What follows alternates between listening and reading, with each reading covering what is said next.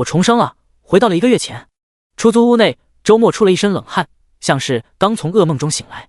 他死死地盯着手中的手机屏幕，滑动不算流畅的页面上，此刻有着一款游戏《寻道》。已经经历过一次的他，自然不会再将之当作常见的那种垃圾换皮氪金手游。尽管在需要氪金这一点上，他更有过之而无不及。这个游戏从何而来不得而知，但就在刚刚，他在周末的眼皮底下直接就出现在了手机里，而且比流氓 App 更流氓，连删除都没有办法删除。点开寻道这款游戏之后，登录界面上有这样的一个信息框：寻道测试开始，1个月后测试结束，游戏正式降临现实，游戏内修为法宝等等一切成就将返还给玩家自身。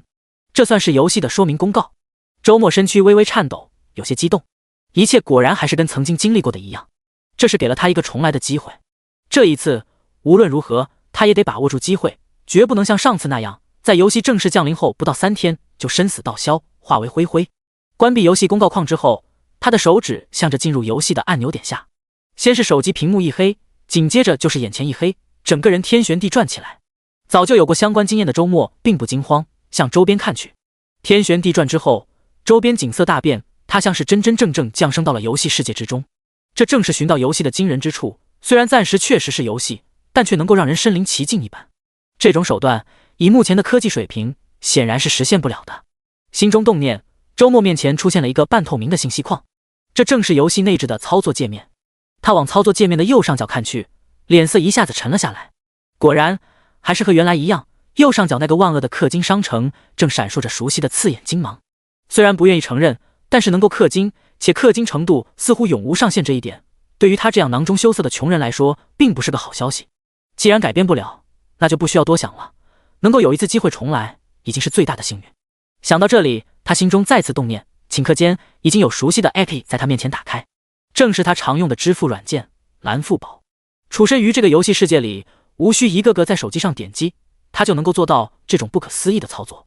他毫不犹豫地点进了蓝付宝里的借把菜单，这其实就是蓝付宝推出的一个面向个人的消费贷款功能。如果是以前收入不高且习惯省吃俭用的周末，是不可能去碰这种东西的。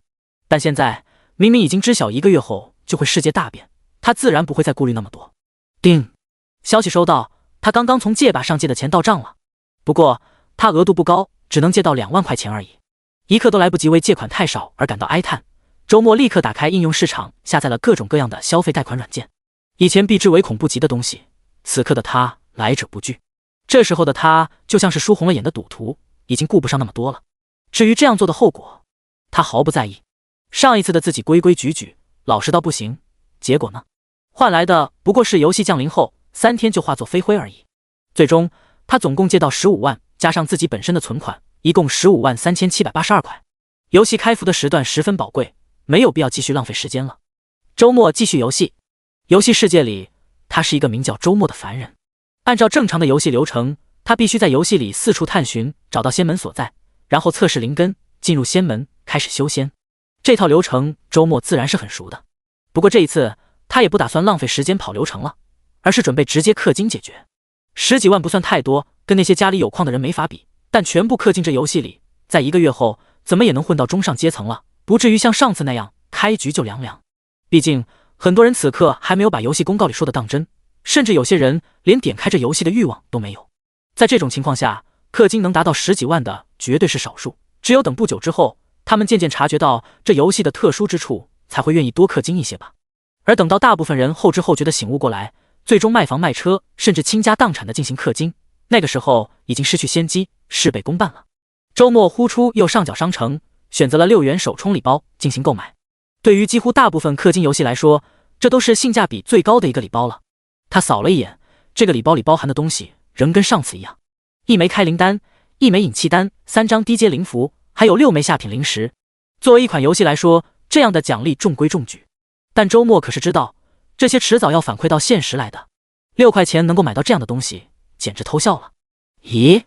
购买成功后，周末忽然感觉到有些不对劲。在他的脑海里，一个声音同时响了起来：充值折扣系统绑定成功，当前折扣等级1，充值比例1比100，达到当前充值上限后将提升折扣等级。这是……他连忙看了一眼刚刚的消费记录 0.06， 本来应该扣掉6块钱的，结果却只是扣掉了他 0.06 元， 6元首充礼包已经购买成功了，是充值折扣系统的功劳，让我能花更少的钱买下同样的礼包。这个折扣系统上一次可是没有的。一番震惊之下，周末最终接受了这一切。游戏降临是一码事，而自己刚刚激活绑定的这个系统，显然是独立于游戏之外，不受这个游戏限制的东西。是的，连游戏降临现实的事情都能够发生，身为重生者的自己，再激活绑定一个系统也不是太出奇的事情了。也就是说，现在的我充值1块钱，等同于别人充值100块。周末兴奋难当。那么，自己目前拥有的15万，将能够发挥出1500万的作用。1500万的氪金将会带来怎样的改变？曾经的周末没有试过，但此时此刻的他已经开始期待起来了。不过，钱再多也得一步一步花。他取出刚刚首充礼包获得的开灵丹，一口吞服，顿时一股奇异的力量向周身游走而去。毕竟只是游戏，又不是真的在修仙，力量一丝一丝的游走了一下，周末成功开灵。不过，呼出了灵根界面，看到开灵结果后，他的脸色显得有些不好。即便是重生而来，他的运气还是跟上次一样，没有什么变化。伪灵根，金51木15水17火9土8，这些数字指的是自身对天地间5行元气的亲和度，总值为100点。一般来说，需要其中一种属性亲和达到一半，也就是50点以上，才能比较顺畅的进行修炼。亲和度在50点以下的，想要修炼难之又难，几乎不可能有所成就，称之为废灵根。而周末开灵出来的伪灵根，比几乎完全不能修炼的废灵根稍微好一些，属于可以修仙，也可以选择回家种田的程度。看着首充礼包里剩下的另一枚丹药引气丹，周末摇了摇头。他心里明白，哪怕只是伪灵根，但依靠这枚首充得来的引气丹，也是能够一举引气完成，成功踏入炼气期的。那样就可以不用浪费时间在引气入体上，算是赢在起跑线上了。不过，这样的起跑线显得太寒碜了，周末不是很喜欢。起步十分重要，可千万不能在这里省钱。他的目光又落到了右上角的氪金商城上。第2章礼包，买。周末打开游戏右上角的商城，轻车熟路的从中找到了一个名为开灵礼包的氪金礼包。对于以前的他来说，这个礼包不算便宜，18元的价格，其中仅仅含有3枚开灵丹，和6块钱的首充礼包比起来，性价比只能算是一般般。周末暂时只购买了10份。明明如今手上也算有钱了，但长久以来的贫穷习惯还是一定程度的影响了他。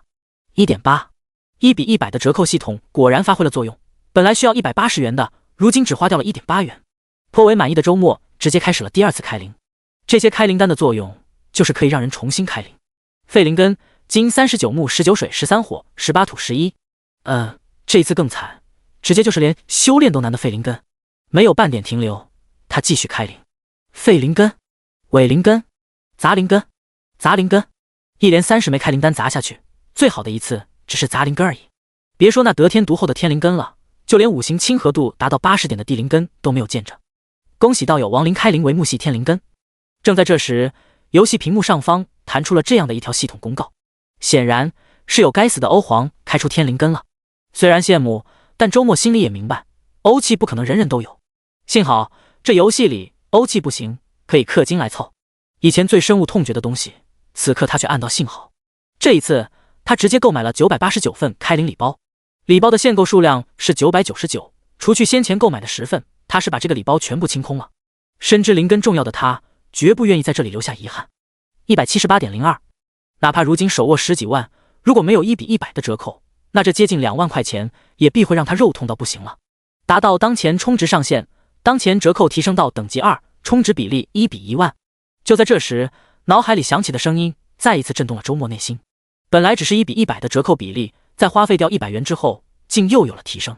明白了其中含义的周末，压抑住心中的喜意，暂时把注意力集中到刚刚买到的开灵礼包上。如今的他足足拥有接近3000枚开灵丹。细细思量了一下，周末并不急着马上进行新一轮的开灵，而是往某个方向而去。重生而来，忽然激活的充值折扣系统自然是极大的助力，但除此之外，他先前有过的游戏经历也是不可替代的宝贵财富。游戏角色诞生的位置是一个小山村，像这样充当新手村的小山村，游戏里还有许多。周末没有理会周边的一切，只是按照记忆往小山村南面走去。那里有一个传送阵，如果是首次进入游戏的新人，应该还需要一番摸索才能够发现这个。周末直接交付了3枚下品灵石，在传送阵的光芒中传送离去。光芒敛去，一道身影从另一端的传送阵走了出来，正是周末。此刻眼前早已经换了景象，他如今所在之处是一座恢宏大城。这座大城恢宏无比，若是只以2条腿赶路，怕是走好几天都走不完。幸好他要去的地方离传送出来的位置并没有太远。遵照上一次游戏的记忆，他很快在传送阵侧边找到了一个躺在路边的老乞丐。经常玩游戏的人估计都明白，这应该是能够触发一些奇遇的 NPC。事实上也确实如此。行好，老乞丐还没有说完，周末已经操控游戏角色走上前去，二话不说就往对方手中塞了一枚下品灵石。从手冲礼包里得来的6枚下品灵石，至此只剩下可怜的2枚了。但这当然不是结束，周末瞬间呼出商城界面，反手就又购买了大量礼包。这一次他购买的礼包叫做大份下品灵石礼包，648块的礼包，他一买就是200份。于是喜获下品灵石129600枚，代价是花费金钱12.96元。升级过后的2级折扣就是这么逆天，若没有这1比1万的折扣，此刻他已经花费129600元，刚刚从各处弄来的10几万，此刻便要糟蹋的七七八八了。因为目前只是游戏，哪怕10几万的下品灵石也只是一个数字而已，并没有那种堆积如山的观感。周末又往老乞丐手上塞了100下品灵石，接着塞1000下品灵石，再塞1万下品灵石，塞10万下品灵石，躺倒在地上的乞丐终于站了起来，用一种十分奇异的目光紧盯着周末，而周末同样也紧盯着他。小友，你与我有缘，既然如此，这一件奇物便赠予你吧。说话间，已经有一样东西被塞到了周末手中。东西入手，那老乞丐的身躯就此化作幻影散去，那迫不及待的样子，就像是担心周末后悔了，找他要回10来万下品灵石一般。周末当然不会后悔。当目光落到手中的奇物上，看到那上边泛动着的各色光芒时，他简直要笑出声来。目光所及，一个半透明的道具信息框弹了出来：培灵炉一宝，夺天地之造化，可抽取人参灵根并培育出相应速灵丹，结丹期之前可以凭此重塑灵根。尽管这件异宝只对结丹期以下有用，但是这种功效却堪称逆天。谁能想得到，路边一个其貌不扬的老乞丐身上就有着这样的逆天异宝？周末能够知道，还得感谢重生前的游戏进程里那位嚣张的土豪玩家。当时获得了这件异宝的，自然不可能是他，而是那位土豪玩家。说我是碰了狗屎运？笑话，给你们机会，你们也不中用啊！你们这些穷鬼，有几个能像我一样，开服就传送到这座大城来，往路边一个老乞丐手里连连塞了这么多下品灵石？那位土豪玩家的话虽然不太好听，但确实也没啥毛病。1块钱能够买到1枚下品灵石，10多万下品灵石，那就切切实实是现实世界里的10多万金钱。区区一个游戏而已，刚开始时进入游戏的玩家还不算太多，能够有这种机缘，还有这种勇气随手扔出10多万试试水的，确实不多。原来就是你吗？正在这个时候，看着比自己晚一些从传送阵里走出，一脸茫然地看着自己的一道身影，周末微微一笑。这位应该就是上一次拿到逆天机缘的那位土豪玩家了。可惜，如今这机缘是自己的了。我叫周末，相遇就是有缘，加个仙音吧，以后方便联系。在对方一脸懵之中，周末和这个名叫赵商言的土豪玩家互加了仙音。所谓仙音，是这个游戏的通讯工具。再见。周末摆了摆手，笑着走向传送阵，在传送光芒之中消失不见，原地只留下了一个赵商言。他愣愣地看着空旷的地面，颇为凌乱，怅然若失之间，总感觉自己似乎错过了些极重要的东西。第3章，欧皇，你开挂了吧？周末又再次回到了新手村之中，依靠重生带来的记忆夺了那个土豪玩家的机缘，他一点也不觉得抱歉。这种开局就能够拿到手的逆天机缘，傻子才会放过呢。至于目前还能够拿到的另外一些机缘，因为奖励一般般，他就懒得花费时间去弄了。反正那点奖励在大量氪金面前根本算不上什么，也就培灵炉这种氪金也得不到的异宝才值得一拿。而这个时候，他的注意力自然又回到了那近3000枚开灵丹上。这时候，游戏公告又有了新的提示。周末留意到，除了一开始那个亡灵之外，又有一个人开灵出了天灵根。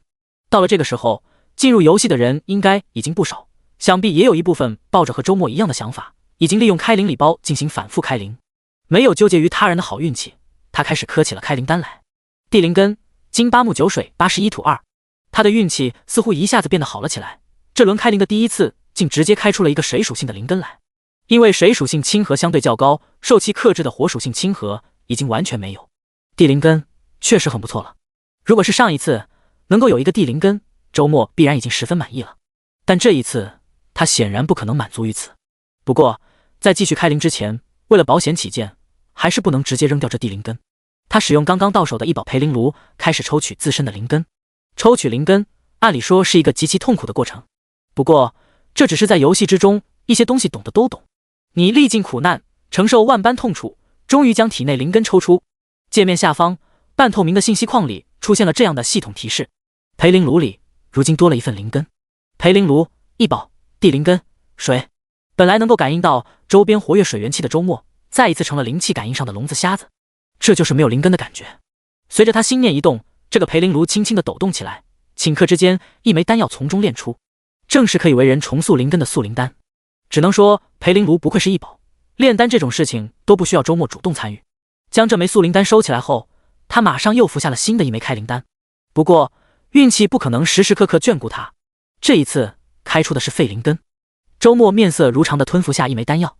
废灵根，废灵根，废灵根，废灵根，废灵根，像是刚刚的地灵根花光了所有运气，接下来一连10次都是废灵根。垃圾游戏，连10连保底都没有。心里这样吐槽着，周末已经淡然地服下了又一枚开灵丹。他有预感，这一次显然要出货了，必不可能再让他失望。废灵根，没事，下一次更好。废灵根，莫不是使用培灵炉抽取了灵根的后遗症？就在周末心中有些怀疑的时候，再一次的开灵，总算不再是废灵根了。杂灵根，虽然比不上地灵根，但在真正的修仙界里也算是普通水准了。周末的目标自然不可能只是普通水准。接下来又是一连100多枚开灵丹砸下去，这一次终于又出了一个地灵根。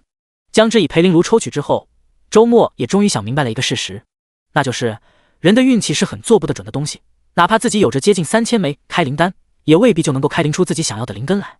要是运气不好，也许所有开灵丹都花完后，最多也只能得到地灵根的水准而已。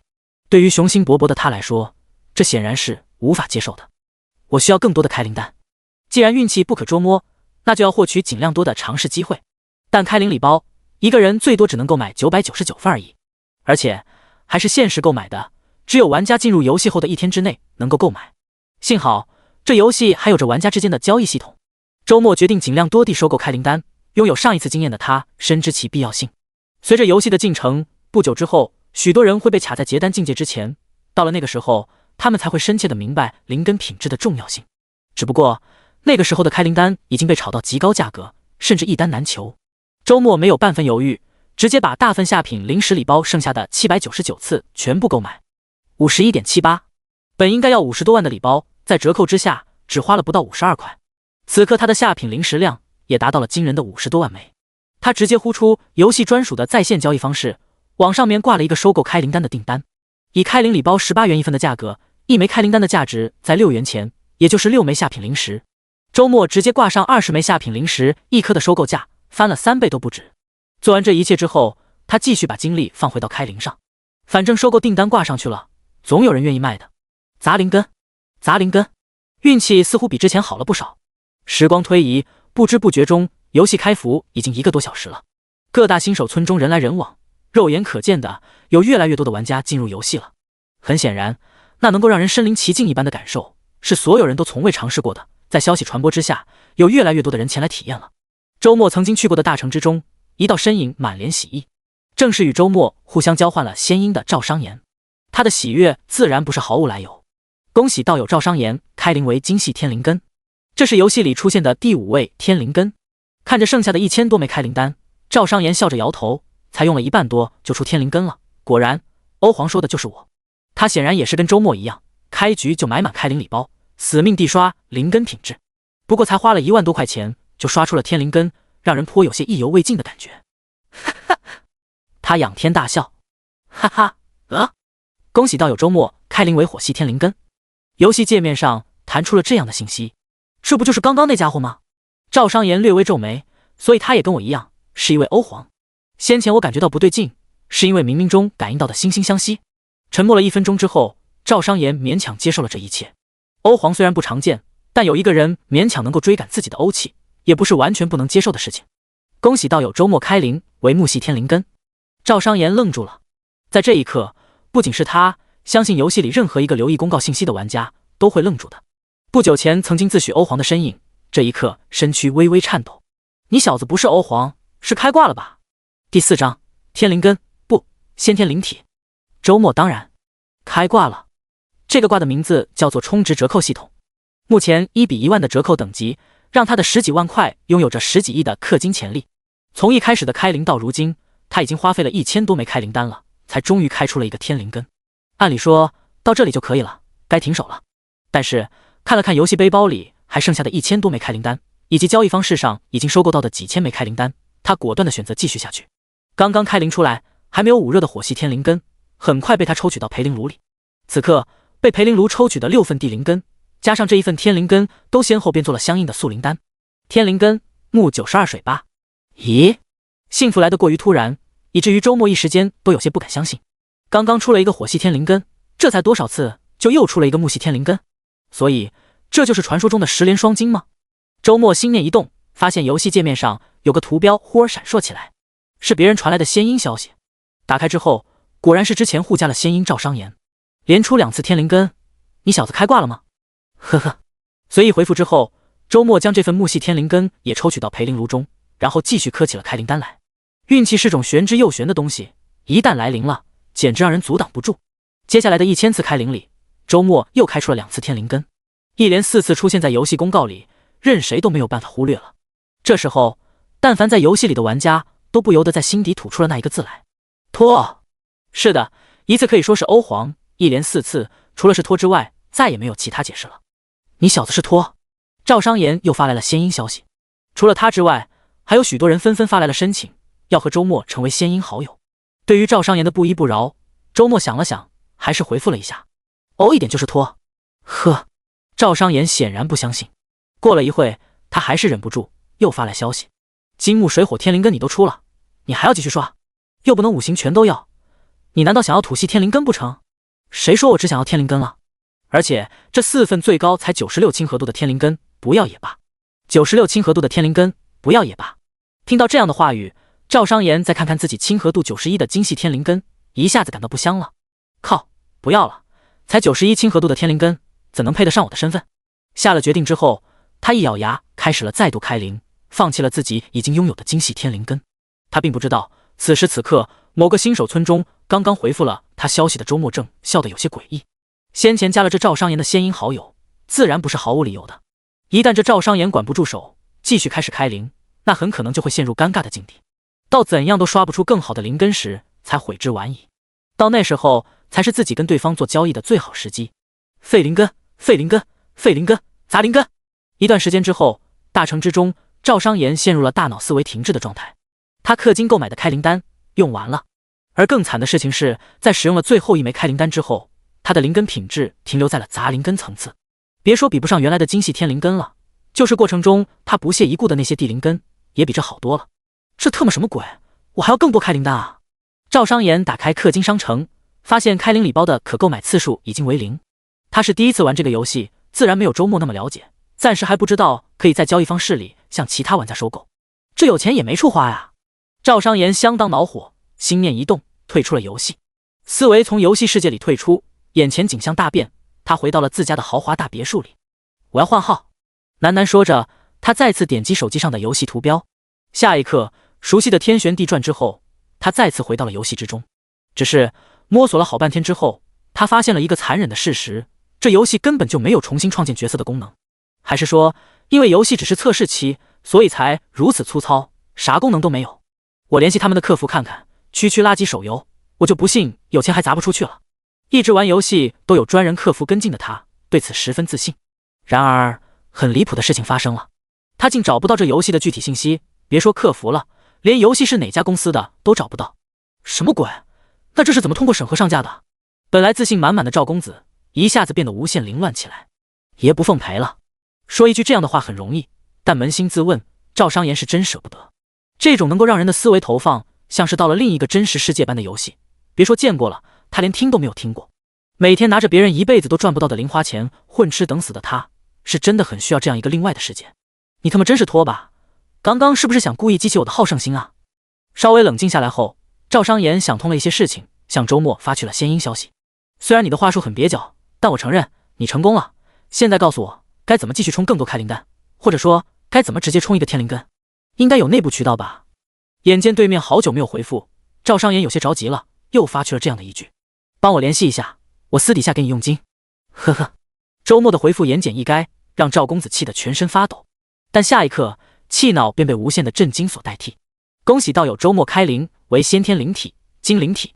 第5章，要充多少才有？你说个数。游戏中所有玩家都有些受不了了，先前上攻到的几个天灵根已经让他们大呼狗拖，虽然羡慕嫉妒恨，却也只能摇头叹息。但他们根本就不知道，除了天灵根之外，竟还会有先天灵体这种东西。先天灵体怎么回事？是不是比天灵根更牛？还用说，天灵根都出多少个了，这先天灵体才出了一次，按出货率来说，也肯定是这个更牛。世界频道上大家聊得热火朝天，申请加周末仙音好友的更是多得数不过来。周末干脆暂时开启了申请屏蔽。当然，本来就已经是仙音好友的赵商言不在其列。你那个先天灵体是怎么回事？赵公子已经忘记了先前的气恼，如今像个好奇宝宝。一般般，就是元气亲和度100点吧，修炼吸纳灵气像喝水。死！赵商言倒吸一口凉气。想要吗？周末图穷匕现发来了这样的消息。要，当然要，要充多少额度才有？你说个数。赵公子十分上道，对于被对面游戏拖成功钓鱼这一点，似乎并不在意。可惜先天灵体暂时没有，天灵根要不要？亲和度96的哦。如果是不久之前，赵商言必然马上同意了。只不过知道还有满亲和度的先天灵体这种东西后，他对区区96亲和度的天灵根就有些看不上眼了。天灵根算什么东西？我要就要最好的，别跟我玩这些心眼了，赶紧说个数吧。赵商言认为对方是故意在跟自己拉扯，想要把价钱谈高一些。对此他感到好笑，自己并非一般意义上的副歌，只要东西好，价钱高一点低一点根本就无所谓。是真没有。对面周末发来了这样的消息，赵商言心中咯噔一跳，察觉到事情可能跟自己想的可能不太一样。既然你对天灵根不感兴趣，那就不多说了。不，我要天灵根也行，要怎么操作？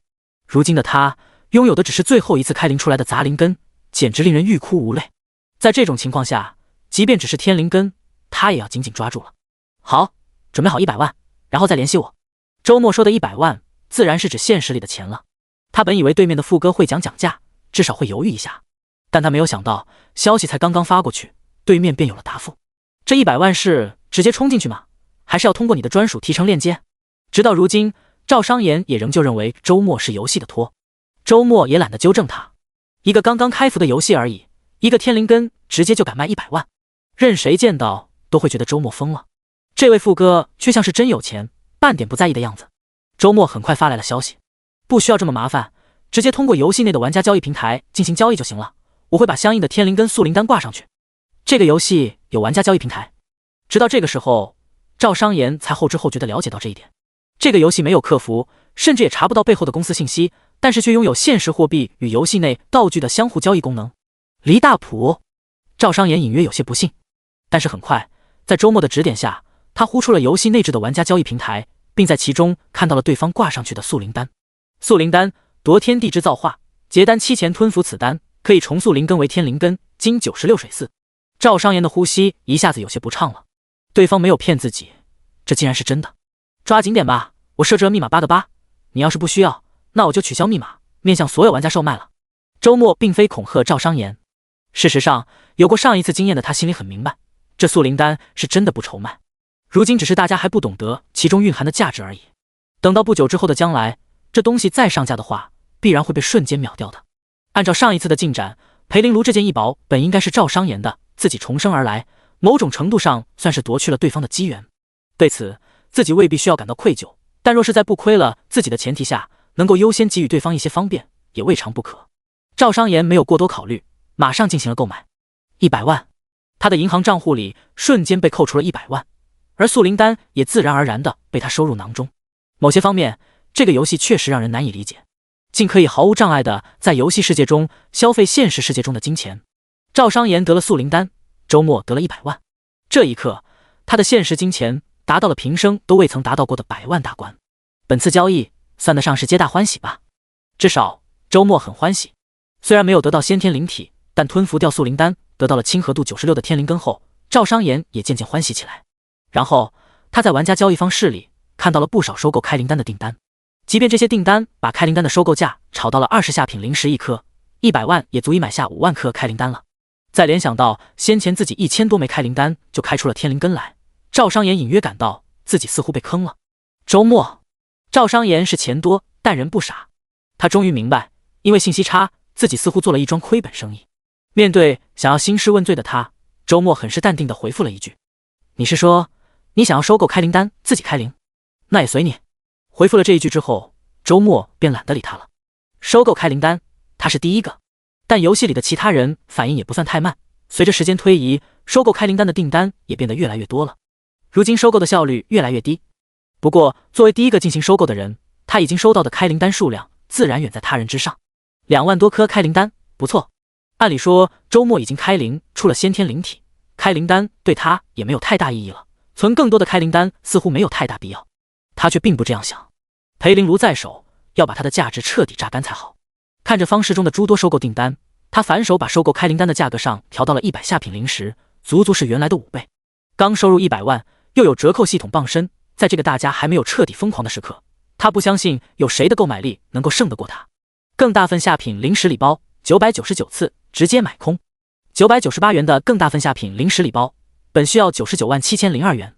刚从富哥赵商言手上得来的100万正好够，但在折扣系统的帮助下，只花了99.7，连100块都不需要。周末的下品灵石量于是到了100万以上，其他单价20下品灵石的收购订单顿时失去了竞争力，开灵丹如流水一般进入了周末手中。第6章，先天灵体的修炼速度。恭喜道友周末开灵为水系天灵根，恭喜道友周末开灵为木系天灵根，恭喜道友周末开灵为土系天灵根，恭喜道友周末开灵为先天灵体火灵体。接下来的时间里，已经进入了游戏的玩家们注定是没有办法平静下来的。游戏公告被一个人的名字连连刷新，都已经先天灵体了，还在刷什么？他到底想干什么？重点是他怎么能够连连刷出那么多天灵根和先天灵体来吧？玩家们议论纷纷，认为周末是一位超级神豪的只占少数，认为他是游戏拖的却占了大部分。只可惜周末一早就关闭了好友申请和私聊频道，这些人想要联系周末也做不到，唯一能够联系上周末的仍旧只有赵商言。我看你先天灵体都出了好几次了，能不能卖我一个？显然看到先天灵体信息连连刷屏，赵商言再次坐不住了。这时候距上次和周末进行交易已经过去2个多小时了，在这个时间段里，他早就进入炼气期，经过一些氪金道具的辅助，此刻已经是炼气中期修为。这过程里，他深切地体会到了天灵根的厉害之处，吸纳天地元气的效率太高了。但天灵根已经如此，那先天灵体还得了？可以，1000万。对面的周末马上给出了答复。你等我，把东西先给我留着。1000万，即便是自诩富哥的他，也不是随便就能拿出来冲进游戏里的。不急，结单期前都来得及。某个新手村里，周末笑了笑，并不十分在意。赵商言能够拿出1000万来，那固然是好，即便是拿不出来，那也没有什么关系。好东西不愁卖，先留在手上，在大部分进阶结单期之前，总能找到合适买家的。想到自己目前收集起来的数十枚速灵丹，从地灵根到先天灵体都有，周末满意点头。玩家交易方式里，哪怕是将价格提高到了100下品灵石一颗，此刻收购开灵丹的进度也渐渐停滞下来了。显然，目前进入到游戏里的玩家手中的开灵丹应该已经被他收购的差不多了，而其他的应该也没有太大意愿出售开灵丹，继续下去效率显然太低。而从进入游戏到现在，已经好几个小时过去了，自己还是一介凡人之身，也该是时候考虑提升一下修为境界了。周末拿出了首充礼包送的引气丹来，不管是什么灵根品质，依靠这枚丹药都能够轻松跨入炼气期，但周末发现自己根本就用不上这枚丹药了。如今留存在他身上的是火系先天灵体，单单只是站在原地，他便能够感觉得到天地之间的火属性元气正争前恐后的往他涌来。深深的呼吸一口气，他的身躯就像被天地元气洗涤过了一遍那般，离退去凡人之躯更近了一步。这就是先天灵体的威力吗？也太牛了！这种修炼效率和我重生前拥有的灵根比起来，怕是强了不知几百倍。不过放松身体，完成了10几个深呼吸，周末便感觉到通体舒畅，一层脆弱无比的薄壳被轻松击碎。他进入炼气期了，简单的就像吃饭喝水一般。很显然，拥有先天灵体的人，哪怕是躺着睡觉，修炼进度也是远远胜过普通人的。进入炼气期之后，周末并没有停下来，他随手在商城里刻了一个入门功法礼包，那是能够任选一门5行炼气功法的礼包，售价68，当然是折扣之前的价格。不打算氪金的灵充玩家，则需要探索出仙门所在之后，再经历一连串的入门考验，最终顺利入门之后，从门派的传功长老处学到。选择使用之后，这门名为火灵诀的炼气功法便被周末所掌握。下一刻，在按照功法进行修炼时，附近的天地元气一下子躁动起来，变得十分狂暴。巨量的火属性元气如惊涛骇浪般向着周末的身躯冲来。才刚刚进入炼气期的修为又再度狂猛飞涨。不过一小会的功夫，周末便发现自己的修为竟然已经达到了炼气中期。虽然作为一个游戏，其中过程已经极度简化了，但这样的速度也仍旧有点快的吓人了。进入到炼气中期之后，修为上涨的速度竟然也没有减缓多少。在周末又一个愣神的功夫，体内元气积累竟就接近了炼气后期。恭喜道友亡灵地道筑基成功，晋升筑基7。在这个时候，游戏公告里已经出现了第一位筑基7玩家，这正是当时第一个开灵出天灵根的玩家。虽然没有先天灵体这么离谱，但天灵根的修炼效率自然也是十分惊人的，能够快速完成炼气期的积累并不出奇。让人惊讶的是他能够这么迅速就筑基成功，而且还是地道筑基。在这个游戏里，炼气大圆满之后便可以尝试筑基，而筑基方式分为3种：人道筑基、地道筑基、天道筑基。其中底蕴最强的自然是天道筑基，但相应的其难度也是最高的。人道筑基需要准备筑基丹，然后请修为更高的道友帮忙运功疏通经脉，镇压药性，化开药力。除了筑基丹之外，这种方式主打一个他人之助，故称为人道筑基，这是成功率最高、最容易筑基的方式。探索世界加入门派之后，有门派之中的高修为 NPC 帮忙，只要修为到了，大部分人都可以轻松完成筑基。而地道筑基则不同，除了筑基丹之外，需要寻找与自身属性相符的灵矿地脉，以狂暴的地脉元气化开药力。和前辈帮忙梳理相比，这种方式更加粗暴，对于自身压力更大，稍有不慎就会失败。加上需要寻找合适地脉，花费的时间精力远在人道筑基之上。当然，更多的付出自然有着相应的回报。以这种方式筑基成功，体内的经脉会更加强韧，筑基灵力中也会带上一些地脉的狂暴气息，在往后的斗法中也会显得更强一些。不过，对于氪金大佬来说，这些其实都不算什么。万恶的商城里正好有一种道具，叫做寻脉灵盘。使用这种寻脉灵盘，可以在大地上指引出灵矿地脉的方位，方便寻脉人按图索骥。当然，这样的好东西自然有着相配的价格，在商城里明码标价98元一个。而且寻脉灵盘持续的时间有限，只有10分钟。以炼气期玩家的脚力，假如灵矿地脉的位置离得远一些，不花上10几个甚至几十个灵盘，未必能够找得到。更不用说，即便找到了地脉，也未必正好就是自己想要的属性。那个亡灵除了氪金之外，运气想必也十分不错。我可以预见，接下来一段时间内，很多人都会去弄这个地道筑基了，希望他们运气也能一样好吧。周末可是知晓的，寻找灵矿地脉可不仅仅只是寻找就行了的。灵矿地脉首先是在野外，野外可不像城里这么安全，是会有各式凶暴妖兽的。寻找地脉，可能在路上碰上凶兽被吞食，也可能找到灵矿地脉之后乐极生悲，发现自己已经陷入了盘踞在地脉中的凶兽群里。那亡灵能够做到这一点，要么就是运气极好，完全没有碰到凶兽，要么就是另有手段。上一次开局伪灵根的周末尝试地道筑基不成，最终只能无奈地选择了门派里提供的人道筑基，一次又一次的落后。这一次重生而来的他显然不会再落入之前一样的结局了，他甚至不打算选择地道筑基，重生一次要做就做到最好。天道筑基第7章，天道筑基的难点。游戏世界里周末喃喃低语，他仍然记得再上一次，到了后来，哪怕所有人都疯狂地倾尽所有地充值进这个游戏里，但能够完成天道筑基的也仍旧是万中无一。想要进行天道筑基，最基本的一个要求就是灵根品质至少得达到天灵根以上，单单只是灵根上的要求便已经淘汰了绝大部分人。这也是周末之前要不管不顾地刷灵根开局的原因之一。修仙这种事情，一步慢便步步慢。深谙其中道理的周末，反手又在商城里买下了10个炼气丹药礼包。和手冲礼包完全不一样，这个礼包简直毫无性价比，贵得离谱。其中只是包含了区2枚丹药而已，竟要128元，10个礼包便是1280元。当然，在1比1万的折扣下，周末收到的消费信息仅仅只是负 0.128 元而已。一枚丹药入腹，得到的修为提升不过一点点而已，只相当于他自己运转功法吸纳天地元气2-3分钟的样子。当然，那只因为他是火灵体，哪怕是拥有天灵根的玩家前来，这枚丹药能够提供的收益也够他们修炼大半个小时的了。先前那个亡灵能够这么快筑基，想必丹药都是拉满了的。炼气中期、炼气后期、炼气大圆满，不到半个小时，周末便已经完成了炼气期的积累。感受着体内充盈的元气，他满意点头。在进行天道筑基之前，还得再做些准备才行。周末熟门熟路的再次打开了游戏商城。上一次的游戏，他尽管只是存活了1个月0.3天，但那个时候修炼大部队的水准已经处于筑基到结丹这个层次了，而一些前排的玩家则早就晋升了结丹期。相应的攻略，他自然是了解不少。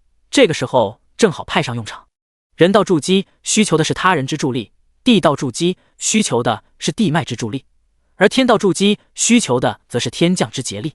周末暗自沉吟，天降劫力和以后境界高深后会遭遇的天劫之前不可同日而语，甚至不及其万一。但是即便只是不足其万一的威力，以他如今的炼气大圆满修为，也是十分难以抵挡的。不管不顾的马上去尝试，得到的必然只有受劫力轰击，生死道消的下场。当然，如今暂时还只是游戏，生死道消的只是游戏角色，而并非现实中的自己。只不过到那个时候，他再要进入游戏之中，便又只能从头开始了。这是周末绝对不能接受的。上一次能够完成天道筑基的人，都是使用了大量的防护灵符和低阶防护法器，还加上了防护阵法，才能勉强达成。而这些人无一例外，全都是氪金大佬，因为才刚进入游戏没有多久，区区炼气修士而已，哪里来的这么多灵符、法器，甚至能够组建阵法？不过全靠超能力罢了。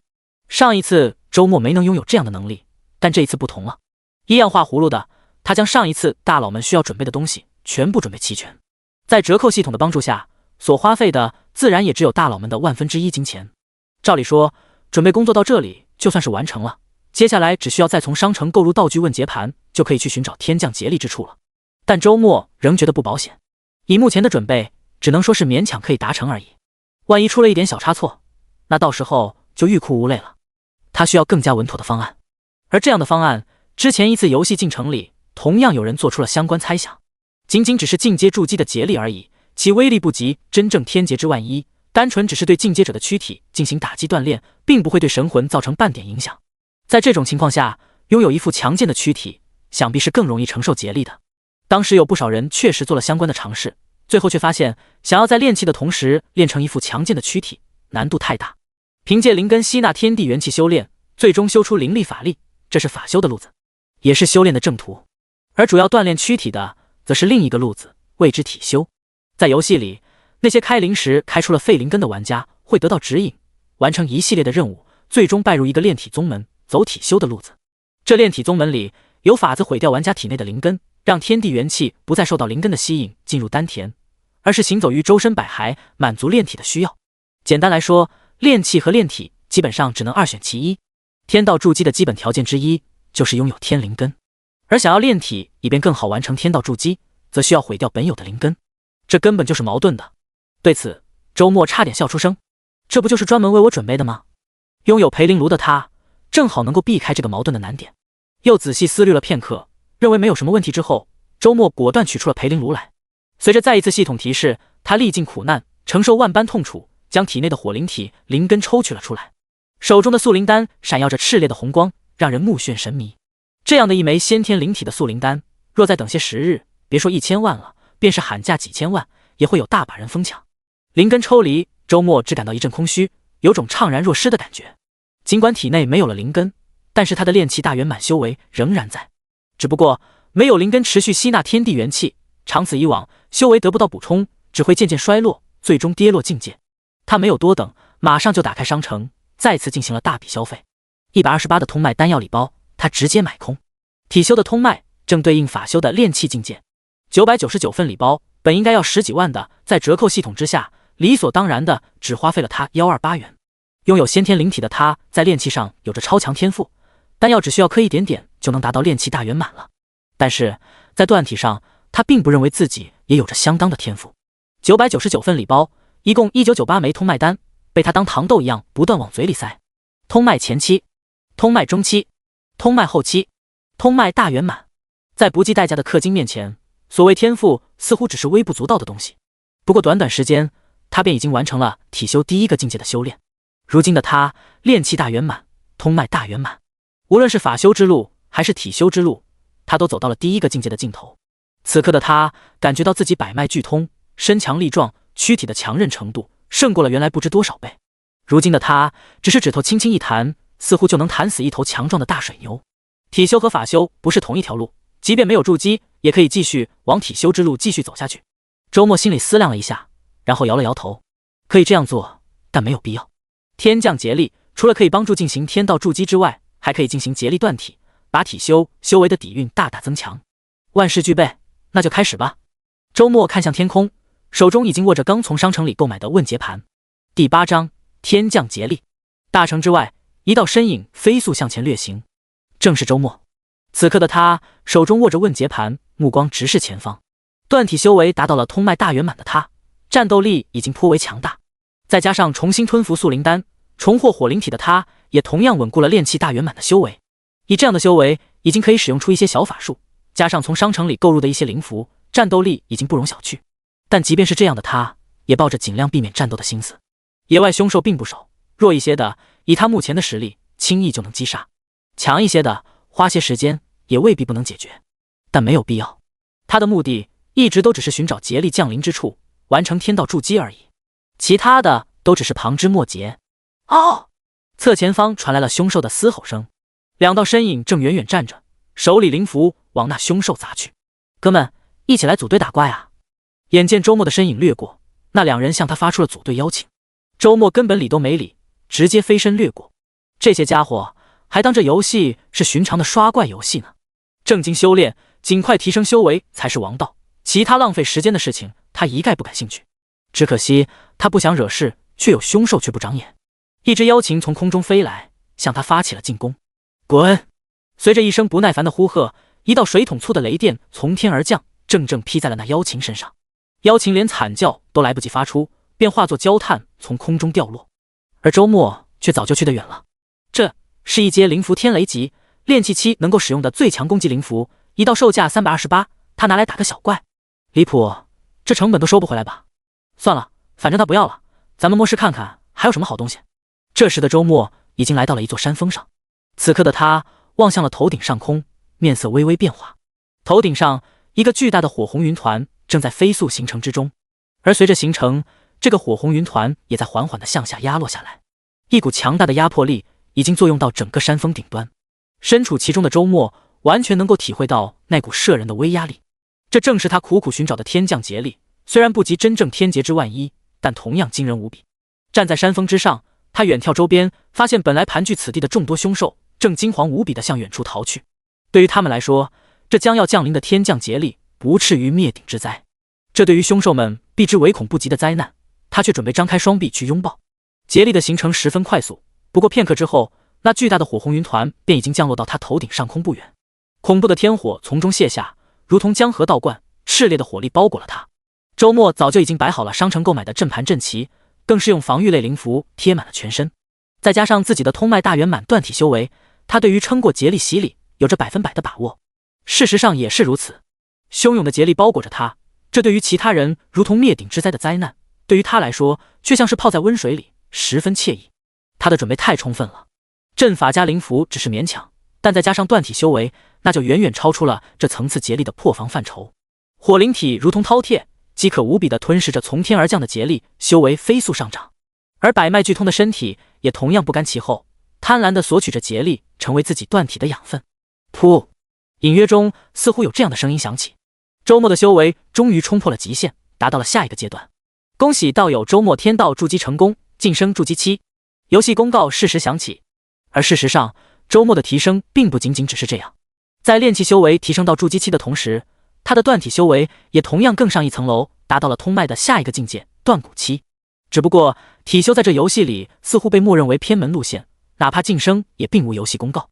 这就达到筑基期了，不错，天道筑基成功。感受着体内汹涌澎湃的力量，周末心情十分愉悦。但与此同时，一阵隐约的疲倦感在他心底升起。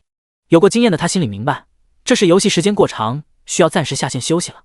这个游戏和普通的游戏不同，是将人的精神投射到游戏世界里，对于玩家的精神负荷极大，不能过于长时间的持续进行游戏。算了一下，从一开始进入游戏至今也过了8个小时了，现实中怕是正好天黑了。取出商城中购买的传送阵盘，他布置下一个简易的传送法阵，顷刻间便传送回到了大城之中。这传送法阵能够记录目标点，可在100里范围内进行传送，很是方便。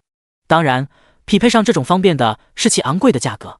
一套正盘998元，最多传送3次便要作废，传送成本相当惊人。不是重氪的玩家未必舍得消费，若非有折扣系统在身，这东西也不是周末能够消费得起的。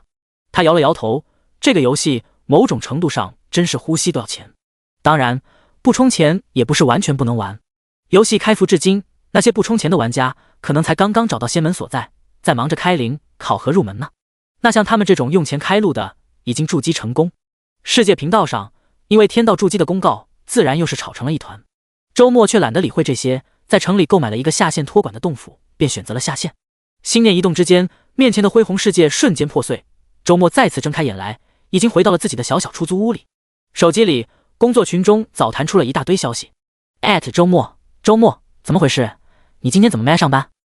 周末收到回复，周末，周末无端旷工，扣你3天工资，限你明天马上过来报到，再写一份3000字的检讨书，这个季度的绩效你是别想了。第9章奇异投影。工作群里种种消息，不外乎是因为他今天没有去上班，领导兴师问罪了。周末本不想回复的，如今的他只想好好打游戏，以应对1个月后的游戏降临现实。对于什么上班搬砖完全提不起兴趣，但领导骂着骂着，实在是骂得太难听了。在等泡面的功夫里，周末决定回对他几句。王经理，王经理，我明明昨天提交请假单了，怎么就成我旷工了？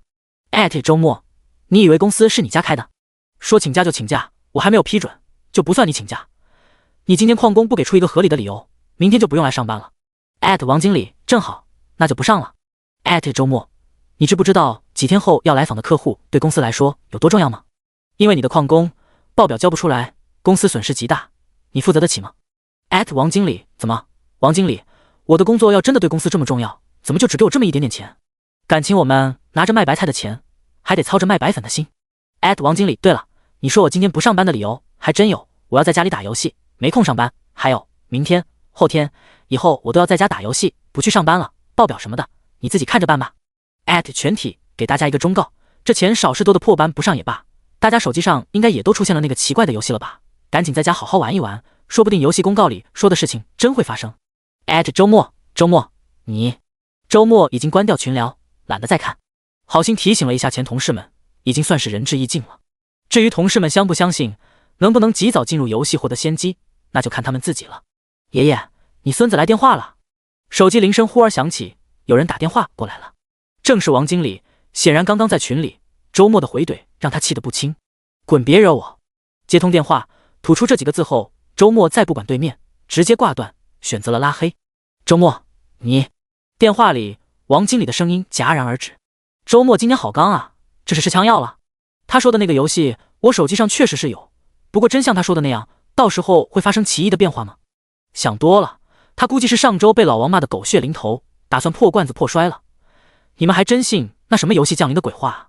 没有王经理在的部门员工私底小群里，同事们的聊天还在继续，不少人还专门周末，想要详细问问。但很可惜，周末早就把手机扔到一旁，呼呼大睡起来。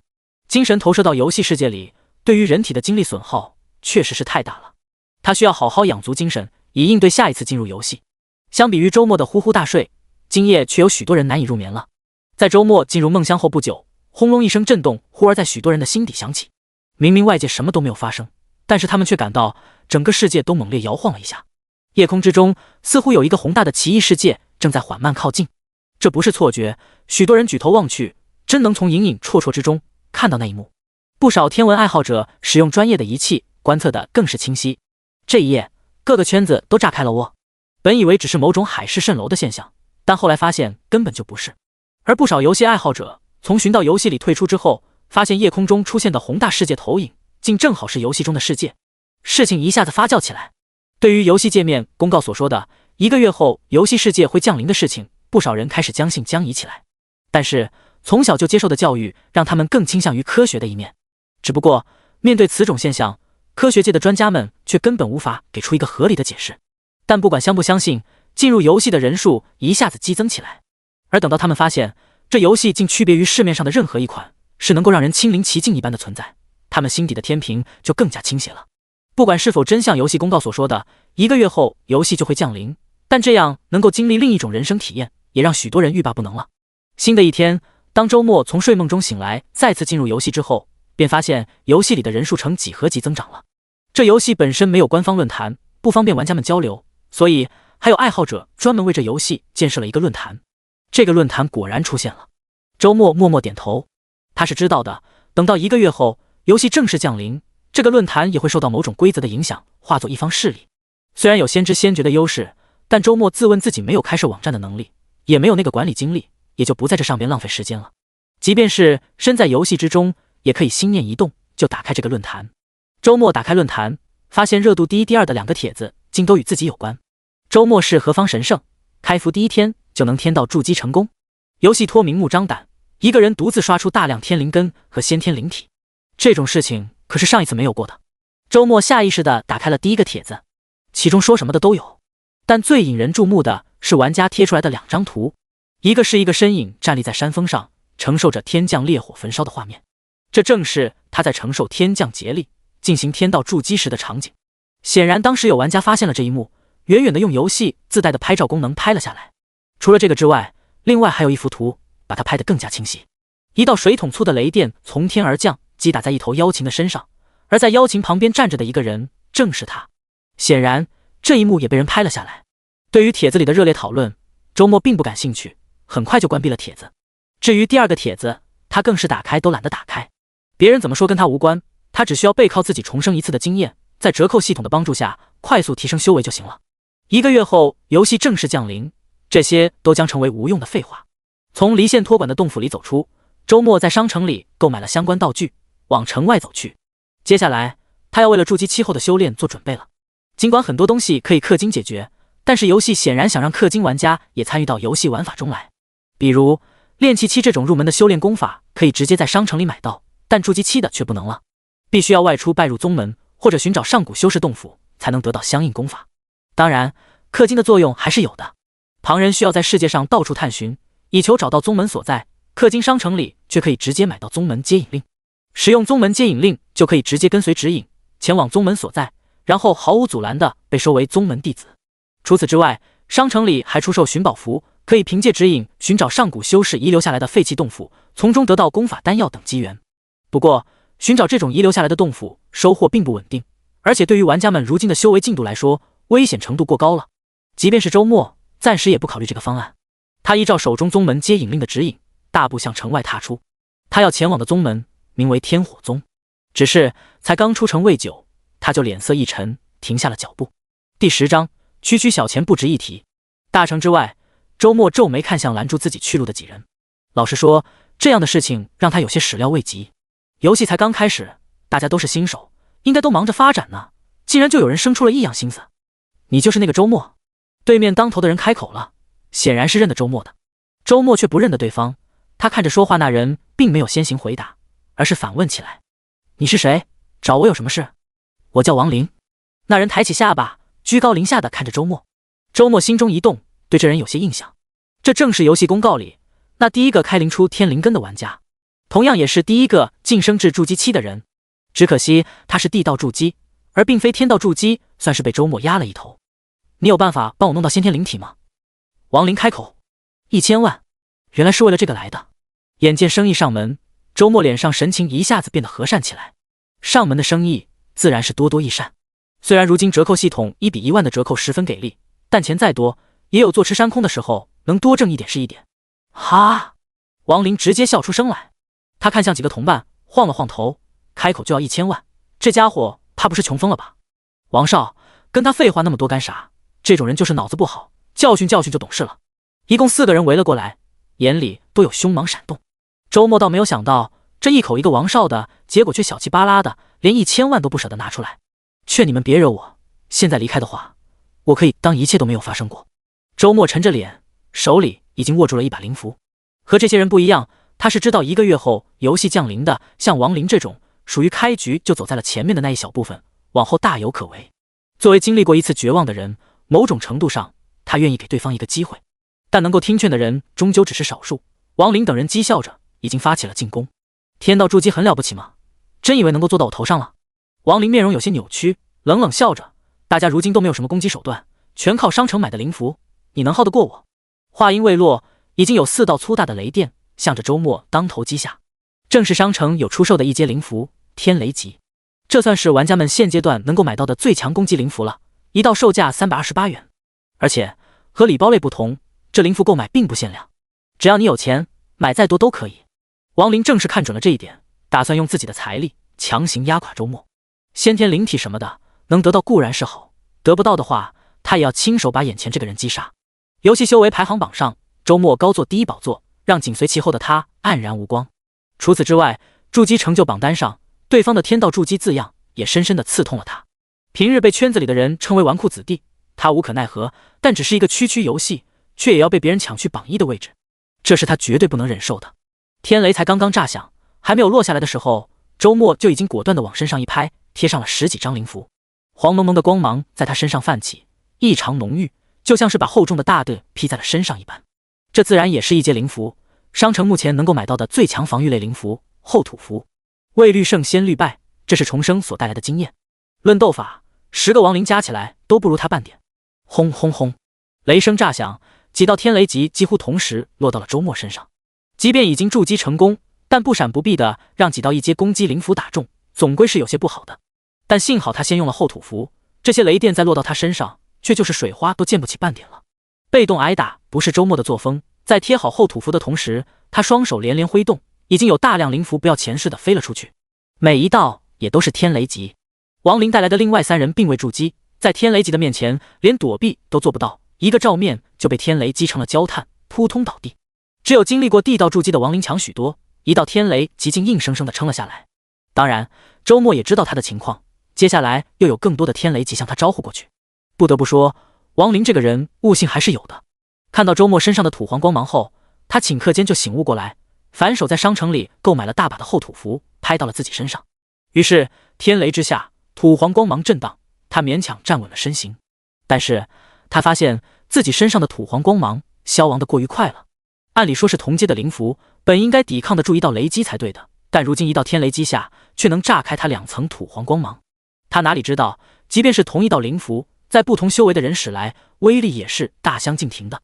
虽然都是初入筑基的境界，但天道筑基的周末修为明显比他强了许多。来不及去想这些，王林拼命地购买厚土符，连一刻也不敢停留，不停往自己身上拍上去。周末则是好整以暇地站在一旁，一道接一道天雷击往对方头上招呼过去。既然对方向自己表露出了恶意，却无视自己的忠告，那么就只有送对方重新开局了。就是不知道再次重开的对方能否还刷出天灵根来。面对周末持续不断的攻击，王林表现得很硬气。到了这个时候，他也发现了，对方除了天雷级这种灵符之外，好像确实没有其他办法能够伤到自己。那么只要自己维持着厚土符的使用不间断，那对方最终是拿自己没有办法的。来玩这个游戏，自己准备了好几百万的零花钱，用来全买厚土符的话，能买1万多道。对方能有几个钱？如今表面上看起来是对方的优势，但不久之后，等到对方囊中羞涩，弹尽粮绝，就是自己反击的时候了。他的这种硬气持续了半个小时，几乎是1秒钟消耗2道厚土符的速度。在半个小时里，他足足花掉了好几千张灵符，折合现实中的钱100多万。他感到有些不妙了。兄弟，原来你也跟我是同一种人。是我错了，快请住手，这样平白消耗钱财太过浪费了。一边往身上拍上厚土符，王林一边向对面呼喊起来。直到这个时候，他才察觉到对方的财力也许根本就不在自己之下。不，看对方那游刃有余的样子，恐怕财力还要远胜于自己，太过浪费。不，区区小钱不值一提。周末手上动作半点不停，一边连连扔出灵符，一边促狭地笑着：“你不是副哥吗？继续买符啊，让我看看你的实力。”第11章，前往天火宗。王林脸都黑了，他手上当然还有钱，只不过按照眼前的消耗速度，剩下的钱最多也只能再支撑不到1个小时而已。果然，他的感觉是对的。1个小时后，他加起来足足花掉了上万张灵符，折合现实中的钱300多万。准备用来玩这个游戏的钱，就在这让人欲哭无泪的僵持里全花光了。连续不断的往身上拍了这么多道灵符，他的手臂都酸了。终于，他的手臂得以停下歇息了，因为他准备的钱已经全部花完，再也无法购买哪怕1道厚土符。在惊恐的嘶喊声中，一连3道天雷击将他的身躯化作了焦炭。看着扑倒在地的焦炭，周末鼻孔里轻轻哼了一声。对于拥有折扣系统的他来说，刚刚一场战斗的消耗不过只是100多块钱而已，可不就是区区小钱吗？至于王林，当然不是真死了，只不过等到对方再次进入游戏重新开始，想要再拥有原本的优秀起点，却基本不可能了。1个月后，游戏降临，本该拥有美好前景的对方，大概率会沦为炮灰了。摇了摇头，周末认准宗门指引令的方向，继续前行。一边在清风符的辅助下向前飞速掠行，他一边检讨自身：先天灵体、天道筑基，凡此种种，让自己如同黑暗中的明灯，想要掩藏也做不到。这必然会引来有心人的注意。王林等人是第一波来找自己麻烦的，但未必会是最后一波。商城目前虽然只能购买1阶的灵符，但其中确实有一些实用性非常强的，比如里面名为寻踪符的，能够在一定范围内锁定目标气息，寻找目标踪迹。王林等人能够找到自己，想必就是用了这种灵符。心念动处，周末呼出了游戏内置的排行榜单，修为榜上、筑基成就榜上，自己仍然是遥遥领先的榜1。至于修为榜上原本排在第2名的王林，此刻却不见了踪影，想必这时候正在苦哈哈的重新开灵吧。关掉榜单之后，周末无奈摇头，上了这个榜单，自己想要低调都难。别人只要有心，总能探寻到自己的踪迹。所谓不怕贼偷，就怕贼惦记，这种感觉确实不太好。周末心里也明白，这种情况一直要等到1个月后游戏正式降临才会改变。到那个时候，这游戏榜单也会受到大道规则的影响，化作一件一宝。尽管仍会记录修为排名等情况，但却不会轻易显现出来，某种程度上也算是隐蔽起来了。周末落脚的这座大城周边范围内有许多宗门，他目前前往的天火宗算是其中实力相对强大的一个。当然，最关键的是离得近，像是有些宗门离这座大城足有数千里之遥，刚刚进入游戏的玩家们根本就没有能力走过去，那就只能碰运气，看能不能遇上宗门外出的弟子，顺便把人带回去了。但不管怎么说，这些宗门的弟子都不会把一个筑基期带回去。商城就这点不好，明摆着氪金了，还要抠抠搜搜的，筑基期以上的许多东西不给卖，不然的话，自己买些筑基功法就可以自食其力，不用前往宗门了。再不济，卖些飞行法器，自己直接御剑飞行啥的，也总好过贴张灵符在地面上撒开脚丫子奔跑。吐槽归吐槽，周末最终还是来到了目的地，一座巍峨高山，时刻升腾着炽热的气息，正是天火宗的宗门所在地。来到山门前，熟悉流程的周末取出了宗门接引令来。只见一道火光从接引令里飞出，落到了天火宗山门前的一座赤红石碑上。接下来就是等候的时间了。周末找了一个石墩子坐下，他火烧屁股似的跳了起来，回头看去，果然有一道赤红火焰从那石墩子上冒了出来。周末暗暗咂舌，重生前他只听说这天火宗是一流宗门之一，却并没有亲自来过，对于其中情况并不算了解。单单只是一个石墩子冒出来的火焰，就差点伤到了他，委实令人吃惊。要知道，先前他与王林等人对战，虽然只是依仗灵符之力，但事实上他自己心里明白，凭借自己天道筑基和断骨期的炼体修为，就算站着不动，那天雷级灵符也伤不了他半点。果断拍出后土符进行防御，除了谨慎起见，更多是不想暴露自己能硬抗天雷级的实力。毕竟只是游戏，就算把对手击杀了，也做不到灭口的作用。心里乱七八糟的想了一通，周末只感觉到身周热力更盛，一道火光已经从空中飞来，顷刻间落到面前。持接引令前来的，你倒是第一个。一名青年审视般看着周末，身上升腾的火焰渐渐敛去。见过仙长。周末知道这是游戏的 NPC， 别看面容和自己差不多，但说不准岁数比自己太爷爷都要大了。而且他隐约有种猜测，这些人未必只是 NPC。 游戏降临之后，他只活了3天就成了灰灰，但也看出了些不一样的东西。咦，已经筑基了？那青年有些讶异，严格来说咱们不招收你这种的，不过既然是持接引令前来的，那就先跟我上山吧，看看长老们怎么说。他脚踏火焰升空而起，嘴里说着跟上来。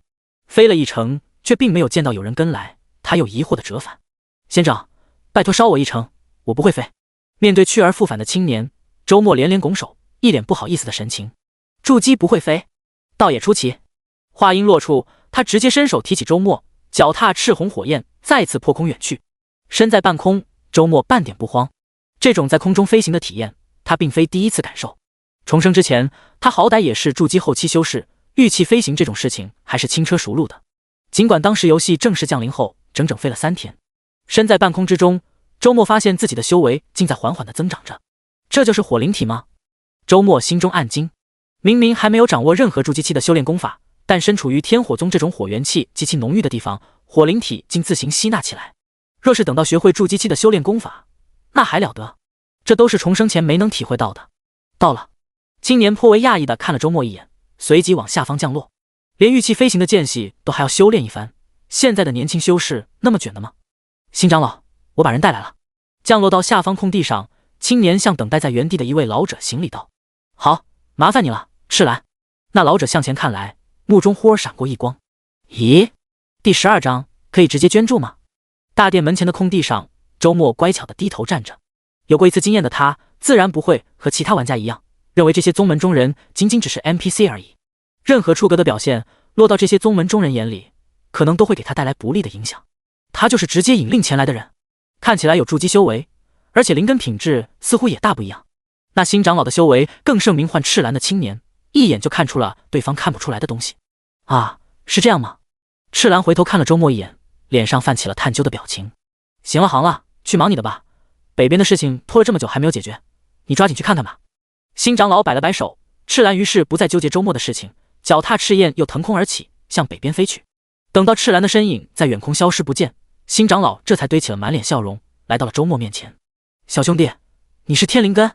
不是。面对笑得像狐狸一样的新长老，周末摇了摇头。不可能啊，我曾见过地灵根的仙苗，根本没有你这种天地元气蜂拥前来亲近的景象啊！你小子在骗我！说到后来，新长老脸上的笑容忽而敛去，面色一下子冷了下来。不，我的意思是，我是比天灵根更强的先天灵体。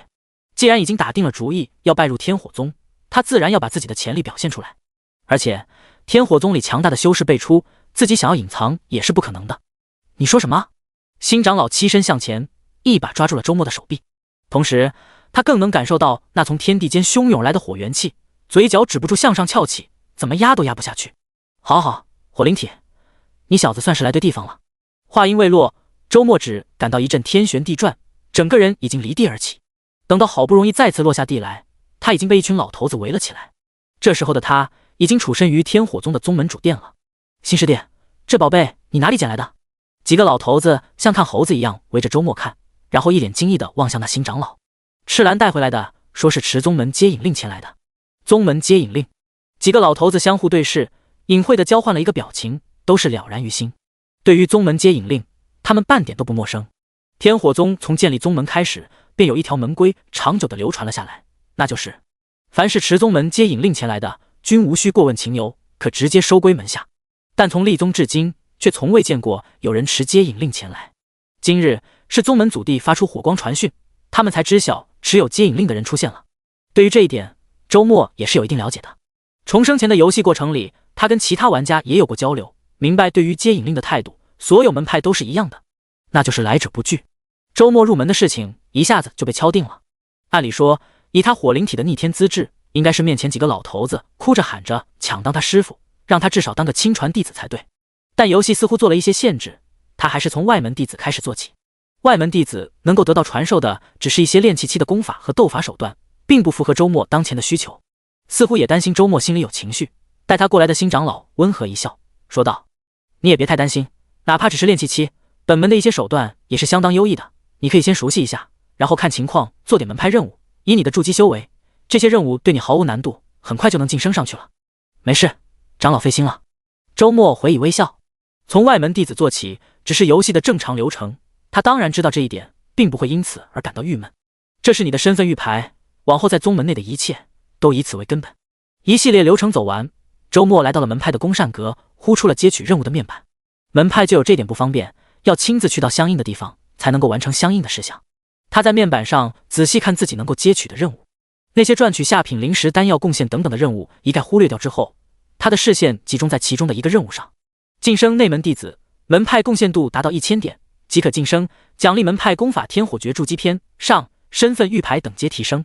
果然和他重生前加入的那个门派差不多，都是需要贡献度来进行晋升。其他琳琅满目的任务，想来就是为了赚取贡献点而存在的。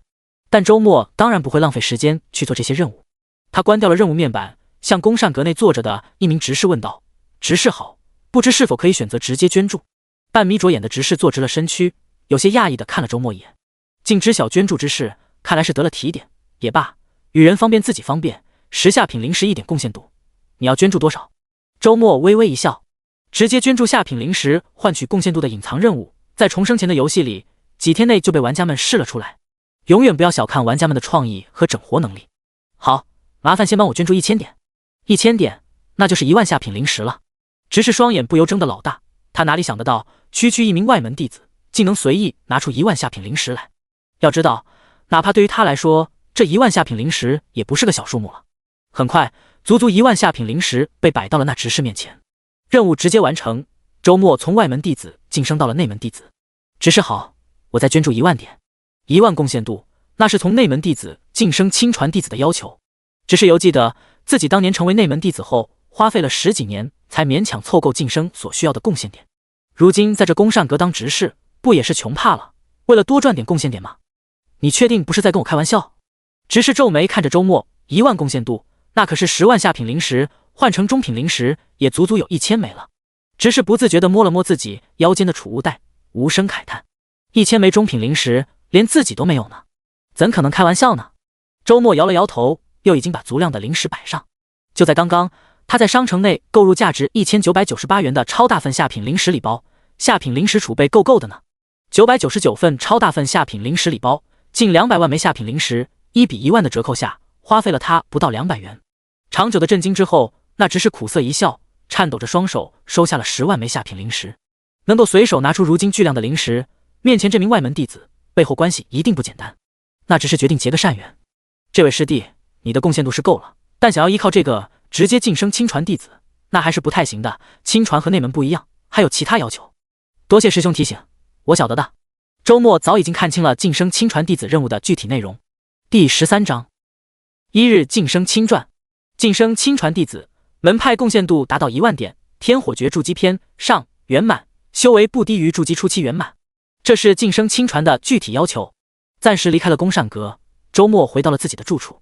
晋升内门弟子后，他已经可以在天火宗内拥有自己的独立住处。想到先前那名执事，他心中暗暗好笑。再过不久，当玩家大部分到来之后，那执事只怕更会震惊的麻木吧。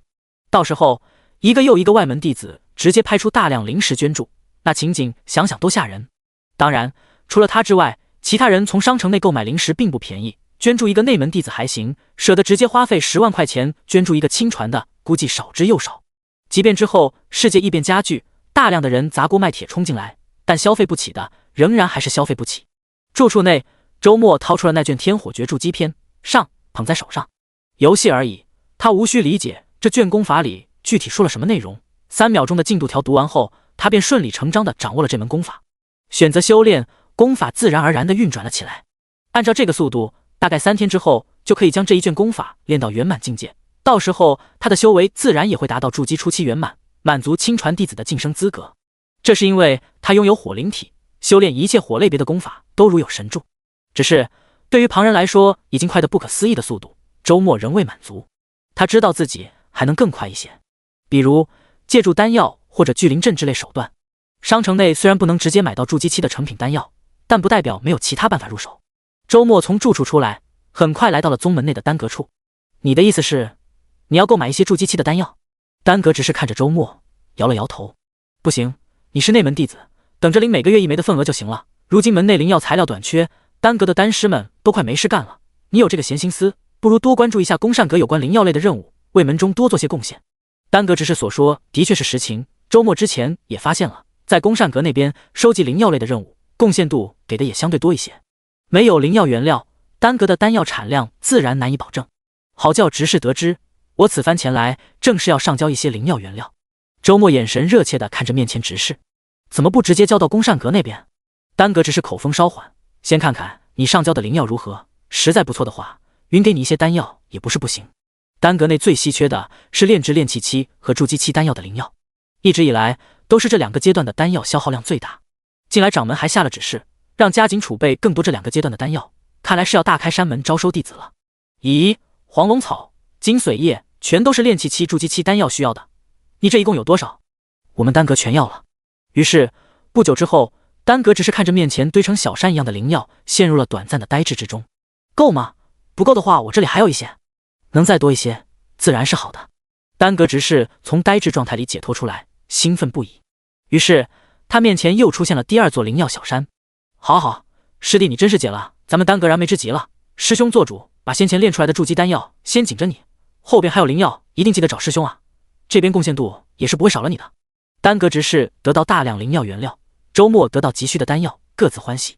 在离去前，他还隐晦地表达了往后打算过来学习炼丹术的想法，得到了丹阁执事的满口应承。想要学习炼丹术，周末并非心血来潮。筑基期后，商城内并不直接售卖功法、丹药、法器等，但是灵石、灵药、矿石等原材料类的资源却是管够。坐拥这无穷无尽的宝库，周末怎会不尽量利用起来？只不过目前当然还是先提升修为最重要。丹阁里得来的丹药果然靠谱，不到半日后，依靠丹药修炼的他便已经成功将修为推升至筑基初期圆满。这当然少不了火灵体的功劳，这样的体质连吸收丹药药力的效率也是远胜过他人的。周末很快提交了晋升亲传弟子的任务。什么？入门不到1日时光就成为了亲传弟子？得知消息之后，新长老震惊的嘴巴都合不拢。他当然知道，让一个已经筑基的火灵体去当外门弟子是有些不合适的。不过门规如此，想着先磨练这火灵体的性子，过10天半个月，再找个由头就前去收为弟子，让对方直接跳过内门弟子，晋升亲传。但他没想到，根本无需10天半个月，仅仅只是半天时间，对方就自行晋升了。你的意思是，他的贡献度全靠捐助灵石得来的？从宫善阁了解到详情之后，新长老虽然有些讶异，却也能够理解。不知道是哪个世家的弟子吧，才有这样的底蕴。但好好一个先天灵体，世家自己不当宝贝藏起来，放到我天火宗里来做什么？他皱眉沉思，喃喃低语：“别是故意派来当奸细，故意刺探我宗门功法的吧？”想了想，他又摇起头来：“算了，拿接引令前来的，宗门祖弟的消息不可能出错，我担忧那么多干啥？”他从宫善阁飞身而起，最终在内门住处找到了周末。从此刻起，你就是名副其实的亲传弟子了。我将为你传下天火诀筑基篇的中卷和下卷。片刻之后，新长老再次飞身而起，破空远去。而周末的手中，此刻已经多了2卷功法，正是天火诀筑基篇的中卷和下卷。这新长老跑太快了，不过过不了多久，咱们就又能见面了。新长老刚刚交代过，让他搬去宗门内山，入住亲传弟子的住处。周末却并不急，他懒得多跑那么多趟，打算连真传弟子的份也一起搞定再说。依旧是吞服丹药，运转功法，火灵体在修炼上的霸道再一次显现。不久之后，随着体内丹田一震，周末成功把天火诀筑基篇中修炼到圆满，修为达到筑基中期圆满。连一刻也没有多等，他继续修炼天火诀筑基篇下，在天色变得昏暗之前，终至功行圆满。此刻他的修为是筑基后期圆满了。单论修为来说，此刻的他已经胜过重生之前。不过修为虽然到了，但他连一个法术都没有学会，法器之类更是一概没有。如今的他只算一个空有修为而无相应斗法手段的白板筑基圆满而已。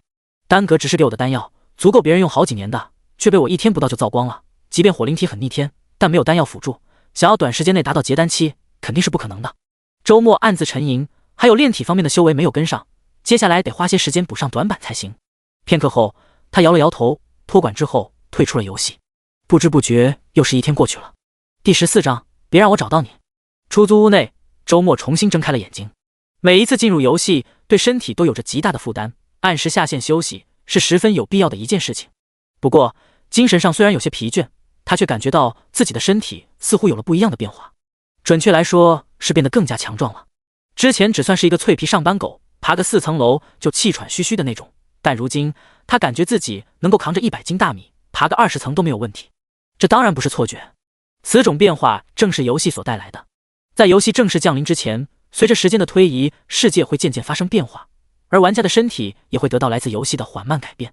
这也许是为了1个月后修为的全额反馈打下良好基础。根据重生前的经验来看，游戏中修为在结丹期的话，现实里的躯体大概会达到炼气期的强度。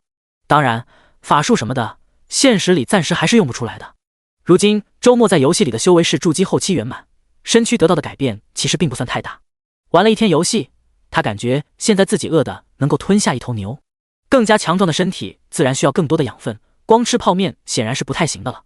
他很快下楼，点了一份足量且美味的猪脚饭。一边吃饭，他一边刷着手机。工作群里，那位王经理仍在咆哮，但他选择了直接屏蔽，眼不见为净。也有几位同事向他发来了私聊信息，大多是劝他向王经理低头的，他自然懒得回复。倒是前台文员刘丹发过来的消息有点意思。周末，你说的那个游戏里面说的降临现实真会发生吗？群里这么多同事，似乎只有他一个关注到了周末所说的游戏。当然应该也跟如今网上的论调有关系。不过1-2天时间，网上就已经吵翻天了。网民们大致上持两种观点，一种观点认为游戏降临现实的事情是真的，另一种观点则认为游戏降临现实这种事情简直是无稽之谈。但随着世界发生的变化越演越烈，持第二种观点的人正在飞速减少。周末刚刚已经看过了，天空上出现的奇异世界投影越来越近了，比起昨天清晰了不知多少倍，甚至能够看到其中有异兽奔腾，仙人御空。这种现象一日没有得到解释，那么游戏即将降临现实的观点便会越来越被更多人所接受。反正我觉得一定会发生，我是全副身家都投进游戏里了。退1万步来说，就算游戏最终不降临，以这游戏的火热，如今快人一步进入游戏，到时候也能靠这个挣到比上班搬砖多得多的钱。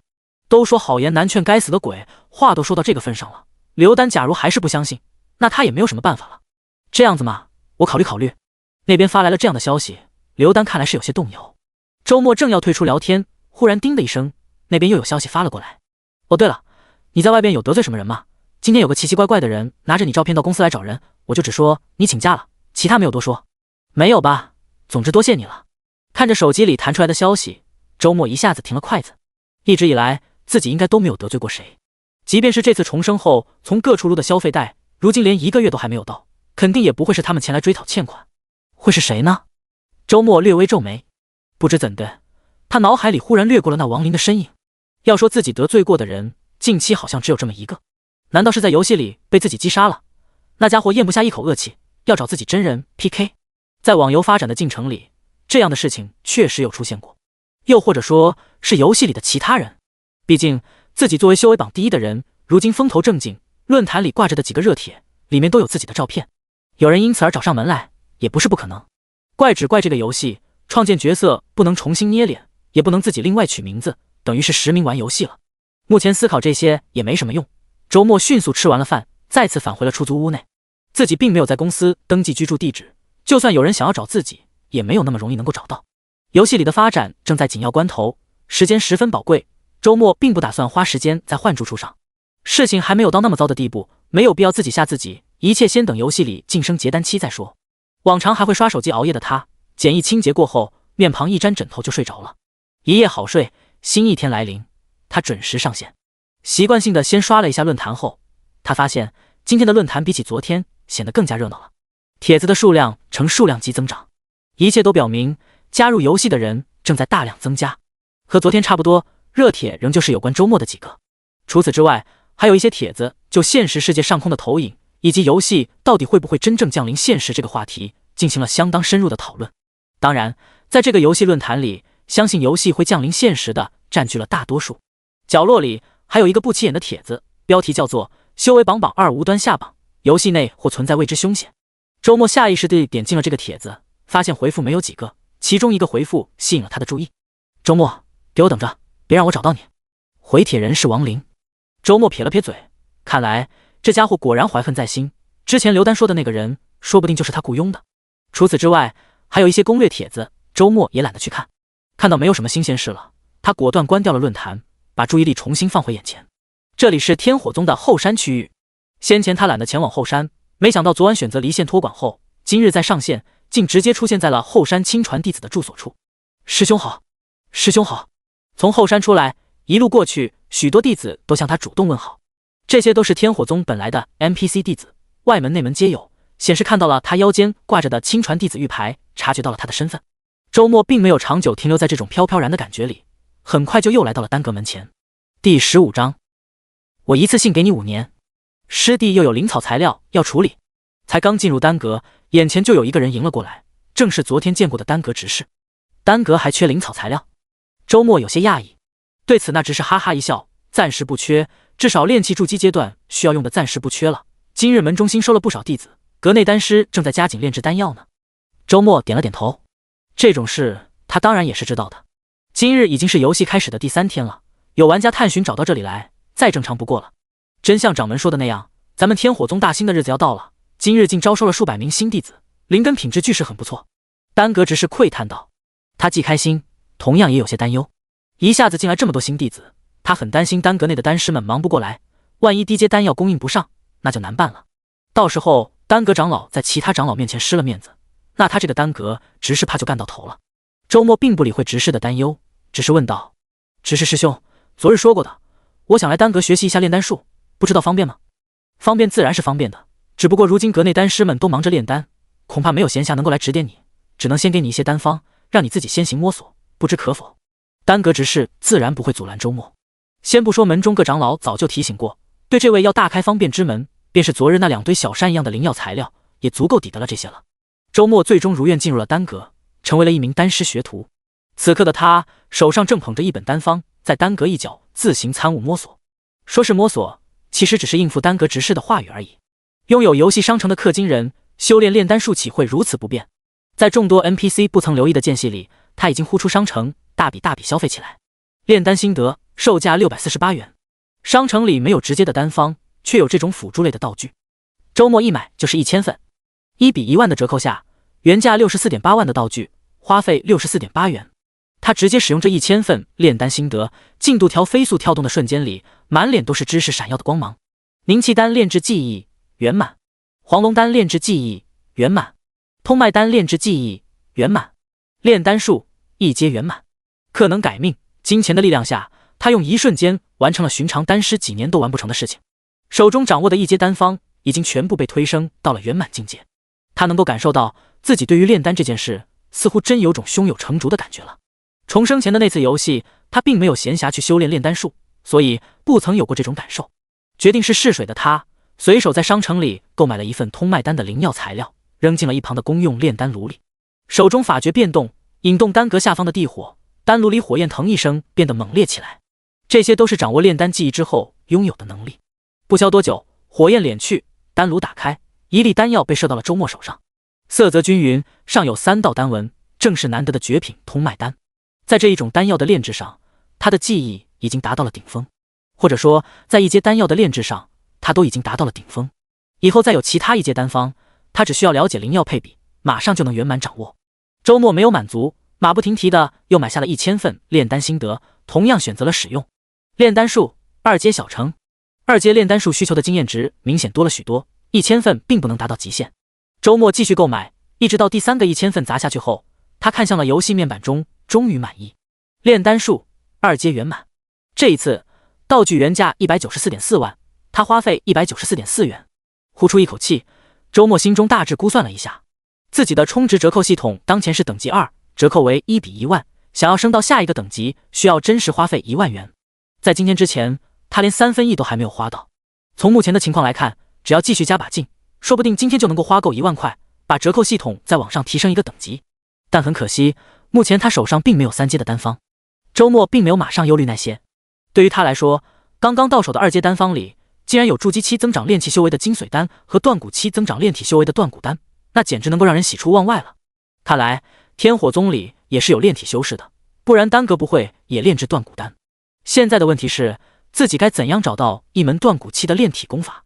没有功法，光靠断骨丹，那修炼效率简直就低到令人发指，而且最终的炼体强度也会弱得可怜。执事师兄，不知道门中断骨期的炼体功法该如何获取？你不是筑基了吗？还要炼体功法做什么？面对周末的问询，丹阁执事显得十分惊讶。天火宗内当然是有炼体功法的，但那和炼气根本就是2条不同的路线，没见谁能兼修的。我只是想要参考一下，毕竟触类旁通嘛。周末只能给出这样的理由，但这样的说辞，丹阁执事显然是想不明白的。要断骨期的功法倒是不难，只是和筑基层次一样，宗门里管得不严，并不经门人之间彼此交流。丹阁只是沉思了一下，挥手打出了一道传讯火光。不久之后，一道人影从远空飞来，轰一声砸到丹阁门前。执事师兄，是我的断骨丹备好了吗？那人火急火燎地向丹阁执事开口。不急，事情是这样的。丹阁执事走上前去，和那人细细分说，很快走回到周末跟前。他笑了笑，我跟他说好了，等下一批断骨丹出来，优先分给他，他也答应给你上卷作为参考了。你和他到一旁仔细聊聊吧。这种事情宗门虽然没有明令禁止，但该低调还是得低调的，不好明目张胆去做。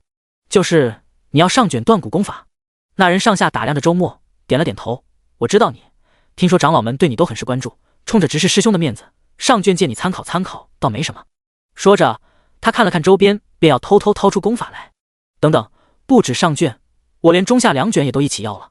周末开口打断了对方的动作，他可没有闲心思一卷一卷去找人要，自然是一次性打包解决了。上中下都要？你这也忒贪心了，执事师兄可没跟我说过这些。那人的脸色明显变得不好看了。不急，先听听我的话再决定。周末淡淡一笑，伸出了5个手指来。听执事师兄说，你是亲传弟子，丹药份额是每个月1枚断骨丹，我可以一次性给你5年的份额，怎样？一次性给5年？那人大吃一惊，连忙屈起手指计算起来。不用算了，5年一共60枚，我今日就可以给你。第16章，你尝尝看。丹阁角落的一个丹炉旁站着2人，一个是周末，而另一个自然是那名天火宗的炼体弟子了。你也会炼丹，但你不是才刚入门不到2天吗？那人有些想不通，谁说入门2天就不能学会炼丹的？周末淡然一笑，轻轻揭开了面前的丹炉，一股丹香传出，这一次炼丹自然也是成功了。尝尝看。周末将这一炉的5枚断骨丹收摄出来后，尽数交到了那人手上，就像是招呼别人吃个家常菜一般，十分随意。那个伸手接过丹药，拿起1枚放到鼻端闻了闻，丹香沁人心扉，和他之前接触过的断骨丹有些相似，但却又更加清幽。3道丹纹，这是绝品断骨丹。低头看了一眼手中的丹药，他震惊无比，嘴巴张大的能塞下拳头。尽管不懂炼丹，但从丹纹数量来分辨出丹药的品相，这并不难。堂堂3道丹纹的绝品丹药就躺在自己手中，这种事情简直让人不敢相信。你竟然真的会炼丹！亲眼目睹之后，那人再没有半点怀疑。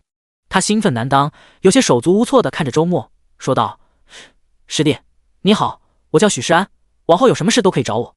先前答应给断骨功法上卷，完全是看在丹阁执事的面子上，他甚至都不打算和周末相互通报姓名。但如今却不一样了，单凭对方这一手炼制断骨丹的水准，便已经值得自己刻意交好了。许师兄客气了。”接下来的事情就十分简单了。周末接着又炼制出了许多炉断骨丹来，从许世安手中交换到了断骨期全时段的功法。许世安离去后，周末并没有停手，继续又炼制了许多丹药，这些当然都是为他自己准备的。他在丹阁中开炉炼丹，自然是瞒不过那丹阁执事的。不过也许暂时只是游戏的缘故，对于他如此惊人的表现，对方竟然轻易就接受了。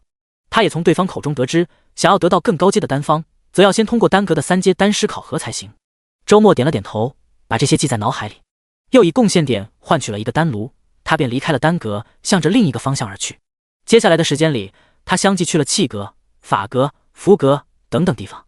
半天时间下来，当他再次往自己住处返回的时候，已经不再是原先那个空有修为的筑基白板了。在气阁，他学会了炼气技艺，如今已经能够炼制出2阶法器；在法阁，他学会了各式术法，如今已经能够使用出2阶术法；在符阁，他学会了制符技艺，如今已经能够制作出2阶灵符。半天之内就掌握这么多，所依靠的当然还是游戏的商城。和先前的炼丹心得一样，他从商城里购买了大量的炼气心得、术法心得、制符心得。依靠着这些，他省略掉了别人数年甚至数十年的苦功，堪称是一步登天了。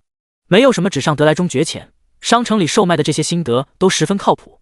他把技艺提升上去了，就真的相当于自己苦练了多年，没有半分生疏。此刻的他就正脚踏在自己刚刚炼制成的飞行法器焰火轮上，这是他参考传说中的风火轮炼制成的，威能虽然暂时跟风火轮没得比，但他已经很满意了。呼，火焰掠出一道长线，周末从远空飞来，落到了自己的住处前。筑基后期圆满的他，终于掌握了御气飞行，能够依靠自己的能力飞速赶路了。来不及回味飞行的滋味，他心急火燎地回到了自己住处里，摆出丹炉，又炼制了大量的断骨丹。之前半天时间，已经把筑基期需要的各种杂学手段都刷满了，现在是把炼体修为也提上去的时候了。他从许世安处得来的炼体功法，名为天火诀断骨篇，上中下3卷都有。试着修炼这门功法，他发现和筑基篇有着相当大的区别。虽然都是天火诀，但是筑基篇是吸纳天地间的火元气，渐渐在丹田点燃一道天火，让自身的筑基灵液拥有天火的特性。如今内视自身丹田，可以看到其中的筑基灵液已经满溢，而且色泽火红，就如同一片火海般。而如今修炼断骨篇天火诀，却是引外界火元气入体，游走全身，其中更是要在骨骼之中点燃天火，不断煅烧。原来这就是天火断骨的意思。周末点了点头。如此修炼，修炼者要承受的痛苦也是相当剧烈的，意志不够坚韧的，很难有所成就。不过这对于他来说问题不大，如今只是游戏而已，痛苦不痛苦的，只是系统提示的事。你开始修炼天火诀断骨篇，全身遭受极大痛苦，几欲昏厥，你吞服了1枚断骨丹。周末淡定地看着系统提示不断刷出，很快就又吞下第2枚断骨丹。断骨丹可以为断骨期修炼保驾护航，大大提升修炼速度，减轻修炼中要承受的痛苦。像许世安这样的亲传弟子，一个月能够分配到的份额也只有1枚而已。这1枚断骨丹就能够节省他半个月的修炼时间。自身具备炼制断骨丹的能力，又有游戏商城源源不绝的提供原材料，周末当然不会在这上边亏待自己。听丹阁执事说，许世安这样的断骨期弟子算是资质不错的了，配合每个月的丹药份额，大概50年就能修炼到断骨圆满。周末也不知道自己的火灵体在炼体时算不算优异资质，反正往最坏处打算，给自己先准备了2000枚的断骨丹。换算起来，这能够节省1000个月，也就是80多年的修炼时间了。今天肯定要把修为提上去的，这2000枚断骨丹就算是当饭吃，也得吞完。你吞服了1枚断骨丹，痛苦减缓，天火诀断骨篇修炼进度提升。你吞服了1枚断骨丹，你吞服了1枚断骨丹。若让许世安知晓他是这样修炼的，怕是会欲哭无泪，深深的怀疑人生。天火诀断骨篇上，修炼圆满。天火诀断骨篇中，修炼圆满。天火诀断骨篇下，修炼圆满。终于，也不知道吞服了多少枚断骨丹，修炼终于能告一段落了。周末呼出修为面板，只见上面的信息是：法修筑基后期圆满，体修断骨后期圆满。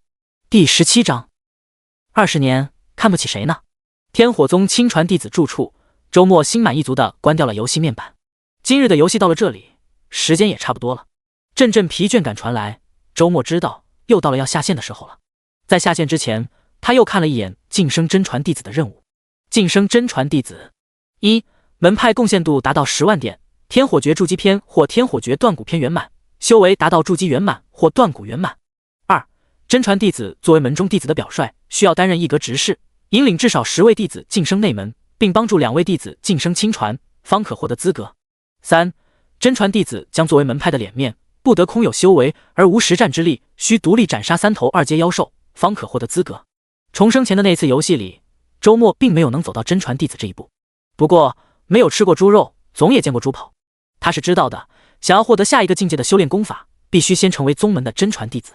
当然，去探寻那些远古修士遗留下来的洞府，碰一碰运气，也不失为一种办法。但这样没有效率的办法，暂时来说不被他纳入考虑范围。先下线吧，今天已经有不少玩家加入宗门了，明天只会更多。到那个时候，我的任务完成起来也能相对更加轻松。这样想着，周末再不多留，选择了离线托管之后，果断下了线，重新回到了出租屋，依然是惯常的吃饭、洗漱、睡觉一条龙。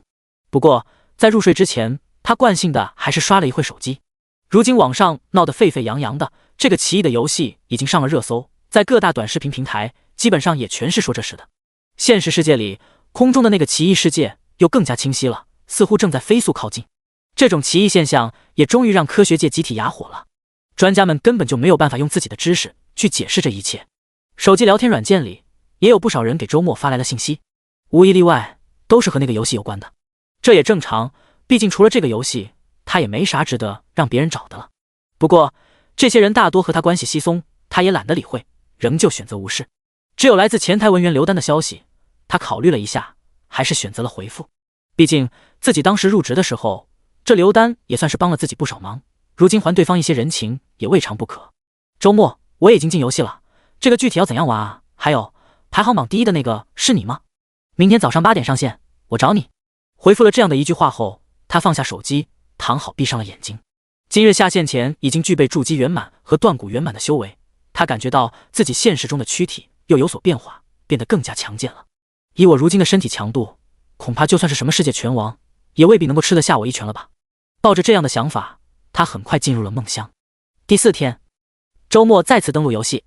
这一次，他发现进入游戏的玩家数量远远出乎了他的意料之外。从住处出来，在天火宗上空域空飞过，底下全是入门未久的弟子。周末早就入门，对于天火宗的常见 NPC 都有所了解，自然知道这些都不是 NPC， 而是真正的玩家。哇，好帅！那个 NPC 脚下的是风火轮吗？我也想要。+1，+1，俺也一样。不少玩家眼里已经冒起了星星，正想着怎样跟这个帅气 NPC 触发个任务，或者混个脸熟什么的。但周末直接无视了他们，从他们头上呼一声就飞过去了。他接下来要做的是晋升真传弟子，那么便得先成为执事。他选择的是丹阁，并在任务界面领取了丹阁执事考核的任务。师弟，你终于过来了，长老已经在等你了。丹阁门前，昨天见过的丹阁执事正一脸笑容地看着他。堂堂丹阁长老怎么可能正好等着他，就在他刚刚上线的时刻给他主持指使考核？很显然，这都是游戏的任务剧情进程。如果他领取的不是丹阁指使考核，而是气阁指使考核，想必等着他的便会是气阁的长老了。入门短短时间就能修至如今境界，不错不错，宗门的未来要着落在你的身上了。丹阁长老是一个头发灰白的老者，这样说了一句开场白之后，便开始布置考核的题目。炼制出任意一炉丹药，丹成2品以上，限时1个时辰。所谓2品，便是1道丹纹的丹药，达到了这样的水准，就可以在丹阁里担任丹师了。这样的考题对于周末来说，简直就是毫无难度。不过2刻钟，他便完成了炼丹，停下手来，向丹阁长老做出了一个请品鉴的手势。丹阁长老微微点头，丹炉还没有打开，他就已经闻到了那股渗人心扉的丹香，那至少是2道丹纹的真品丹药才能拥有的。丹炉打开，一枚丹药被丹阁长老射到了手心里，低头一看，他脸色巨变，3纹绝品。良久，他站起身来，拍了拍周末的肩膀，慨叹道：“我丹阁的未来也落在你身上了。”紧接着，一卷新的丹方被递到了周末手中，好好参研，20年内有所成就的话，我还有更好的交给你。周末喜出望外，没想到只是参加区一个执事考核，还能拿到自己早就想要的3阶丹方。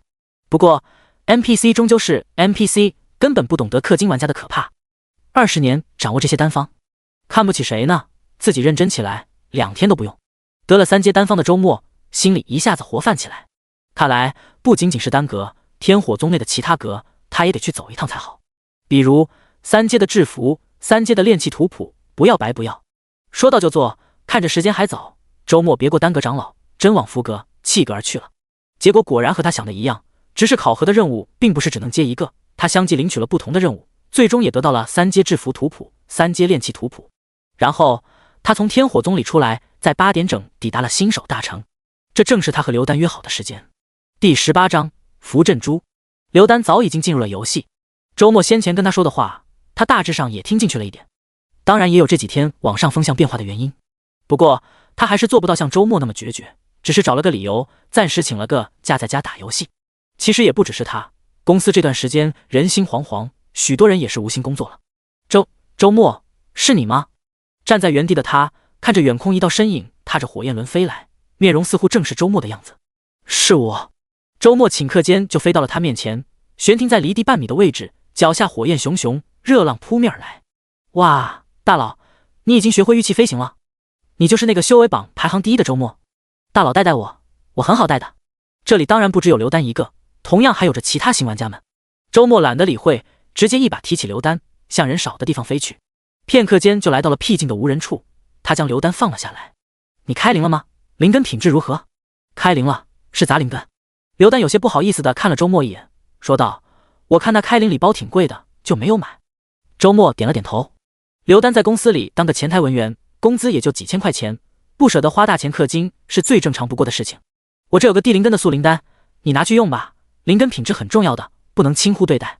这不用了，我听别人说地灵根价值很高的。我看着周末递过来的速灵丹，刘丹连连摆手，自己和周末交情只算一般般，哪里好意思接受这样贵重的馈赠？跟我客气什么？不过就是一件游戏道具而已，算不了什么。当时我刚进公司，啥也不懂，也多亏了你帮忙，不然我可能都留不下来。话都说到这个份上了，刘丹也不好再拒绝。看着刘丹在眼前开灵成功，周末又提醒道：“你如今已经是地灵根了，如果没有更高追求，那商城里的开灵礼包对你来说就再没有太大用处了，可以买下来，在游戏交易平台上出售。如今开灵丹的市场价稳定到30零10一枚了，你可以顺便赚一笔。”啊，这样吗？在周末的提醒下，刘丹花费了一些时间，终于把有关的事情弄懂。他在心底快速计算了一下，发现如果按照周末所说的，把自己的999份开灵礼包全部购买，需要花费17982元，而挂到游戏交易平台上能够卖出接近9万块钱，这随便一转手的操作就能轻松赚到7万块钱，比自己上班1年挣的还多了。难怪之前周末在群里狂对王经理那么决绝的不来上班了，能在游戏里轻松挣到这么多钱，还来上个屁班啊！这样的机会以后未必还有。他再不纠结，立即就充值把商城里限量999份的开灵礼包全部买了下来。只是最后他却没有挂到平台上出售，而是一咬牙把装着开灵丹的储物袋递给了周末。这个给你吧，虽然远远比不上你的地灵根速灵丹就是了。刚刚观看交易平台的时候，他在其中看到了求购地灵根速灵丹的信息，报价竟达10万以上。对于小小打工人来说，这是他从来都不敢相信的数字。一想到刚刚自己吞服的速灵丹竟价值10万，他就心头隐隐作痛，再看向周末的目光也就大不一样了。对方不过比自己早玩了几天这游戏，竟就能随手送出价值10万的道具，这也太吓人了。看着这样的刘丹，周末笑着摆了摆手，说道：“不用了，你留着吧，这东西对我没用了。”又跟刘丹大致讲了一下接下来的注意事项，他便告辞离去。他花时间前来，不过是为了还对方人情而已，并没有手把手一直带对方玩游戏的打算。刘丹如今虽然是地灵根，但毕竟进入游戏比较晚，想要满足他晋升真传弟子的任务条件还差得太远，他也就没有带对方进入天火宗的意思了。时间紧迫，他不可能花费在这上边。即便如此，有地灵根在身，再加上他刚刚说的一些经验，刘丹就算进入游戏稍晚了些，不需太久，应该就能追上大部分玩家的进度了。周末从大城里飞出，踏着焰火轮往野外飞去。他的目标是大城周边300里外的2阶妖兽出没区域。晋升真传弟子的其中一个任务，就是要独立斩杀3头2阶妖兽。他打算先把这个完成。不多时，他便来到了目的地。掌握了玉器飞行之后，赶路的速度简直快到难以想象，300里的距离也没有花掉他多少时间。此时此刻还算是游戏的初级阶段，玩家们的实力普遍较低，除了他之外，基本没有几个会前来猎杀2阶妖兽。哦！前方的山谷里，一只2阶妖兽昂首笑吼。这样的妖兽，重生前的那次游戏里，周末也见过许多次。只不过，以他那个时候的实力，想要猎杀这样的妖兽，还是困难了些。他通常还是和其他筑基期玩家一起组队猎杀。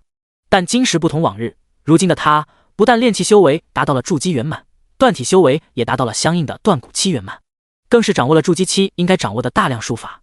游戏背包里还放着大量自己炼制成的各式法器，战斗力可谓处于这个阶段的巅峰。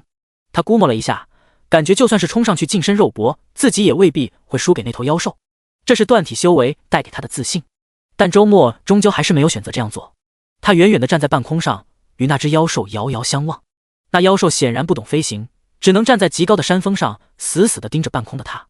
周末不紧不慢地从游戏背包里取出了一串珠子，这是他炼制的一种小玩意，严格来说算是辅助法器的一种，名叫符阵珠。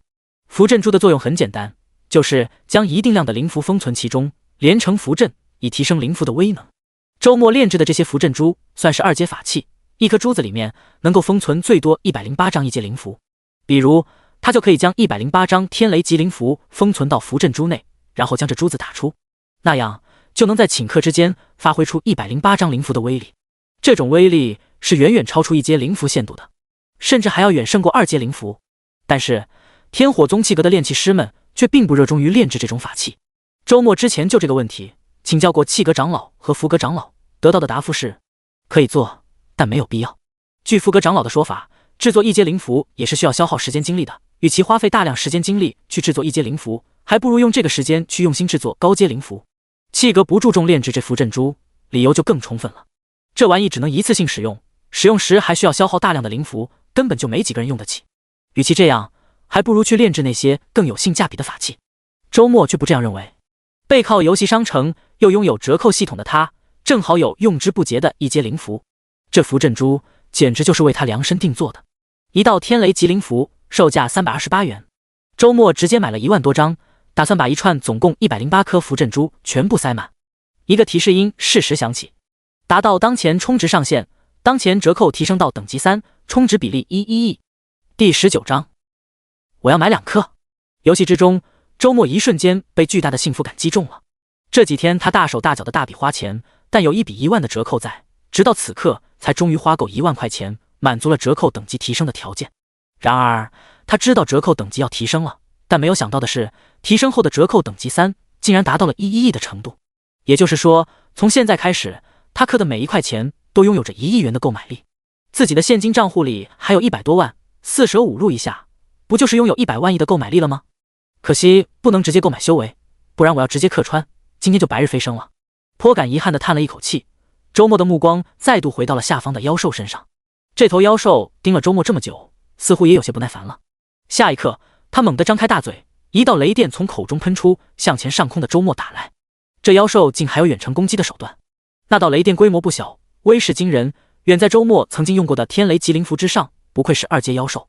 对于那妖兽的主动挑衅，周末自然不会惯着。几乎是同一时间，他摘下一枚符阵珠，向下方的妖兽掷去。嗡！顷刻间，符阵珠就和妖兽发出的雷电迎头撞上，发出了一声颤鸣。颤鸣之后，恐怖的雷光炸开，弥漫了整个视野。108道天雷级的威能在符阵作用下瞬间倾泻而出，不但击溃了那妖兽发出的雷光，还顺势而下，击打在了那妖兽身上。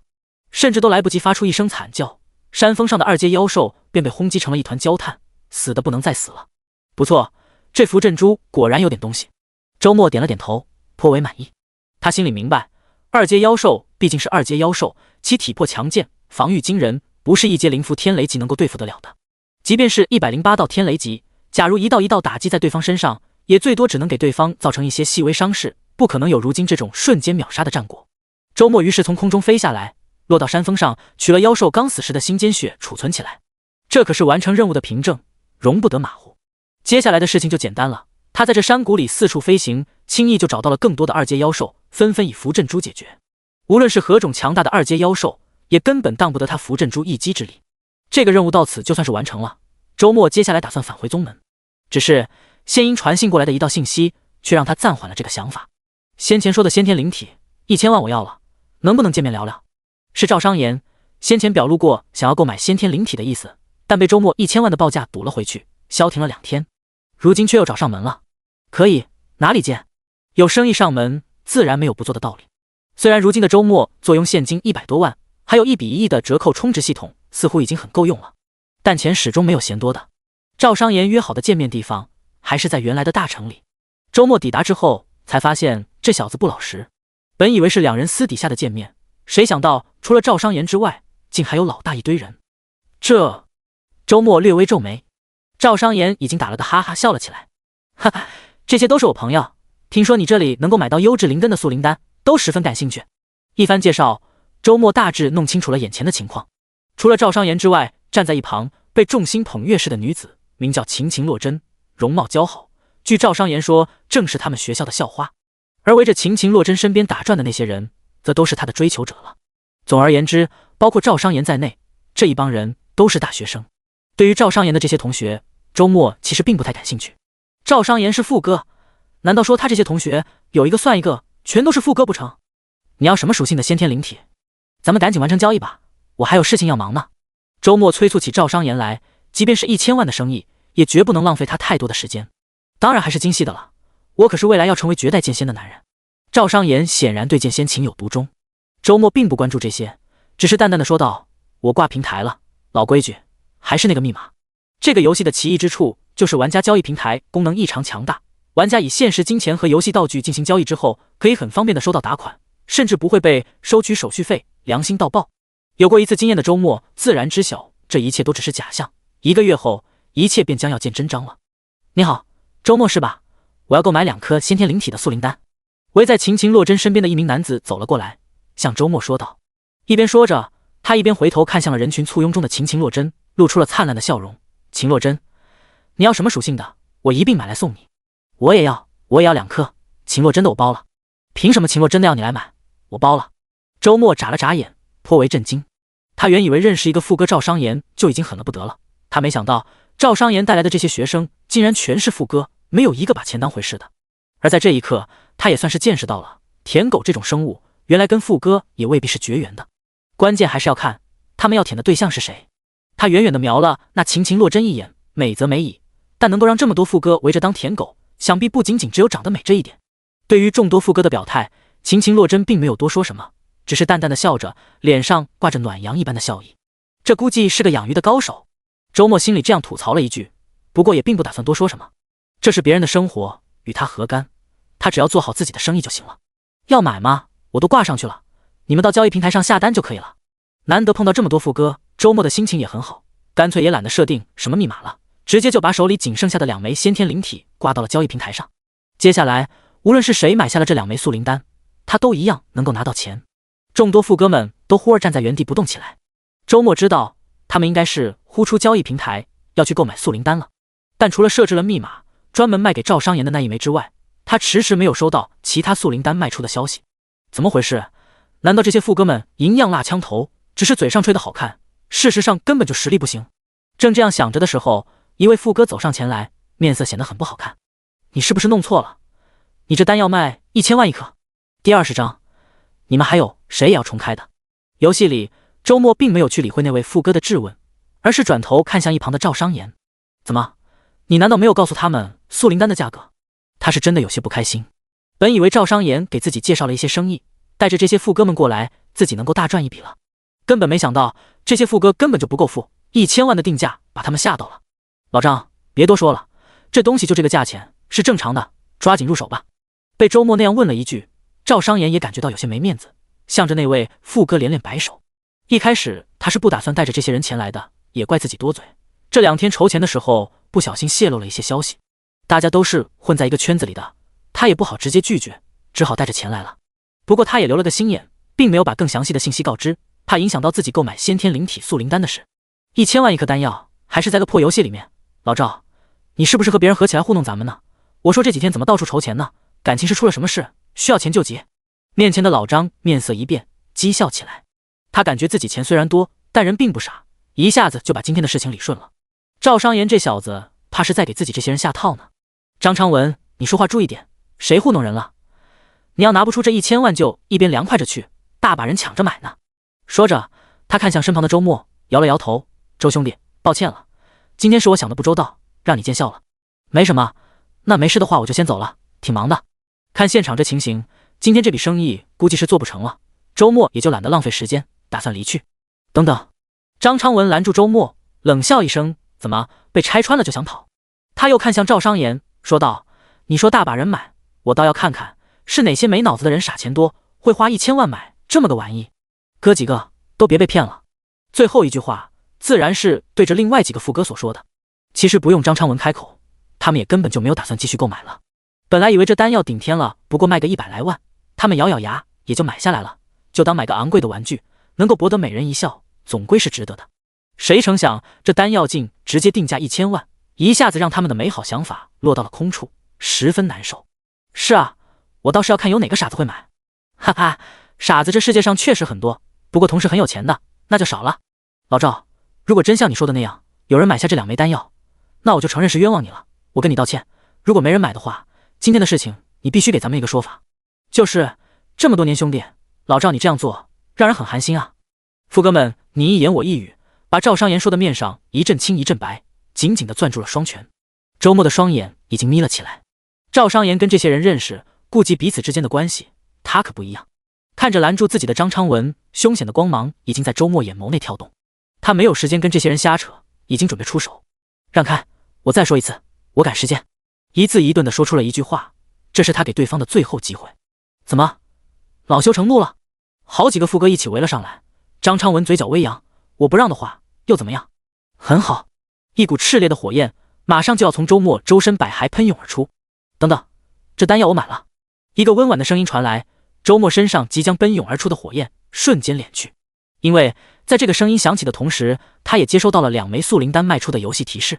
所有人向声音发出的方向看去，那里一个明眸皓齿的美丽女子正满脸晨曦一般的笑容望向众人。赵商言感觉自己瞬间被治愈了。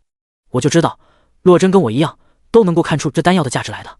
几名副歌的脸色有些难看，但因为是心中女神秦洛真的行为，他们却又不能发火。既然洛真认为值得，那肯定就是值得的了。张昌文笑了笑，望向秦洛真，洛真，这哪里能让你破费？这2000万我出了，其中1颗送给你。张昌文说着便向秦洛真走去。其余几名副歌也是不甘落后，纷纷转身走去。只可惜秦洛真紧接着开口说出的一句话，彻底击碎了他们心中的幻想。不好意思了，这丹药我要留1枚给我妹妹，可没有你们的份了。张昌文脸上表情一僵，旋即重新归于缓和，强笑道：洛真说的哪里话？那这2000万也该我出，就当送给你和你妹妹的礼物了。怎么，你觉得我拿不出这2000万？秦洛真语气忽然一冷，面笼寒霜。这……张昌文一惊，实在不知道一向温和的秦洛真为何忽然变了脸色。跟你们开玩笑的啦！在众人齐齐一愣的同时，秦洛真面上寒霜瞬间融化，又再变回了山花盛开的灿烂模样。几位副歌只以为刚刚的一切是错觉。好吧，哥们，再给我上1枚那丹药吧，我也要买。我也要，1000万不二价，洛真有的我也要有。几位副歌纷纷开口，要从周末这里购买速灵丹。然而他们想多了，刚刚摆上去你们不要，还屁话多得很，如今却想要就能要。周末冷笑起来，不好意思，刚刚是我错怪你了，我向你道歉，给我个面子，再给咱们上架一些那丹药吧。张昌文虽然心里不以为然，但在秦若真面前，该做的表面功夫他还是尽量做到位了。给你面子，你的面子值几块钱？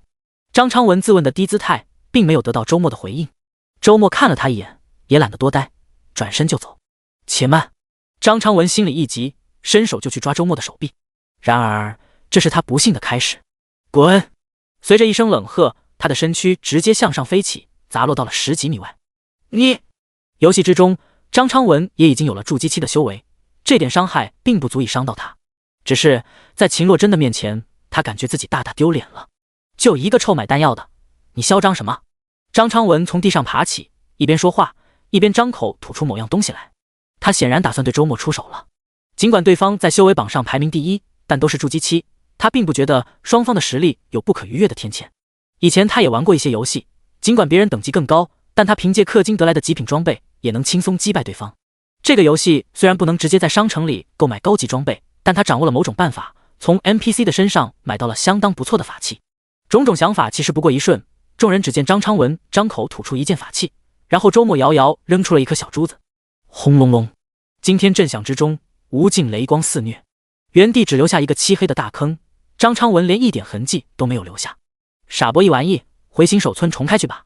周末手中捻着一串珠子，看向其他副歌，平静的开口询问：你们还有谁也要重开的？我顺便送你们一程。迎着他的视线，几位副歌不由得向后一缩，连秦若真都下意识的向后退开了半步。第21章，过来报我名字。这一场闹剧最终以赵商言道歉安抚周末才得以结束。到了这个时候，对于自己带张昌文等人过来的举动，赵商言连肠子都悔青了。他是很看重周末的，但经过今天这么一闹，估计在对方心里自己的印象分也大大降低了，以后还想要跟对方有什么合作，只怕也不太容易了。周末倒也没有一定要追究几人的意思，他还没有那么小气，也没有那个闲情。在他准备离去的时候，秦若真虽然眼里难掩忌惮，但还是鼓起勇气向他申请了仙婴好友。想起先前这女人买下自己2枚速灵丹，眼睛都不眨一下，财力显然是雄厚的，往后说不定还有交易的机会，留个联系方式倒也不是坏事。好，在玉器飞起之后，他通过了对方的好友申请，没想到好友才刚刚加上，对方就趁热打铁的发来了信息：你加入的门派天火宗，我也前去怎么样？可以，过来之后报我名字，我带你。周末并不拒绝，这个女人刚刚买下了速灵丹，之后肯定也会是先天灵体了。若是加入天火宗，自己顺手引领对方一下，以对方目前的筑基期修为以及雄厚财力，很快就能从外门直升亲传弟子，那样很容易就满足自己晋升真传弟子的任务。想到这里，他干脆又给赵商言发去了仙婴消息，询问对方是否也要加入天火宗，自己可以代为引领。只可惜被赵商言拒绝了，而对方拒绝的理由也让他无法反驳。有你在的门派，我过去还有什么用？我可是立志要当门派大师兄的男人。确实如此，周末不由得默默给赵商言点了个赞，这个家伙还是蛮有自知之明的。他很快回到了门派之中，晋升真传弟子的第3个任务自然是轻松提交完成。宫善阁的执事惊得嘴巴都合不拢，周师弟，你才刚接取任务不到半天，这就完成了？周末拱了拱手，侥幸侥幸，都是门派的 NPC， 维持着良好的关系还是很有必要的。这是晋升真传弟子的任务之一。宫善阁只是看着周末，脸上带着相当的期许。或许，周师弟，你现在是要准备开始捐助了吗？说出这句话来的时候，他其实是有些不自信的。晋升亲传弟子的贡献度只需要1万，换算成灵石是10万下品灵石。周末当时拿出来的时候，他已经有些怀疑人生。如今晋升真传弟子需要的贡献度是10万点，换算成灵石是100万下品灵石。宗门掌控有好几条灵石矿，这100万下品灵石已经等于其中一条灵石矿10年的产量了。他实在没有办法相信，一名刚刚加入门派不到3天的弟子能够拿得出如今巨量的灵石来，但他心底里偏偏又有奇怪的想法诞生。万一呢？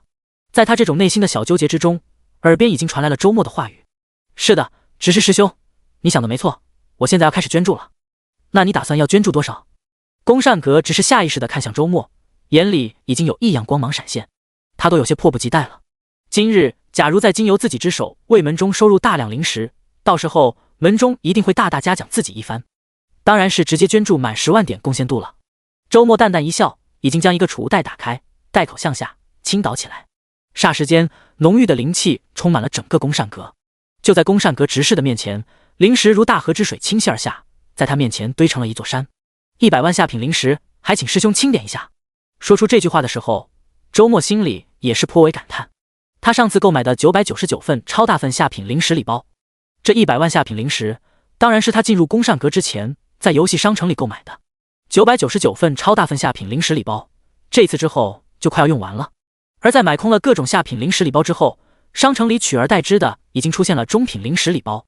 比如之前的大份下品灵石礼包定价648元，如今商城里出现的大份中品灵石礼包则是定价64800元，价格是原先的100倍，普通玩家根本就消费不起。但拥有1比1亿折扣的他自然不担忧这一点。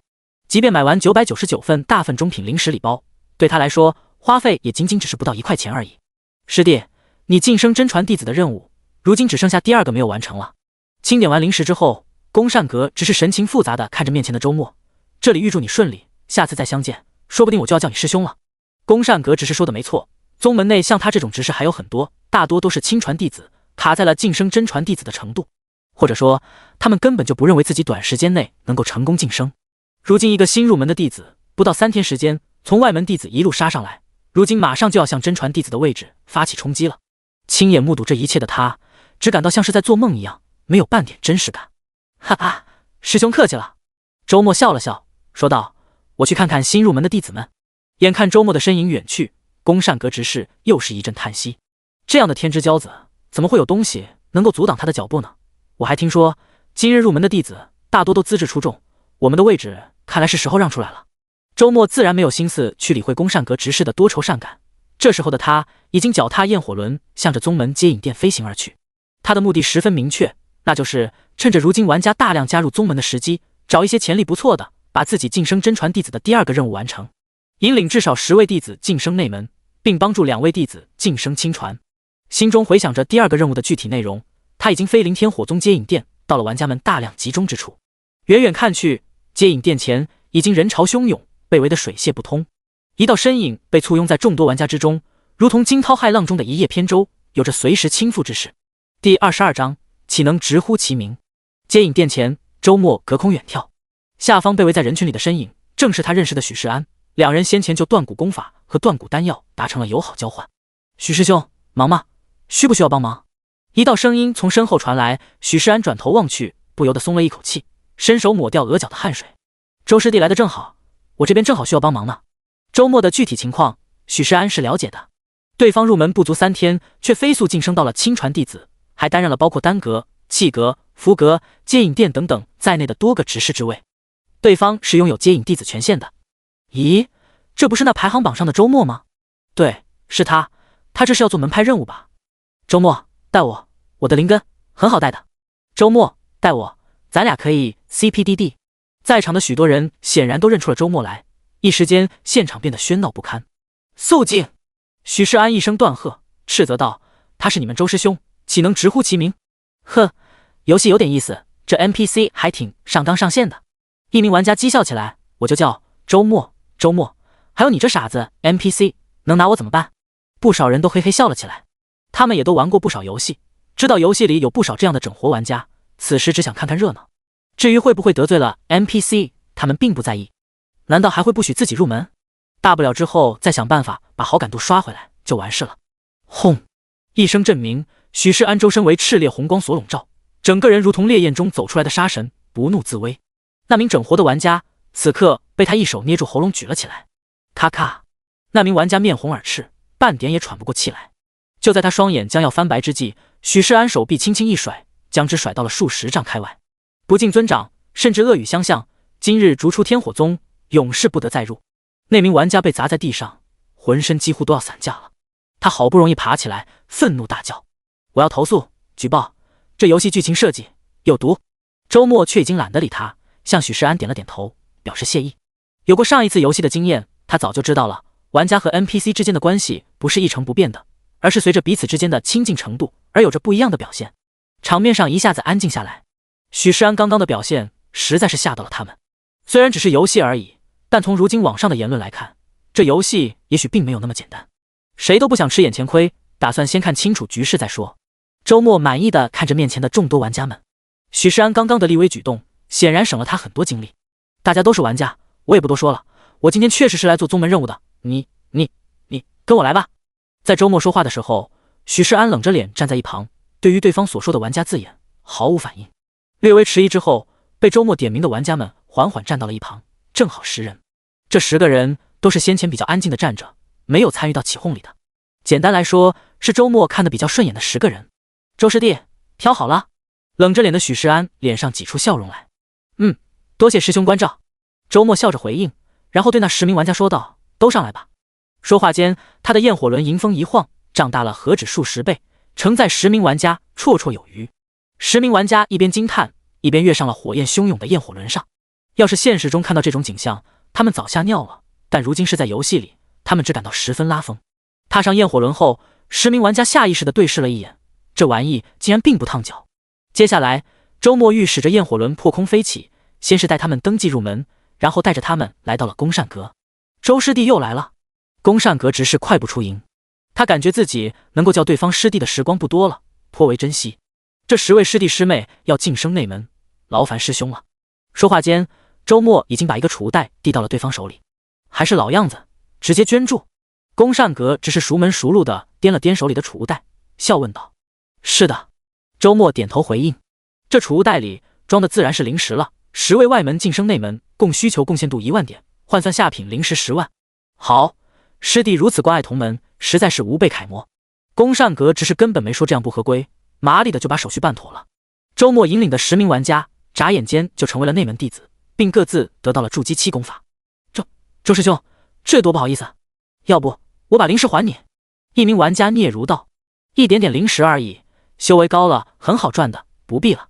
周末摇了摇头，他早就看出来了，这10个人并不是那种手头极宽裕的土豪玩家，他也不图这些人什么，只是顺手完成一下自己的任务而已。毕竟在折扣系统的帮助下，10万下品灵石对于他来说确实算不了什么了。周师兄，方便加个好友吗？一名女玩家小心翼翼地问道。也行。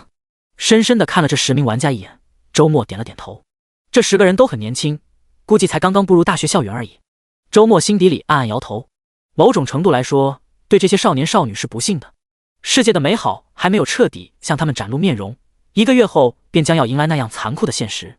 莫名情绪的驱使下，在离去之前，他不由得多说了一句：这个游戏不简单，可以多花些心思，就算多花费一些，也都是不亏的投资。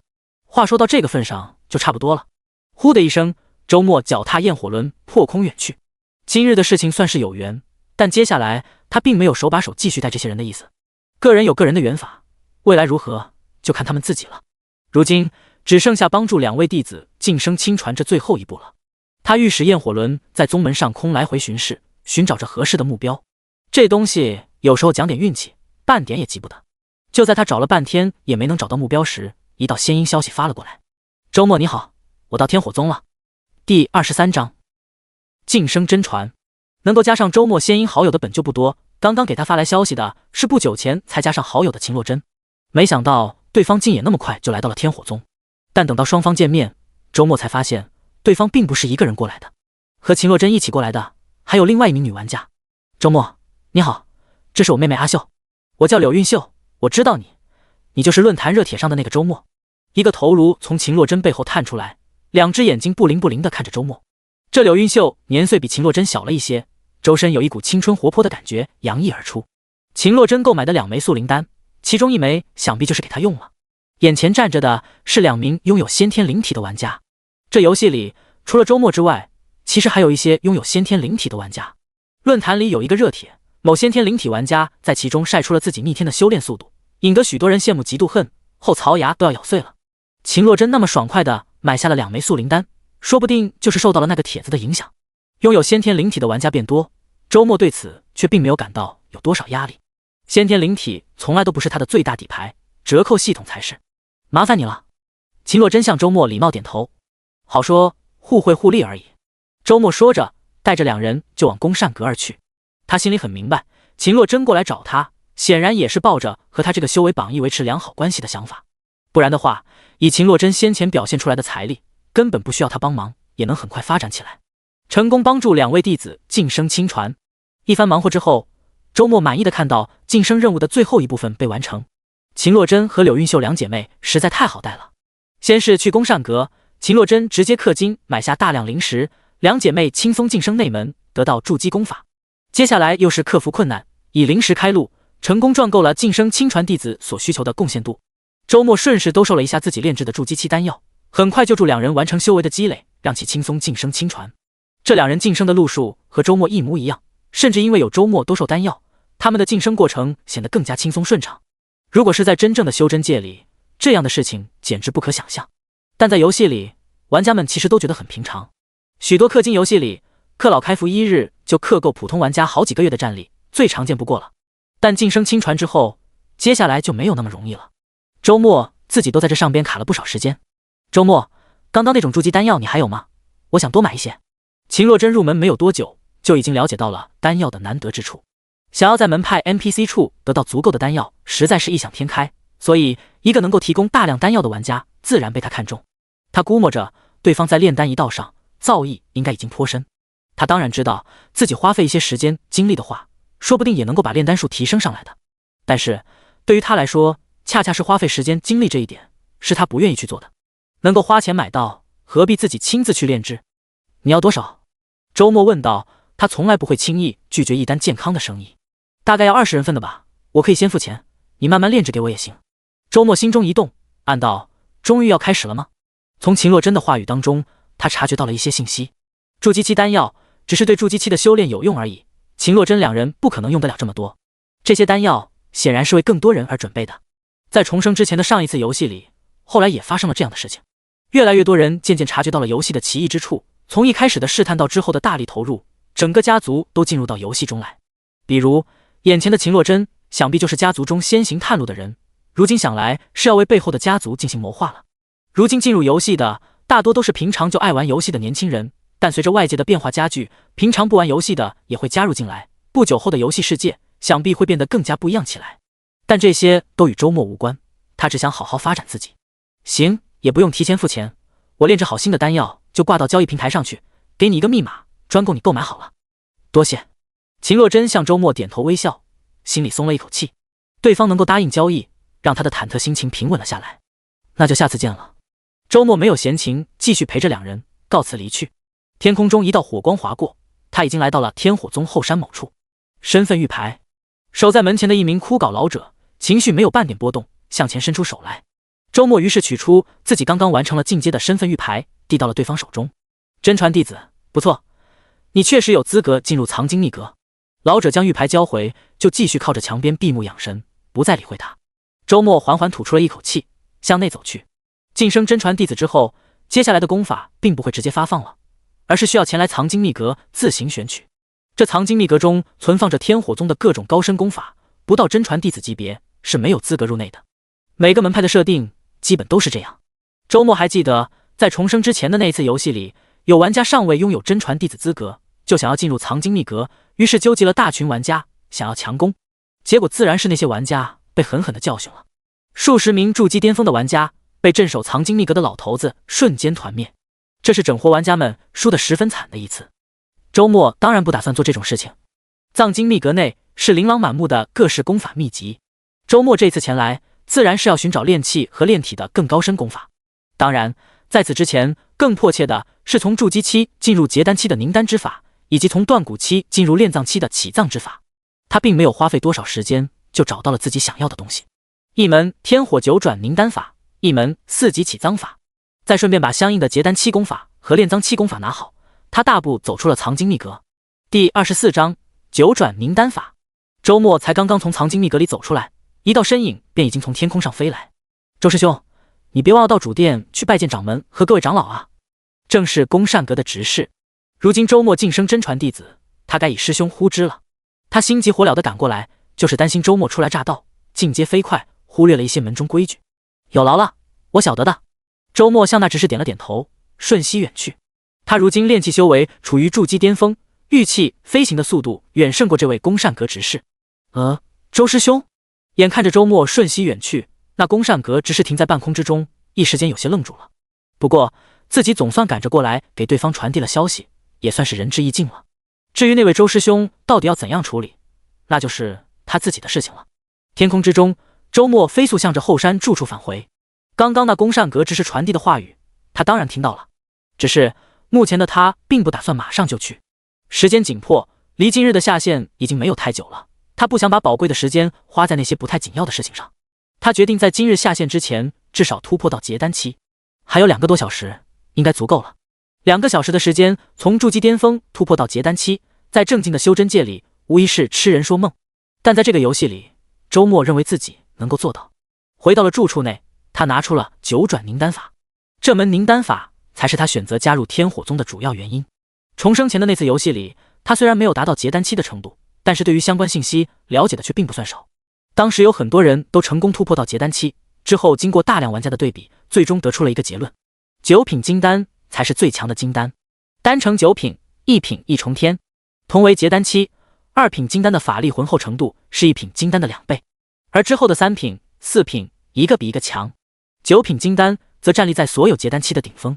经过众多玩家的纷纷爆料，大家很快评出了游戏里最优的凝丹法。天火宗的天火九转凝丹法是当时发现的唯一能够凝出9品金丹的凝丹法。重生之后，了解这些信息的周末自然不可能错过。不过，天火九转凝丹法想要修成却并没有那么简单，需要以无比炽烈旺盛的火势持续煅烧，直到完成九转凝丹。自身能不能够承受住火势的持续锻炼先不说，单想要维持这样的火势就已经大不容易。天火宗内满足这样条件的地火之脉也没有几个，哪怕是真传弟子想要使用也得排队。周末当然不可能去排这个队，他有自己的办法。住处内，周末打开了游戏商城，进行了早有预谋的一场大采购。赤焰矿2阶火星灵矿，价格398元。赤焰矿中蕴含着大量的火星之力，之前周末炼制飞行法器焰火轮时也使用了不少。这属于原料类，在商城内是不限量购买的。周末直接购买了100万枚，整个住处几乎都被这种拳头大的火星灵矿堆满了。无比浓郁的火星之力充满了整个住处，空气里到处都是炽烈的火焰卷动。住处中的许多用具都不是凡物，但这时候竟也承受不住无穷炽烈的火力，纷纷燃烧起来，继而化为飞灰。周末等于是人造了一个无比优异的地火之脉，消耗也是无比惊人的100万枚赤焰矿，价值3.98亿下品灵石，换成现实中的钱也是同等数目。这种奢侈的大手笔，别说重生前的他做不到，便是那些实力雄厚的大家族也得掂量掂量。但他有折扣系统，如今比例是1比1亿，所以共消费3.98元。处身于100万赤焰矿之中，周末感觉自己就像是沐浴在无尽的烈焰之海，周身百骸，从头到脚的每一个毛孔都有无穷火焰往里钻去。有这样的表现，正因为他拥有的火系先天灵体。是时候开始了。万事俱备，周末拿出天火九转凝丹法，选择了使用。进度条很快走完，这门凝丹法被他掌握。随着凝丹法运转，无穷火力开始从100万赤焰矿里倾泻而出，往周末身躯里灌注而去。同时，周末的身躯就像那永不满足的海眼，不停的大口吞噬着这无穷火力。呜！周末的丹田之中，如一片海洋似的筑基玉液，此刻闪耀着赤红光芒，发出了奇异的鸣叫声。玉液纷纷被蒸发，飞上上空，然后又纷纷扬扬地洒落下来，化作虚无。一枚赤红的圆滚滚之物从筑基玉液蒸干后的海底渐渐显现，正是结丹期修士拥有的金丹。金丹滴溜溜地转动着，吸收着丹田内四散开来的气息，表面上很快就多出了一道赤金纹路。1品金丹成了。从这一刻开始，周末就算是结丹期了。就在他凝丹的时间段里，天火宗主殿里好几道身影正在议事。师弟，不是说那火灵体已经晋升真传了吗？怎么不见他前来觐见报道？坐在首位的天火宗掌门开口，疑问的目光落到了宫善阁长老身上。许是一时耽搁了，再等等，估计就来了。宫善阁长老并不急躁，慢悠悠的再次斟满了岸上灵茶。不到3日就从外门直升真传，即便是先天灵体也绝做不到这样的事，难怪宗门祖训专门提及接引令之事，这怕是气运之子。今日持宗门接引令前来的弟子也有一些，虽然资质都十分出众，但明显远不及先前那位。真要说是气运之子，也就他一个而已。咦？正义世间，主殿忽而一颤，众人不由得大惊失色，转头望向了后山方向。他们都是修为高深之辈，当然能够察觉得到，刚刚震动了主殿的气息，正是来自于后山方向。到底出了何事？天火宗掌门站立起身，说道：“几位师弟，不妨随我前往一观。”话音落处，道道焰光从殿内飞出，直向后山飞去。那是众人才刚刚飞出大殿，恐怖的震动又一次出现了，如海啸一般的烈焰从后山某处冲霄而起，直上天穹。第25章丹城九转，地脉异动。不对，不是那个位置。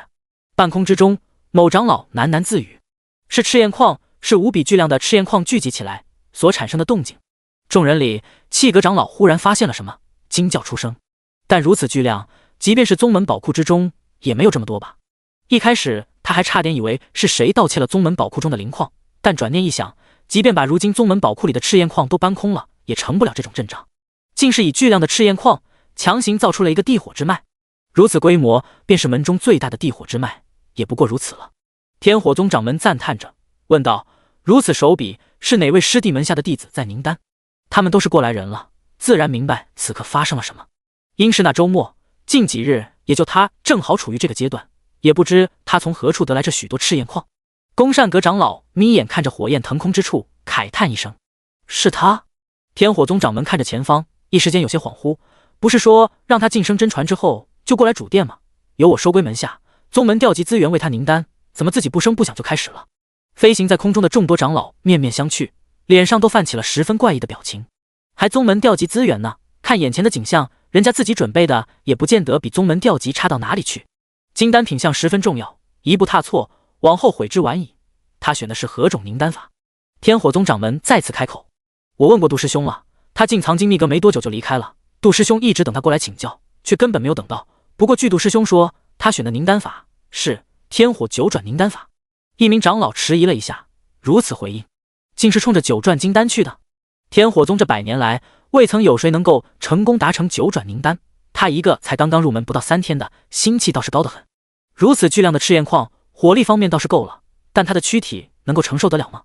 众人相互交流着，最后都沉默下来。他们突然间发现，这个名叫周末的弟子，无论哪一方面，似乎都超出了他们的预计。轰！又是一阵强力的摇晃，前方冲天而起的火焰多了一道。2转了！众人心中暗暗低语，继续站立在半空之中观看下去。轰！轰！这已经成功8转了，不愧是先天灵体，8转金丹已经是天火宗100年来仅见。他能成功完成9转吗？天空之上，众多 NPC 一时间都紧张起来，屏住了呼吸。下方处身于无穷烈焰中的周末，此刻却感觉有些不对劲。金丹8转等同于反复经历了8次筑基玉液凝结成丹的过程，如今他的法力浑厚程度是第一次凝丹时的8倍。按理说再来一次就能够达成完美的金丹9转了，但他忽然发现9转并没有自己想象中的那么简单。火焰之力似乎渐渐开始衰落了，难道还不够？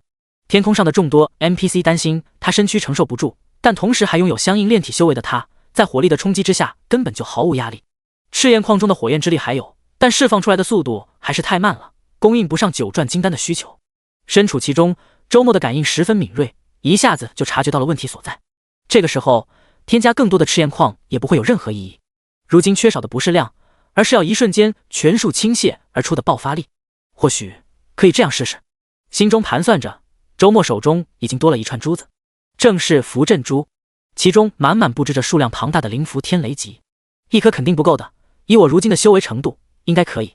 周末最终一共取下了36颗符阵珠，紧握在手心之中，一颗就能把2阶妖兽打成焦炭的符阵珠，他打算同时使出36颗，用来引爆这些赤焰矿里蕴含的火焰之力，这将会是极其凶险的一次冒险。周末心里明白，如今他已经是8转金丹，再加上炼体修为，区36颗符阵珠的威能肯定是能够扛得住的。但这36颗符阵珠只是次要的，主要是将要被引爆的100万赤焰矿。来吧，金丹9转！一咬牙，周末甩出了手中的36枚符阵珠。嗡！恐怖的震鸣瞬间响起，下一刻，天雷引动地火，周边的100万赤焰矿同时被引爆，无穷无尽的烈焰从周末的住处冲出，只是一瞬间而已，整个住所便被冲垮开来。这还不是结束，以周末的住处为中心，火焰向外迅猛扩张，一眨眼间就蔓延到了10几里范围。幸好天火宗多年没有真传弟子晋升，这片区域暂时只有周末一个人居住，不然的话，怕是有很多弟子都会被殃及池鱼。在上空观看的众人 NPC 也吓了一跳，下意识地向后退开了一些。只有天火宗掌门才能继续站稳原来的位置。只不过此刻他一张脸紧紧地绷着，注视着火焰爆发的中心点。他很担心周末在这一次火焰爆发里出了意外，那样的话，对于整个天火宗来说，绝对是难以承受的损失。这样的弟子数百年都未必能出一个，但只要出了一个，便足以中兴宗门。其他长老心里所想也跟他差不多，此时也都睁大了双眼，看向下方。在所有人目光的注视之中，火焰倒卷而回，被下方一个人影全盘接收。最终，漫天的火焰消失得一干二净，再不复存在，只剩下周边被爆裂烈焰破坏的不成样子的10几里区域，深切地表明了方才发生了什么。那道身影自然就是周末了。此刻的他，那是丹田中一枚滴溜溜转动着的金丹，满意微笑。金丹之上9道丹纹闪动着神异的光芒，表明了其9品金丹的身份。而让周末更满意的人，刚刚除了凝成9转金丹之外，还吸收掉最后的无穷烈焰，把4级起脏法中的火级炼成了，炼体上也算有所增益。周末，天空中某位长老开口，正要往下飞来。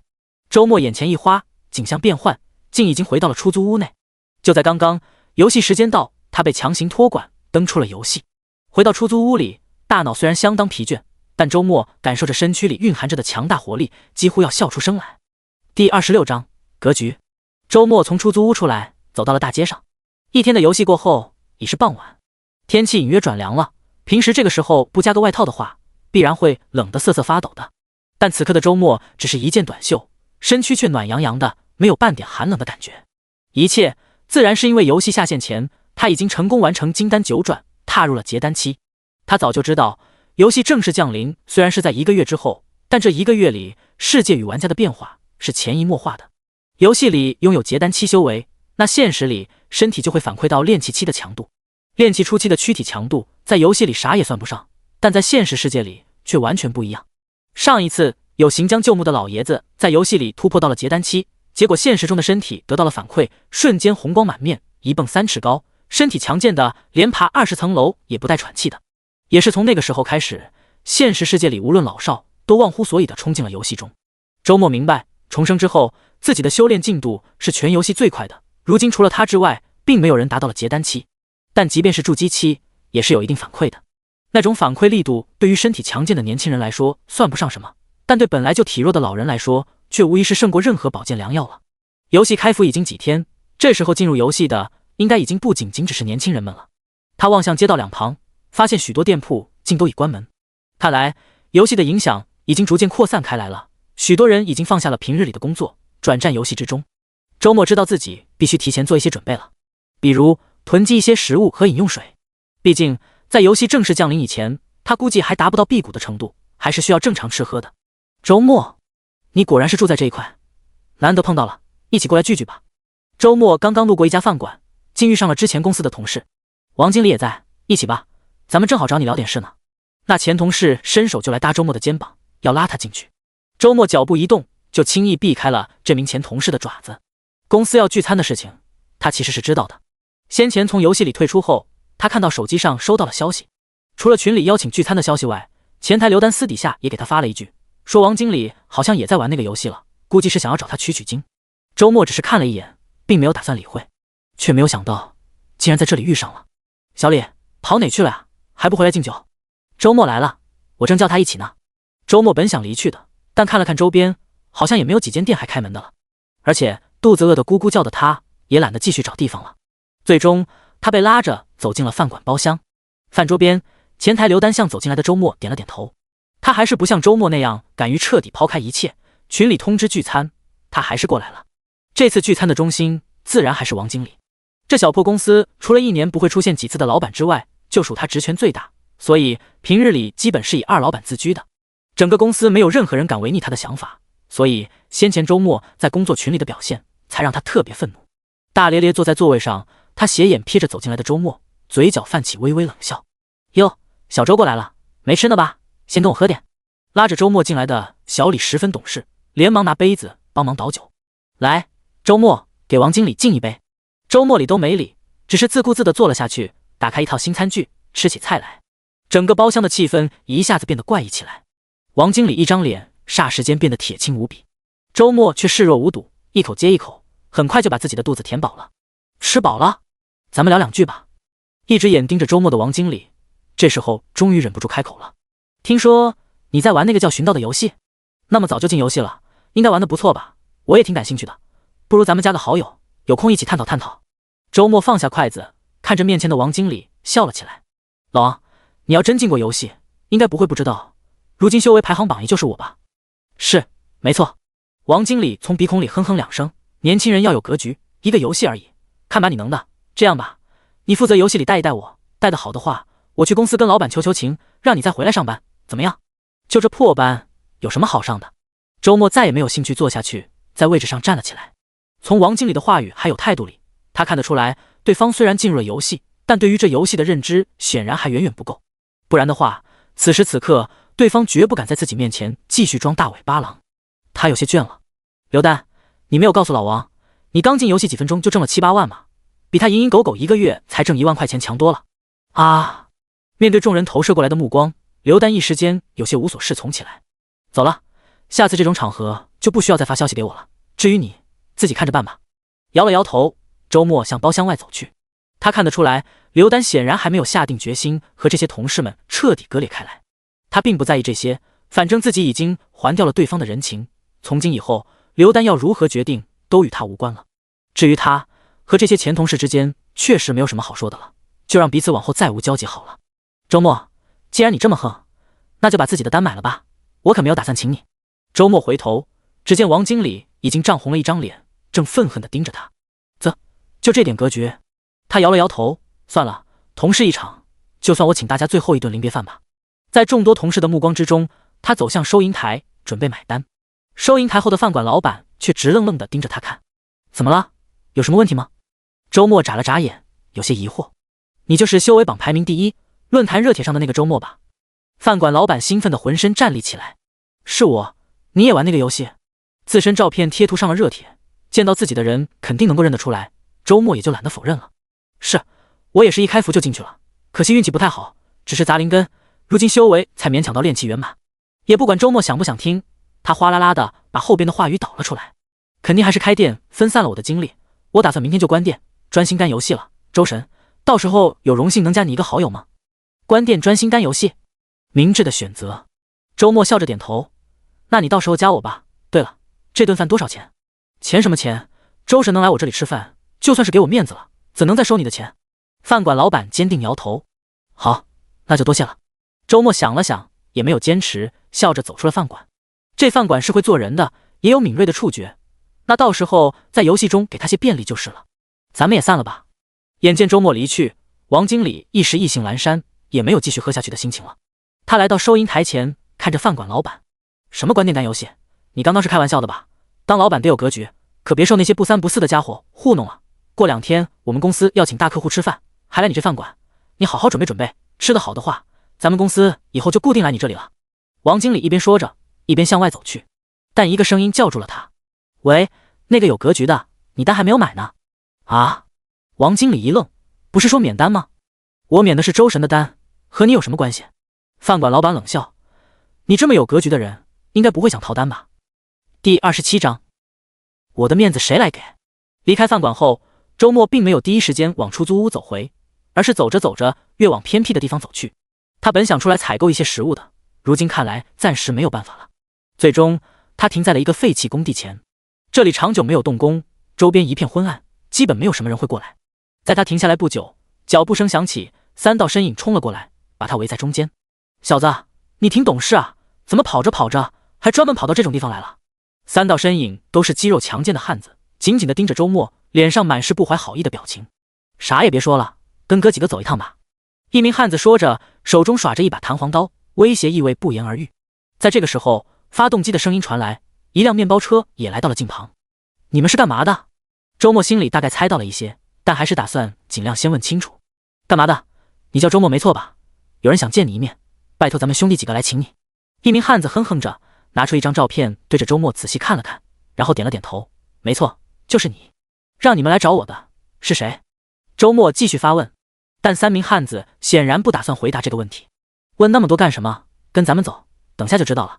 一名汉子叫嚷着，伸手就来抓周末的手臂。一把抓住的同时，他只感到一阵心悸，好像自己抓住的是一头无比凶残的猛兽。但是这种心悸感觉瞬息之间就消失不见，仿佛只是错觉而已。而在这个时候，锋利的刀子已经抵住了周末的后腰。走吧，别让哥几个多说。周末于是并不反抗，被3名汉子压着上了面包车。小面包车总共装了5个人，飞速驶离了废弃工地，向前开去。远吗？坐在面包车里，周末轻声问道。你小子还挺着急。一名汉子颇为讶异，看来你是一点也不怕呀，是个人物。不远，一会就到了。开车的司机搭了一句话。一名汉子拍了拍周末的肩膀，说道：咱们跟你无仇无怨，是收钱办事的正经公司。我看兄弟你挺懂事，咱们也就不难为你了。听哥一句劝，到了地头，忍着点，该服软就服软，事情不就过去了吗？对于这样的规劝，周末微笑以对。他心里明白，这几人口风挺紧，在抵达目的地之前，估计是不会透露背后雇主信息的。既然如此，自己也就只能亲自过去看看了。这样满身大汗，难上加难的局面，若是普通人，这会脚都该软了。但周末却不同，他有着足够的自信。虽然没从游戏中带出任何术法手段，但仅凭他如今练气期的身体素质，这点小场面根本就吓不到他。游戏里结丹初期的修为，能够让现实中的身体拥有炼气初期的强度，而九转金丹加上炼体修为，让他身躯强横更上一层楼。如今的他，若是想逃，一拳就可以砸烂这面包车跳出去，但没有必要。不怕贼偷，就怕贼惦记，总要先看看背后是谁在搞事情，才好应对。时间过得很快，终于在行驶了一段时间之后，面包车经过一段僻静的道路，进入了某个别墅群。兄弟，到地了，下车吧。在汉子们的招呼下，周末从面包车里走了出来。他看看周边，不由得笑了起来。我还以为你们会给我眼睛蒙上黑布呢，怎么办？这下子路线不是让我记住了吗？你当演电视剧呢？一名汉子失笑，咱们只是接了这一单，以后你要不要找他麻烦，那可不关咱们的事，说不定因此再找咱们，那又是一单新生意，何乐而不为呢？真有你的。周末摇了摇头，也不用别人催促，已经向别墅内走去。进入别墅之中，比篮球场还大的客厅里，早就有人在等着他。10几个黑西装男排成2排，尽头是瘫坐在单人沙发上的一名年轻男子。果然是你，王林。无视了那10几名压迫感满满的黑西装男，他向着对面的王林一挑眉。近来对自己那么愤恨的人，除了这王林之外，还能有谁？周末，王林猛地握紧了双拳，在游戏里见过面，双方都轻易地认出了对方。登录游戏，把先天灵体的速灵丹给我，然后自己重开。王林冷冷地下了命令。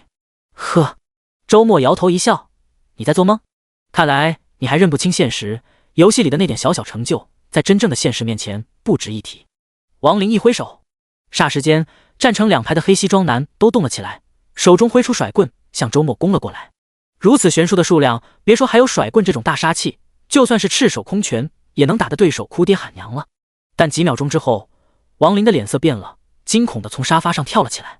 就在他的眼前，周末一巴掌一个，把10几名西装男全数打得滚倒在地。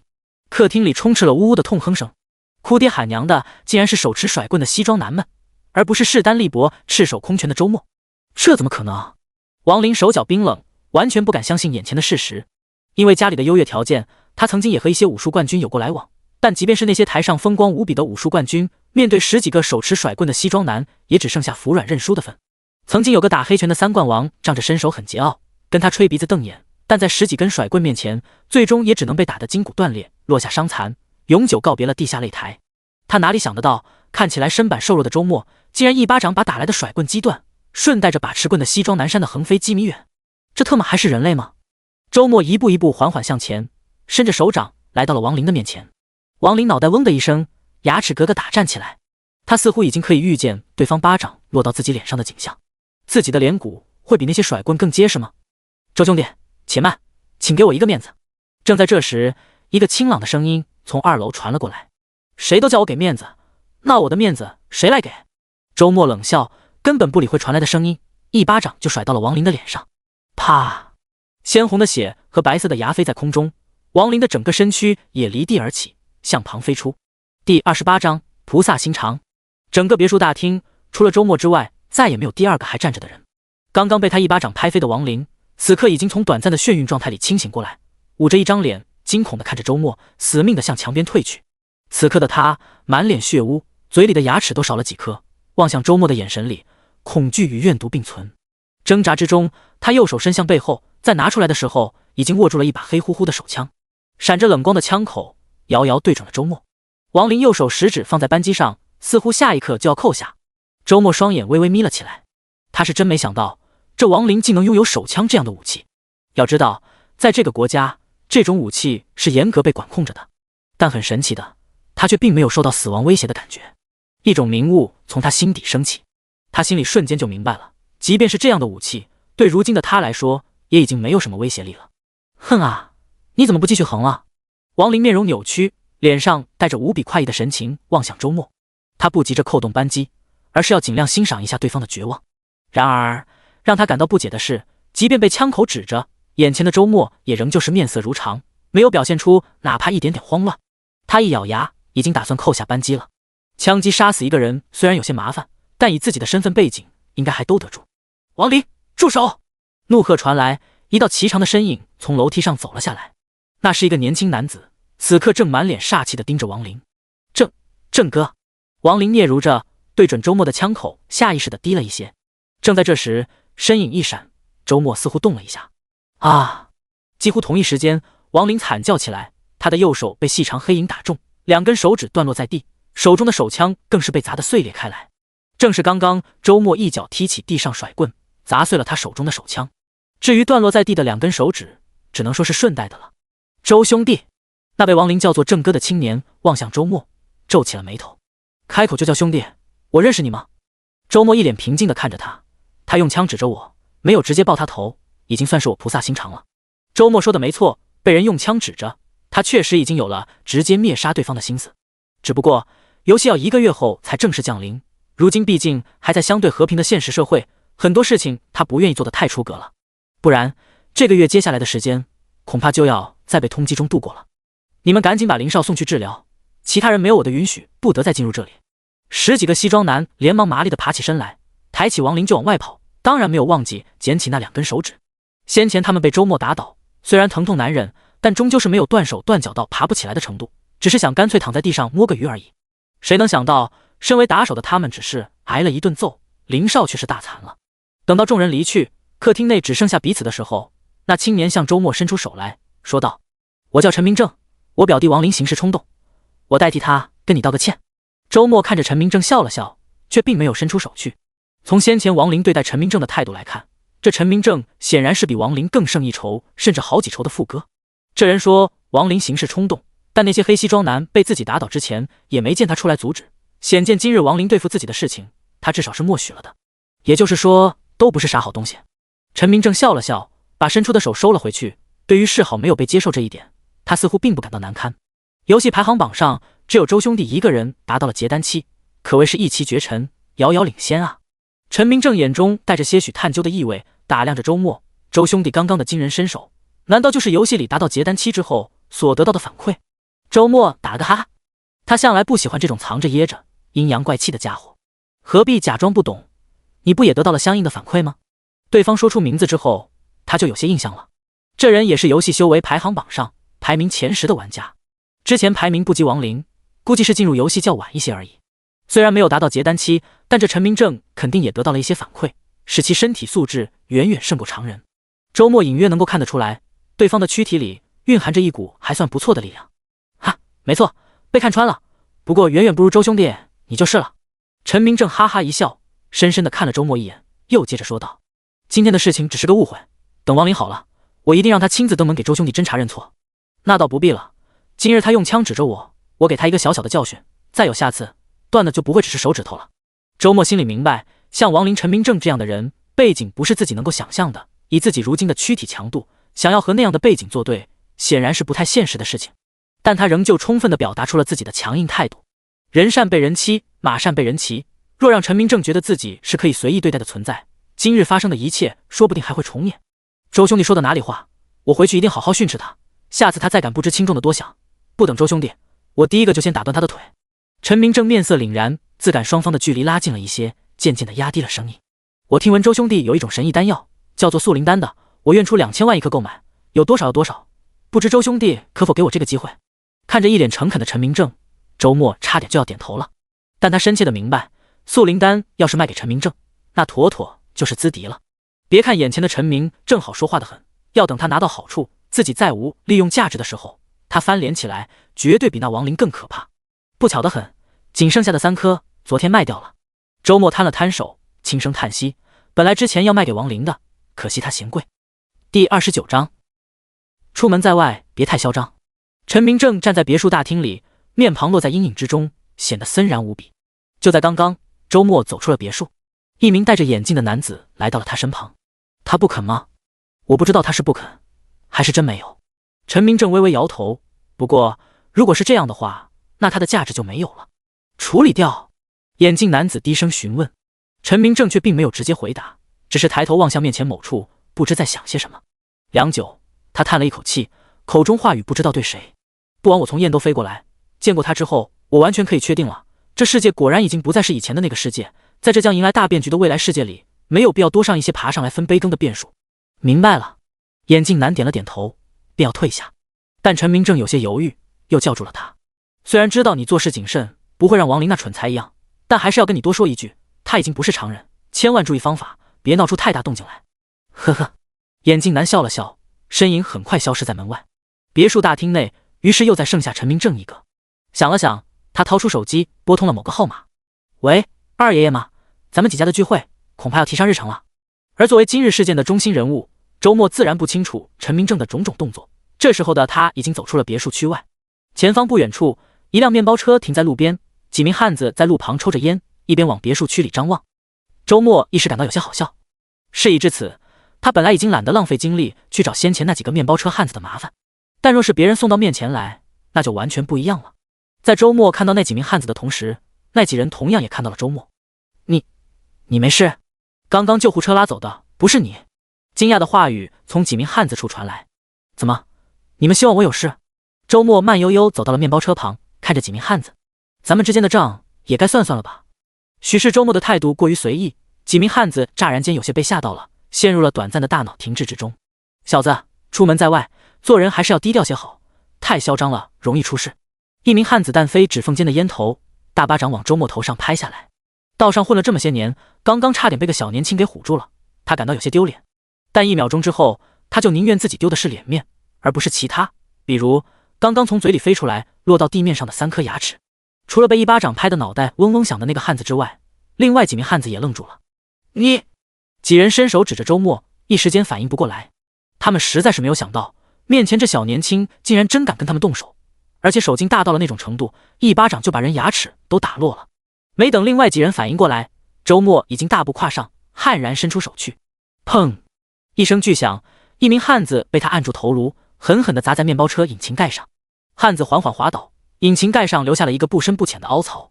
剩下的2名汉子这时候才刚刚掏出弹簧刀来，看了看自己手中的小小弹簧刀，又看了看那软倒在地的汉子和引擎盖上的凹槽，他们犹豫了。眼看着周末又要动作，2名汉子吓得浑身一抖，连忙丢掉手里的弹簧刀，噗一声跪倒在地。哥，大哥，是小弟错了，求高抬贵手。到了这个时候，即便再想不通，但他们也都已经深切的明白了一件事，那就是面前的周末绝不是他们能够对付得了的。这就投降了？没意思。周末微微摇了摇头，从一名汉子手里轻轻拿过了弹簧刀。不错的刀子啊。耍弄了一下弹簧刀后，他屏气凝神，把小刀往自己掌心一抹。跪着的2名汉子又是一抖，但结果跟他们想象的却完全不同。周末摊开手掌来，但见掌心只有一道浅浅的划痕，渐渐消失。那锋利的弹簧刀连他手掌的皮都划不破，这完全超出了2名汉子的理解范畴。当又看到周末轻轻一掰就把弹簧刀掰断之后，他们更是庆幸地叹了一口气。自己2人果断地跪倒求饶，果然是最明智的选择。罢了，咱们也算是不打不相识，恩怨就到此为止吧。我这里有个小忙，不知道能不能请几位帮帮我。面对周末闪烁着莫名凶光的眼眸，汉子们哪里能说得出半个不字来。最终，一辆面包车又快速上路，向着来时的方向开去。周末所说的小小帮忙，自然是让他们开车送自己回去。至于运气不好受了教训的2个，这时候和另一名汉子一起塞在后座，心里的恐惧仍未完全消退。经过一段时间，面包车再次回到了先前的出发点。看着从副驾下来的周末，几名汉子老老实实的排成一排，低头站在他面前。大哥，这是兄弟们的一点小小心意，给你吃个夜宵。一个鼓鼓囊囊的文件袋被恭敬地递到了周末面前。周末也不客气，接过来打开一眼，发现里面大概有10几万现金的样子，说不定就是王林那边给的，让这几人来绑架自己。如今他账户里有好几千万，这10几万对他来说倒也不算什么了。想了想，他对几人说道：“留个联系方式吧，以后说不定还有事要找你们。”最终交换了联系方式之后，周末扬长而去，独留下几人在寒风中瑟瑟发抖。咱们怎么办？那边的尾款还要吗？要，怎么不要？这次踢了那么硬的铁板，都怪那边给的信息不准，尾款还想赖掉。那他呢？万一以后真找咱们要怎样才好？再说吧，我感觉咱们还是得上点线。能打的人我见过，但这么玄乎的还真是第一次见。几人的讨论，周末自然懒得理会。他很快回到了自己的出租屋里。今天发生了不少事情，游戏下线之后还没有来不及好好休息呢。不过发生的一切也给他敲响了警钟，自己在游戏内的表现太过亮眼，风头根本就遮掩不住，迟早会引来有心人的注意。今日亡灵陈明正能够找到他，那以后其他人也一样可以找到他。这个地方已经不安全了。周末摇了摇头，一声叹息。如果游戏已经正式降临，他倒没有那么担心了。但如今自己只被反馈了一点点修为，除了躯体强度足够惊人之外，并没有什么特殊手段。以这样的实力，面对现实世界里的各种势力，并不能做到一笑置之。先避避风头吧。这样想着，周末随意收拾了一下，背起双肩包，在房间里留下了这个月的房租。趁着夜色正浓，呼一声从4楼跳下。第30章，香饽饽。周末心里很清楚，先前自己在别墅里那样表现，陈明正肯定不会放过自己，说不定自己前脚出门，后脚那家伙就安排人来跟踪对付自己了。所以原来的出租屋肯定不能再待了。但如今的他仅仅只有比较强横的身躯而已，并没有游戏里那种御气飞行的能力，依靠2条腿奔跑肯定走不了多远。至于坐车这种方式，直接被他排除掉了。如今这个社会，只要坐了车，肯定都会留下痕迹。他当然不允许自己犯下这样低级的错误。夜色之中，周末急速奔行着，如同一头最矫健的猎豹。最终他一跃3米高，跳过了围墙，进入到了某个厂区之中。这个厂子几个月前倒闭了，人员早已经撤出，如今正处于空荡荡的状态。周末一路奔行，到了厂子里某栋宿舍楼的顶层，进入了一间宿舍里。厂区早已经停电，但对如今的周末来说问题不大。游戏的反馈让他的身躯变得强横，黑暗中失误的能力也大幅度提升了。简单收拾了一下床铺之后，周末准备休息了。不过在躺下之前，他还是多做了一些保险动作，比如在门后摆上几个空啤酒瓶，这样有人进入的话便会发出声响，进而惊醒他。一个晚上就这样无惊无险的过去了。昨晚离开出租屋后，他采购了不少面包和纯净水，如今也懒得讲究，匆匆吃过早餐后再次登录了游戏。今天的游戏世界明显热闹了许多，显然进入游戏的玩家数量又有了大幅度的增长。他这次上线直接就出现在了后山真传弟子的住处。昨天下线前毁掉的亲传弟子洞府也不知道如今怎样了。速来主峰门派大殿，还没等他多想，一道传音符从远处飞来，在他面前炸开，似乎是天火宗掌门的声音。虽然很想马上就埋头修炼，但周末心里明白，在这游戏里发展的前期，宗门 NPC 们的帮助是有极大作用的，很多时候能够让自己事半功倍，少走很多弯路。感受着体内9转金丹传递过来的汹涌法力，周末祭出焰火轮向主峰大殿飞去。随着澎湃的法力不断涌向脚下的焰火轮，这件法器发出了隐隐约约的哀鸣。很显然，才刚刚炼制成不久，还来不及用上几次，这法器都已经跟不上他的修为了。之后有时间得再想办法加强一下，升级换代了。烈焰腾空，没过多久就来到了主峰，落到了宗门大殿前。掌门，您找我？大殿内除了天火宗掌门，其他长老近一个不少都在。天火宗掌门看向周末，微微一笑：周末，你突破结丹期后，急着巩固修为，咱们也只好等今日才让你来觐见。笑死，自己昨天匆匆选择托管下线，原来在这些 NPC 眼里是被这样理解的。不过掌门都这样说了，他自然不会去反驳。他静静地看着掌门和众长老，等待事情的发展。这么多人等着他，肯定是有要事的。掌门果然又开口了：100年以来，你是第一个在如此短的时间晋升真传的，加上你先天灵体的资质，各位长老都对你寄予厚望。按理说，你继承了真传，众长老之中，你便可任选一人拜入门下，获得妙法传承。看到周末仍旧镇定自若，掌门更显满意的点了点头。不过你情况特殊，表现又实在太出众，无论是哪一位长老，恐怕都承担不起单独教导你的重任，所以我与众位长老商讨之后，有了一个新想法。周末察觉到，随着掌门话音落处，在场所有长老看向自己的视线都变得灼热起来。重生前的那一次游戏进城里，他资质一般，可从未享受过这样的待遇。很显然，应该是自己表现太过出众了，众人长老你争我抢，都舍不得放弃自己这个香饽饽。所以掌门和众多长老的新想法是，他猜的没有错。掌门继续说了下去：咱们有意培养你为核心弟子，并参与争夺核心大弟子，也就是宗门行走的资格。听到这里，周末心中一惊。上一次游戏里，他自己水平虽然不够，但也从其他玩家处听到了一些相关信息，比如真传弟子的下一个等阶是核心弟子，成为核心弟子便将拥有和普通长老一样的权限。每个宗门的核心弟子都不多，那种层次的 NPC 一般玩家根本就接触不到。核心弟子之中还有着一个极度特殊的存在，核心大弟子。核心大弟子便是宗门所有弟子的大师兄，默认的宗门下代掌门，代表宗门在外行走，权限甚至更在一般长老之上。当然，与权限相匹配，这些核心弟子也有着同样强大的实力，修为根本不在一般长老之下，甚至有胜之。争夺核心大弟子资格，什么时候？周末眼神灼热，颇有些按捺不住了。对于核心大弟子，他自然是有想法的。在游戏正式降临之前，最大限度地从这游戏里攫取资源，提升自己，是身为玩家必须要做的事情。他只是担心时间太过紧迫，自己来不及准备。毕竟核心弟子们一个个都强得可怕，不是此刻的自己可以对付的。7天之后，等各位核心从外赶回，就正式进行核心大比。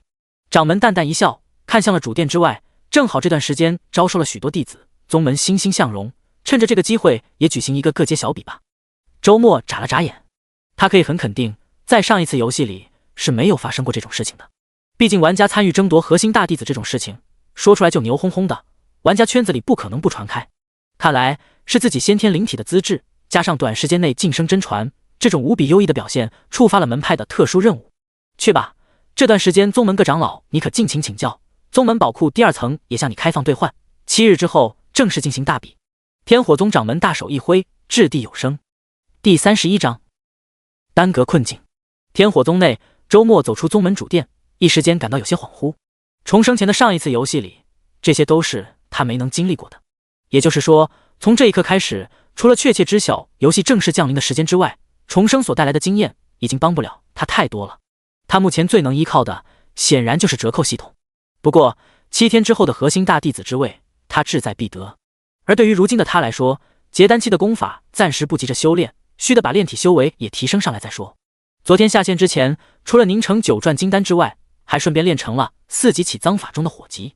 如今还剩下3级，都完成之后，便可以顺理成章地进入炼体的下一个境界——炼脏境。4级起脏法要用到的4级为风雷水火4级，如今我还剩下风雷水3级，在天火宗范围内想要寻到合适的环境，只怕并不容易。周末略微沉吟，不过这对他来说也算不上太难解决的问题。先前的火级他也没有寻找地火之脉，而是直接用巨量的赤焰矿解决，那么接下来的3级当然也可以用同样的办法，关键是不能再像上次一样把洞府炸开了，这当然也很好解决。天火宗占地极广，除了各处主要的山峰之外，还有许多灵气较为微弱的山峰，并没有助人。周末脚踏焰火轮在上空急速飞行，很快就找到了合适的地点。接下来就是买的环节了，1比1亿的折扣让他的金钱具备无比强大的购买力。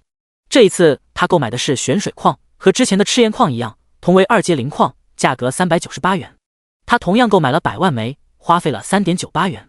这一次没有凝丹的消耗，无需灵符相助，仅仅玄水矿本身就足够了。按理说他是火系先天灵体，对于水行元气并没有半点亲和度，吸纳起来根本就谈不上效率的。只不过那是炼气法修的事情，如今的他是炼体，跟灵根优劣没有任何关系。4级起脏法运转起来，周末猛然张口，大口地吞吃着100万枚玄水矿里泄露出来的水行元气。而其实根本就不等他来主动吞吃，单是100万枚玄水矿堆积在一起，水行元气便汹涌澎湃起来，争先夺后的从他周身毛孔往里钻，还是太过于温和了。周末这样想着，已经祭出了一件攻击法器来，正是他练习炼气时与焰火轮一道练出来巨金锤，一直以来都没啥使用机会，这还是第一次派上用场。一柄金色的小锤不过拇指大，在祭出之后迎风便长，眨眼间就化作了10几丈大，不愧巨金锤之名。轰隆，巨大的金锤猛力砸打下来，把下方巨量的玄水矿砸成了齑粉。破碎的同时，巨量的水行元气狂涌而出，当前环境的水行元气浓度顷刻间就增长了100倍不止。周末感觉到自己周身的皮肉被层层洗涤，就像河边的大石被水流长期洗刷，层层剥落，但他还是支撑了下来。最终除了熊熊燃烧的烈焰之外，体内的脏器里又多了哗哗水流之声。水级起脏也完成了，接下来的风雷2级就更是熟门熟路了。最终又花费了2个3.98元购买了相应的100万枚灵矿之后，风雷2级起脏也宣告完成。至此他的4级起脏法功行圆满。感受到身躯自内而外充斥着的强大力量，他满意点头，知道自己在体修一途也达到了与法修同等的成就。这种起脏方式其实是可以复制的，比如其他玩家也可以参考他的办法，用4种灵矿代替合适的地脉完成起脏。当然，没有折扣系统的话，花费略多，需要 15.92 亿元，那恐怕就不是普通玩家能够轻易拿得出来的了。而且游戏里能像他这样法体双修的终究还是少之又少。虽然法修体修的境界都相同，不过如今的我显然是体修方面的战斗力更强。周末缓缓呼吸，体内脏气伸张，往全身搬运着恐怖的力量。下一刻，他轻轻跺脚，地面瞬间崩塌，出现了一个深10数丈的巨大坑洞，其中有风雷水火轮番肆虐过的痕迹。这就是体修的特色，主要战斗力都集中在自身躯体，达成相应境界之后，哪怕没有修行功法，没有法器等外物相助，也有不俗的战斗力。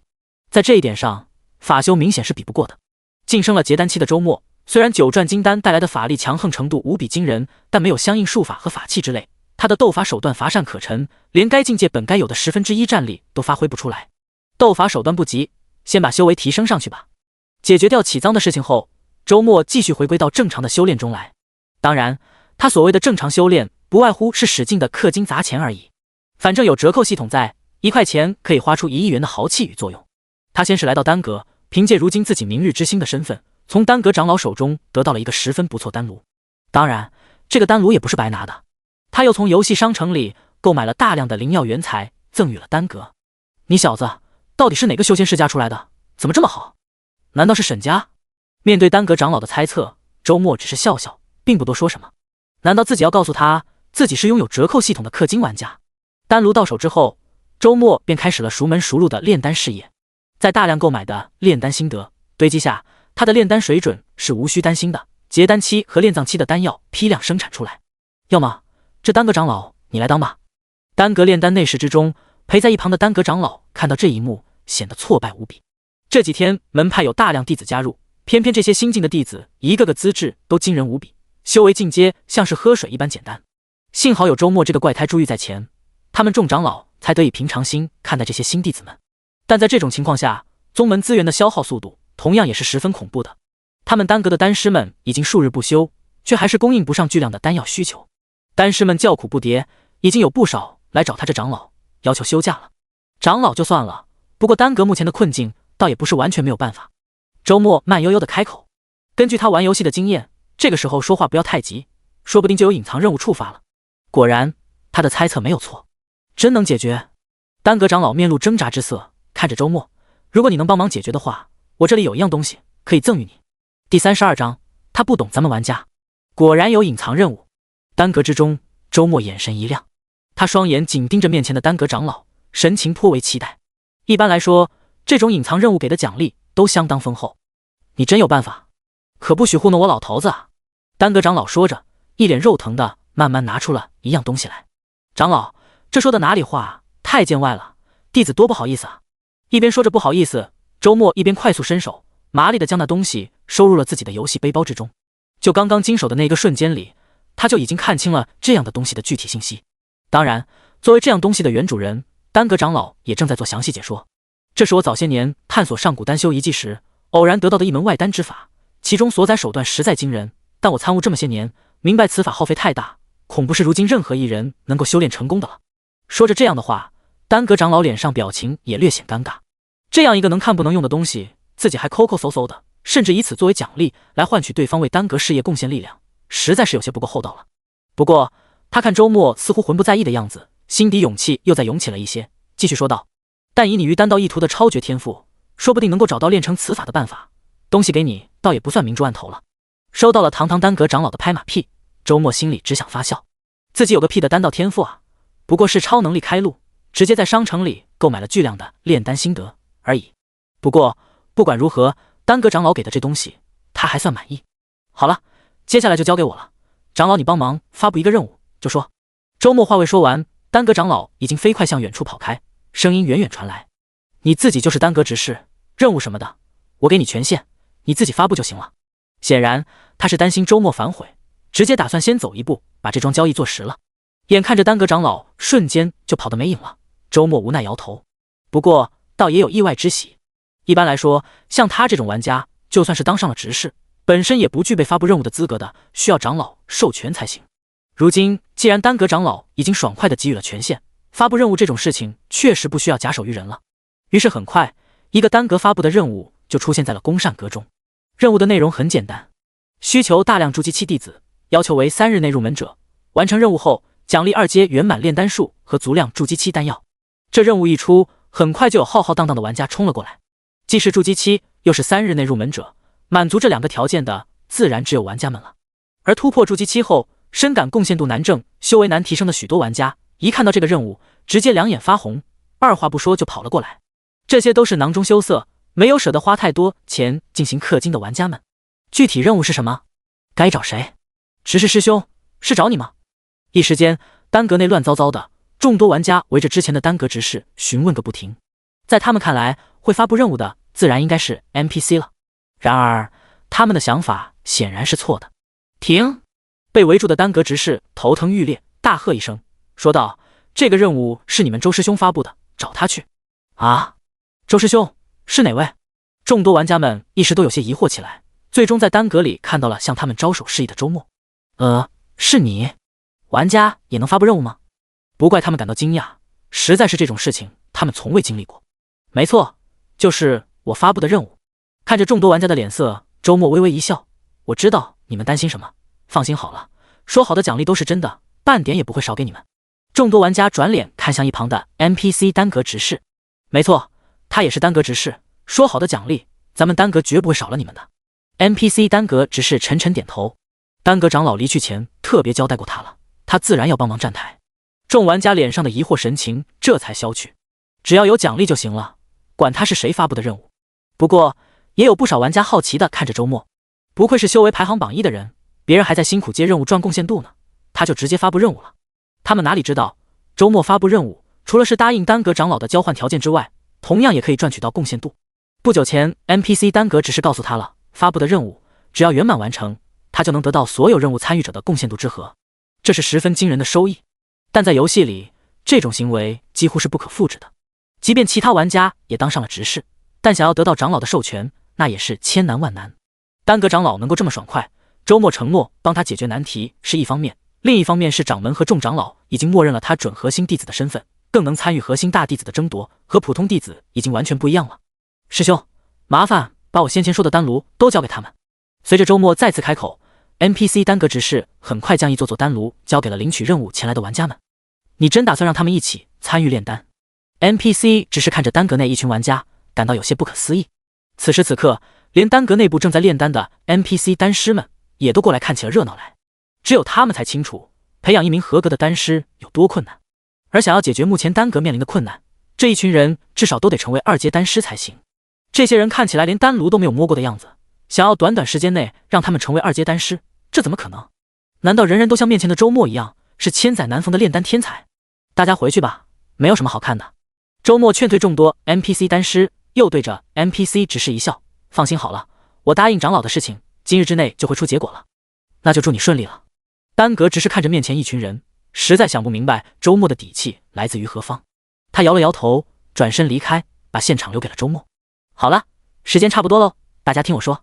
周末看着面前的众多玩家，拍了拍手，说道 ：NPC 们不看好咱们，是因为他们不懂咱们玩家。现在大家来我这里领取炼丹心得，管够。第33章三奇兽丹法。丹阁之中，众多玩家看着周末，一时间都有些不敢相信。作为玩家，他们跟那些 NPC 不一样，自然明白炼丹心得是什么东西。先前缺少增长修为丹药时，他们也曾经想过是否自给自足，当一名炼丹师给自己炼制丹药。但是，一打开商城之后，炼丹心得高企的价格就让他们冷静了下来。一份就售价648元，想要提升到能够炼制筑基期丹药的程度，没有个2-3千份恐怕不行。这就是100-200万了，没有多少玩家能够拿得出这笔钱来。即便如今现实世界有论调说这游戏代表了未来，也没有多少人能够狠得下心。如今同为玩家的周末竟然要给他们提供炼丹心得，还管够，到底得有多豪横才敢夸下这样的海口？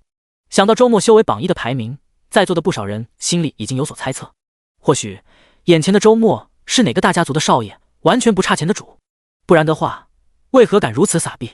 种种想法在这些玩家心里泛起，但不管真实情况如何，眼前只有切实拿到手的好处才是最实际的。好几个脑子灵活的玩家已经冲了上来，人家有钱，爱撒币，那就让他撒好了。万一对方实力不足，撒币撒到一半没钱了，排在后边的岂不是追悔莫及？你们几个有前途，我看好你们。看着急忙冲到自己面前的几人，周末淡淡一笑，大捧大捧的炼丹心得已经交到了这几人手里。以他1比1亿的折扣系统，今天来的人就算再多100倍，他也完全供应得起。大家听我说，先用这些炼丹心得，把炼丹技艺的熟练度提升上来。随着周末的讲解，还有大量的炼丹心得甩出来，在场的玩家们炼丹技艺都飞速的提升着，把在场数十名玩家的炼丹技艺都提升到2阶圆满。在1比1亿的折扣下，周末所付出的不过仅仅只有1-2块钱而已。当丹阁里的 NPC 们再次回到现场，看到数十名玩家正襟危坐，丹炉里丹香浓郁，弥漫了整个丹阁，他们是真的怀疑人生了。身为老资格炼丹师的他们，自然能够闻得出来丹炉里的是什么丹药。短短时间内，对方竟然真把这数十名弟子调教出来，成为了能够炼制筑基期丹药的熟练丹师，这是何等梦幻的事情！各位请看，这些丹药品相如何？不多时，数十名新晋丹师便相继开炉，将丹药取出来。2道丹纹，珍品精髓丹；2道丹纹，珍品精髓丹；3道丹纹，绝品精髓丹；又是3道丹纹。一时间，丹阁内的众 NPC 丹师都陷入了沉默。他们经营丹道多年，如今也只能保证10炉里有7-8炉能顺利炼出成品丹药而已，偶尔能够出一些1道丹纹的良品丹药就已经很不容易了。而2道丹纹的珍品丹药，1个月也未必能够炼得出1枚。至于3道丹纹的绝品丹药，整个丹阁也只有长老1人能够炼得出来。不久前，眼前的周末打破了这个规则，但凡出手便是3道丹纹的绝品丹药。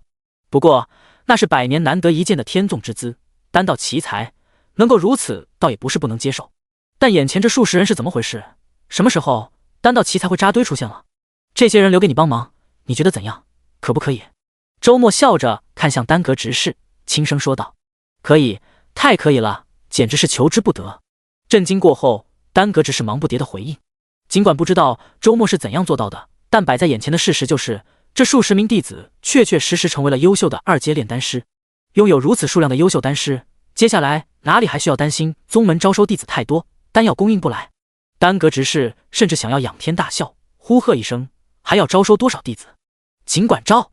接下来的3天里，周末来回奔走于天火宗那个阁之间，丹阁、气阁、符阁、阵阁等等，全都被他混了个遍。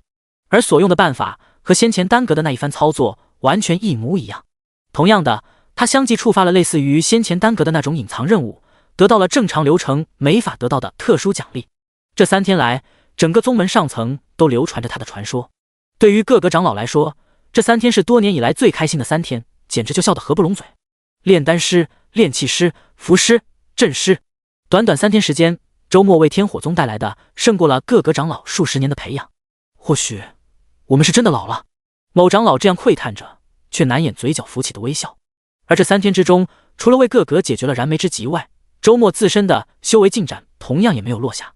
他培育的众多炼丹师、炼气师只是炼制筑基期的丹药法器，而他自己却在这3天里炼制了大量的结丹期丹药法器。其余的灵符阵旗也同样如此。3天时间里，他丹药不停，保持着修为上的稳步提升。不仅法修修为到达了结丹圆满，体修修为同样也达到了炼脏期圆满，加上炼制的法宝灵符等等，他可谓是把自己武装到了牙齿。这是他重生前所没能达到的空前高度。回想起上一世游戏里的种种，他估摸着，即便是当时风头无两、结丹榜战力排名第1的那人，也绝不是如今自己的对手了。但他显然仍不满足，因为即便是上一世结丹榜排名第1的那人，最终也在游戏正式降临之后凄惨地化作了灰灰。自己显然仍不够强。此刻的他手中捧着来自于丹阁长老的那卷功法，正在细细参研。说是参研，事实上不过是在等进度条读完罢了。三奇兽丹法正是这卷功法的名字，而其内容则是需要猎杀3头冰风雷3奇属性的妖兽，以其兽魂炼丹，最终炼成奇兽外丹。这奇兽外丹和普通的结丹期金丹不同，是完全独立于外的另一种体系。炼成之后，可以在体内蕴养3枚奇兽外丹，斗法之时祭出体外，发挥出惊人威力。这是更相近于法宝的东西。不过和法宝不一样的是，这3枚奇兽外丹有兽魂入主，斗法时能够更多的发挥出妖兽本身的天赋来，而且能够独立吸纳天地元气，修炼进阶。某种意义上来说，这相当于另外3个结丹期要修了。看起来不错，具体情况如何，还是等练成之后才能知道。周末心中这样想着，向宗门外飞去。他需要出外猎杀妖兽，获取兽魂，而且正好不久前有人托天火宗门内弟子传递消息，有意向和他进行交易。生意上门，他也正好去看看。第34章，伪善的嘴脸罢了。天火宗上空，一道火焰急速掠过，瞬息远去。正是周末。此刻的他脚下所踏的飞行法器，早已经不是原先的焰火轮，而是经过重新炼制后更加强大的法宝赤焰轮。和原先的焰火轮相比，不仅仅只有飞行的能力，更具备一定的攻伐之力。当然，哪怕单论飞行速度，也绝不是原先的焰火轮可以比拟的。一边飞行，周末一边整理着思路。进入结丹期之后，修为的增长速度远没有之前迅猛了，哪怕他丹药管够，加上自身的先天灵体，一天也顶多提升一个小境界而已。足足花费了3天时间，他才从初入结丹到了如今的结丹圆满。而这3天来，现实世界里也算是平静。他一直待在那废弃工厂宿舍里，并没有发生什么事情。不过肉眼可见的，整座城市愈发变得寂静起来了。原本悬停在天空之上的那个奇异世界投影，此刻已经下落到了人们的头顶上，仿佛伸手就能触摸到。但是即便有好奇且大胆的人伸出手去，却只是从中穿过，根本就触碰不到什么。这种情况实在是没有办法用现有的科学理论去解释了。许多人已经彻底接受了游戏终将降临现实的结果，开始从工作活动里抽离出来，更多的投入到了游戏当中。网上信息显示，已经有不少人选择卖车卖房，筹备资金进行游戏。不少专家也现身说法，有理有据地推断着，游戏出现后，这个世界将会走向何方。不管如何，游戏热度已经达到了空前的程度。周末虽然仍旧稳坐修为榜1的位置，但是整个修为榜单也已经发生了翻天覆地的变化。只记录前100名的修为榜单，连排名最末的第100名也都是结丹期修为。短短几天时间能够拥有如此进展，很显然他们应该也使用了和周末差不多的方式，那就是拼命氪金，用钱开路。即便已经拥有1比1亿的折扣系统，周末也仍旧不敢小看其他人。这个世界向来都不缺少有钱人，先前只是区区游戏，许多真正有钱的人不屑花费在这上边而已。但如今游戏很可能已经不单单是游戏，不少人的心态也就转变了过来。疯狂砸钱氪金的情况下，整个玩家群体的水准大幅度提升。最为此感到震撼的应该是那些 NPC 们了。各大宗门在大量招收弟子的同时，都在默默感叹天骄遍地，奇才辈出，修仙界传说中的黄金大事要来了。原先那个小小的游戏论坛，短短几天时间访问量暴增，甚至超过了那些超级门户网站。论坛里的帖子可谓是井喷式增长，往往一个帖子刚刚发出来，便瞬间被沉到了最底端。当然，在这样的访问量下，那些热帖更加热了。而周末也仍旧坐拥好几个热帖，也不知道该高兴还是该无奈。越来越多人猜测，修为榜上排名第1的他，绝对是大家族世子，砸了不知道多少亿资金进去了。而天火宗接下来要开展的核心大弟子大比，消息也传了出来。其他各个门派的玩家弟子们群情汹涌，也想要求本门派开启宗门大比，只可惜并没有成功。他们估摸着，这应该需要触发某个特别的隐藏任务才可以。于是，许多人在论坛上发帖，希望周末可以公开攻略。不少人还在游戏里想办法联系他，想要得到激发隐藏任务的技巧，但很显然都没有得到回应。不少人于是冷言冷语，讥讽周末小气自私。即便有天火宗内部玩家爆出这几天周末出资扶助新进玩家的举动，也改变不了那部分人的想法。伪善的嘴脸罢了，你们也许不过是他赚取贡献度和其他奖励的手段，亏你们被人卖了，还一边帮忙数钱，就是花点小钱让你们成为2阶炼丹师、炼器师什么的，你们就死心塌地的帮他干活了。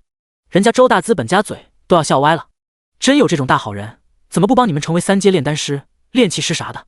区区几个亿而已，等我成为执事，我也可以为大家贡献。这种种言语，周末只是一笑置之，并不在意。那部分玩家虽然嘴毒，但某些地方确实没有说错。他帮助那些天火宗弟子成为炼丹师、炼器师什么的，本就不是单纯的做好事，不求回报的单纯付出，这种人或许有，但绝不可能是他周末。他的种种作为不过是各取所需罢了。假如他成功夺得核心大弟子的位置，为宗门师弟们所做的一切贡献，最终都会成为他的底蕴。不是假如，而是一定。飞在半空之中，周末微微眯眼，再一次下定了决心。核心大弟子的位置，他势在必得。而论坛里同样有一些副歌向周末发起了挑战，不过是先走一步而已。论砸钱，我还从来没有怕过谁，等着吧，3天之内我要让这排行榜1位。放下这种豪言壮语的不在少数。老实说，对此周末也感到有些压力了。如今自己的现金账户里还有几千万，算上折扣系统，购买力等于几千万亿。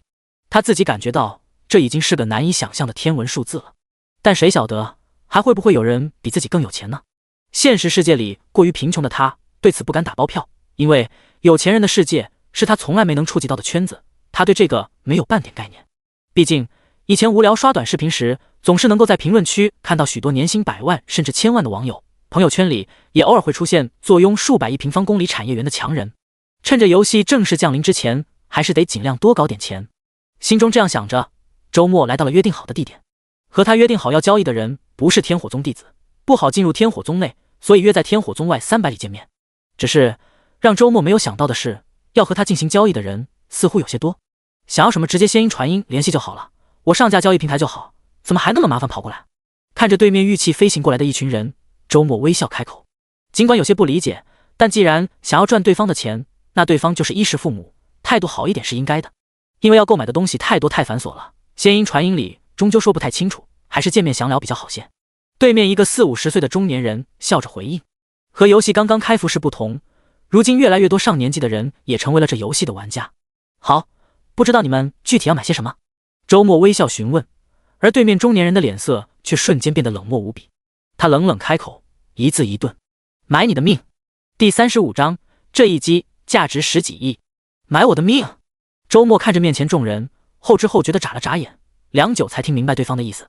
一直以来，他自问自己的警惕性都挺高的，担心别人对自己不利，所以行事算是谨慎。但是他的这种警惕性却只是针对现实世界，在游戏世界里，这方面他相对就放松了许多。这自然是来源于对自身实力的自信。他没想到，在自己名字一直高高挂在修为榜1的情况下，竟然还是有玩家动了歪心思。是谁要买我的命？周末发觉自己一点也没有生气，只是很认真地向对方发起询问。想买你命的人多了，区区一个没有底蕴的小子，掌握先机，占据了如此位置，你不觉得太可笑了吗？中年人冷笑着，说话间，一起过来的10几人已经在空中飞行散开，把周末围在了中间。是王林和陈明正请你们过来的？周末目光一冷，这是很合理的猜测。尽管游戏里的样貌和现实中一样，但自己的其他信息并没有过多暴露。目前为止，知晓自己真实身份的也就以前的同事们以及王林、陈明正他们而已。有魄力且有实力请人来对付自己的，肯定不是那些同事。呵呵，等你重开了，自己再慢慢想吧。中年人既不承认，也不否认。说话间，10几个人同时祭出了法器来，同时手中还握住了一串奇异的珠子。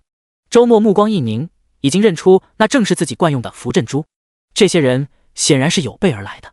此时此刻，在距离此地极远的某处，几名玩家正凝神观看着一片水幕。水幕之中，赫然正是天火宗外的对峙场面。这面千里水镜确实神奇，能够在游戏探索里获得这种奇异宝贝，那人运气实在够逆天。哼，运气再逆天又如何？不过500万，这逆天的运气便归我所有了。一个骄傲的声音响起。如果周末在这里，一定能够认得出来，这正是不久前被他踢断了2根手指的亡灵。此时此刻，对方竟又进入了游戏中，而且修为竟也已经达到了结丹境界。亡灵，那周末毕竟是修为榜1，这些人对付得了他吗？放心，这次的事情为求万无一失，我们各家都使了不小力气，他独自一人又怎么可能抵挡得了我们各家联合？另一个声音响起来，在场几人马上安静下来。好，陈明正，这件事是你们陈家带头发起的，我们也就只好相信你了。反正那小子不属于我们任何一家，弄了也就弄了。没错，就算他修为榜1又如何？咱们的人也全都是结丹期，10几个初期对付不了一个后期圆满，但暗地里还藏着100来个呢。确实，虽然结丹期的法宝还来不及炼制，但陈少研究出来的符阵珠，钱花的越多，威力就越大，最适合咱们这些人使用了。108克一串，一串花费300多万，每个人都带了3串在身上，100多人就是10多个亿，这么多钱还砸不死他，我就不信了。没错，大家想得很透彻。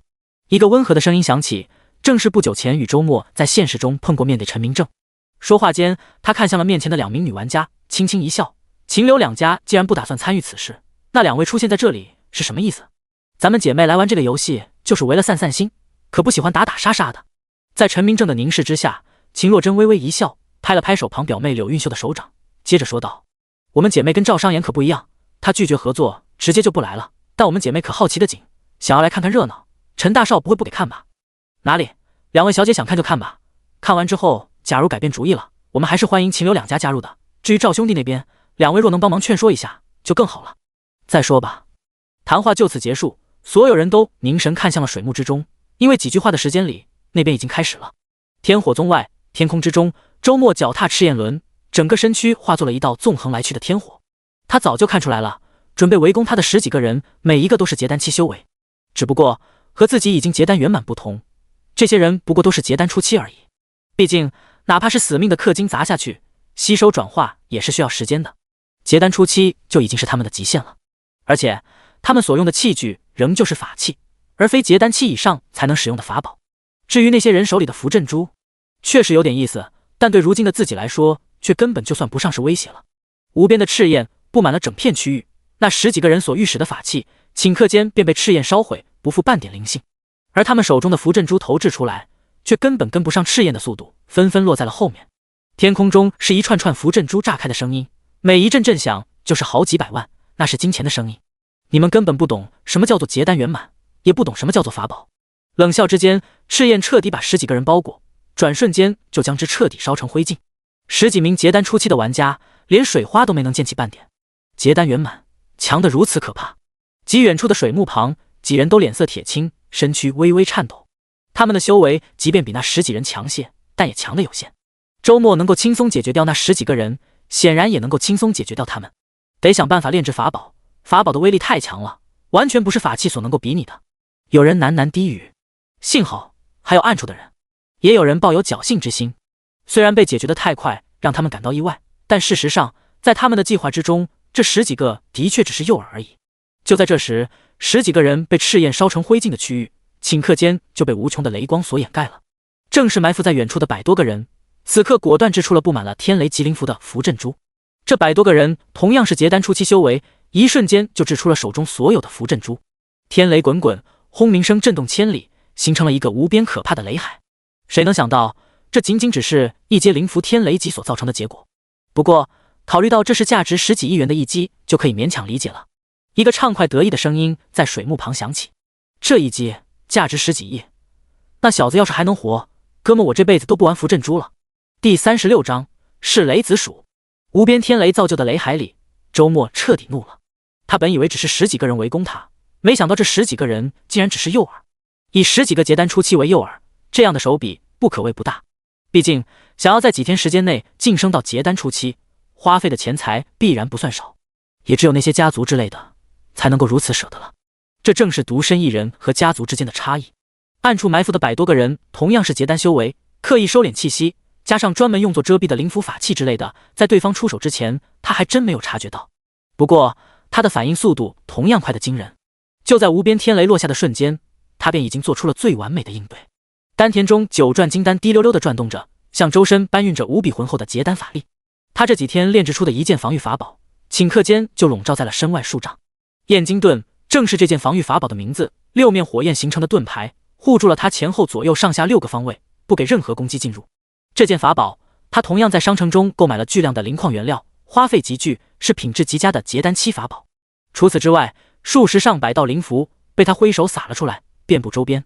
这些正是他这几天炼制的一些防御类灵符。而立身于法宝灵符的防御之中，他运转起炼藏期的功法，整个身躯外布满了道道火纹，如同一位火焰魔神般。然后那无边雷海就侵袭过来了，无尽的雷电落在了燕京盾上，砸得火星乱颤。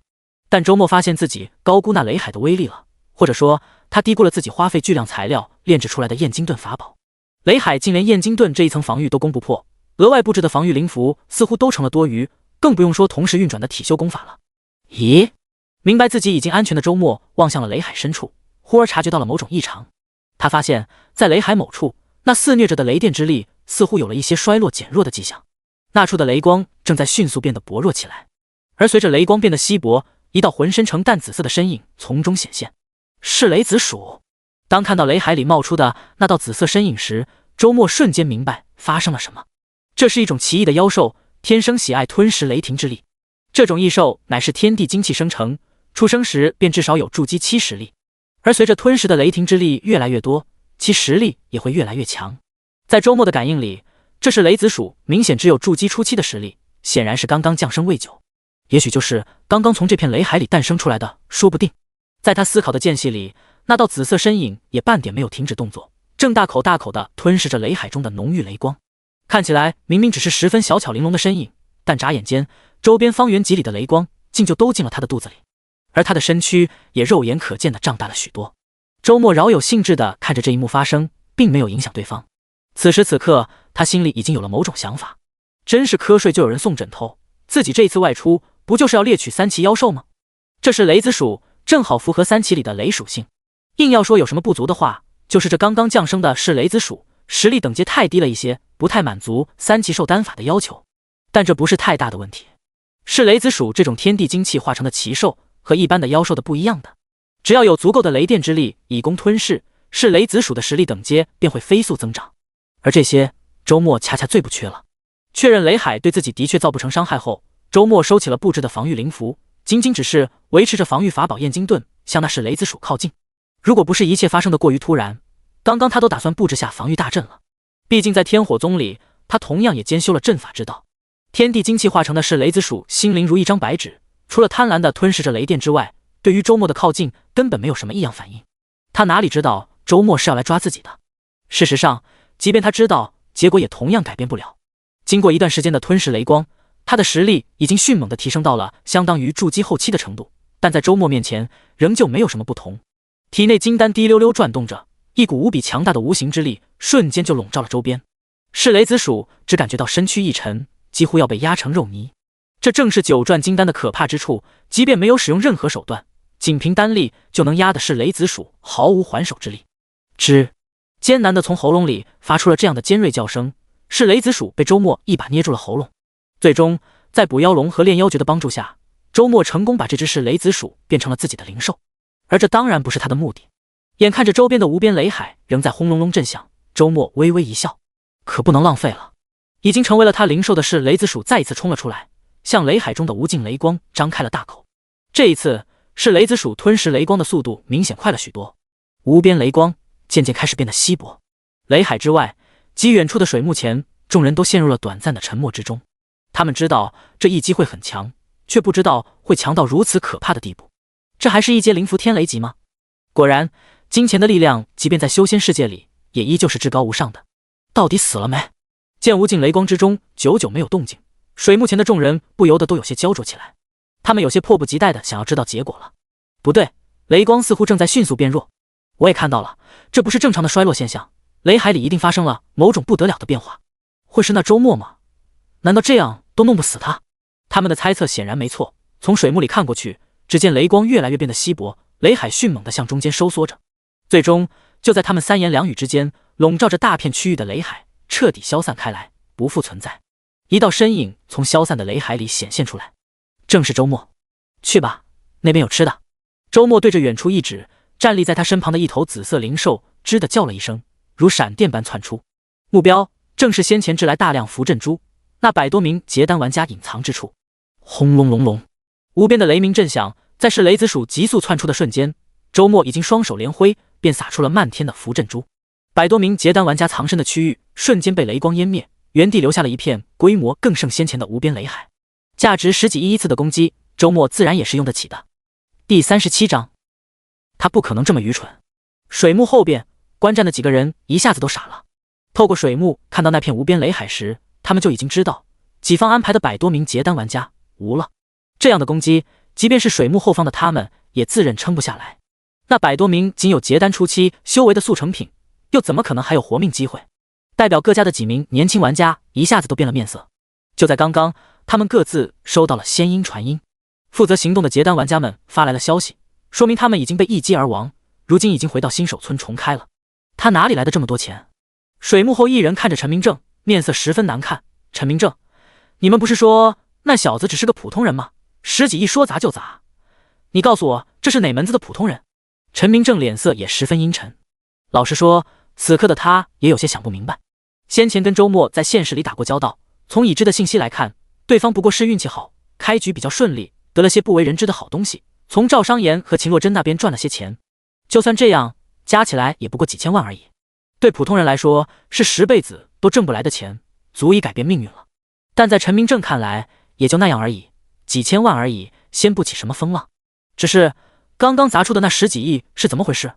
难道说自己得到的信息是假的？那周末背后还有着自己不清楚的背景？想到这里，他下意识地向一旁的秦洛真看去。照目前看来，最早与那周末接触的确实是赵商言和秦洛真他们。若是他们先一步和那周末牵上线了，也不是不可能。哎，今天这热闹没啥好看的，咱们就先回去了，各位再见了。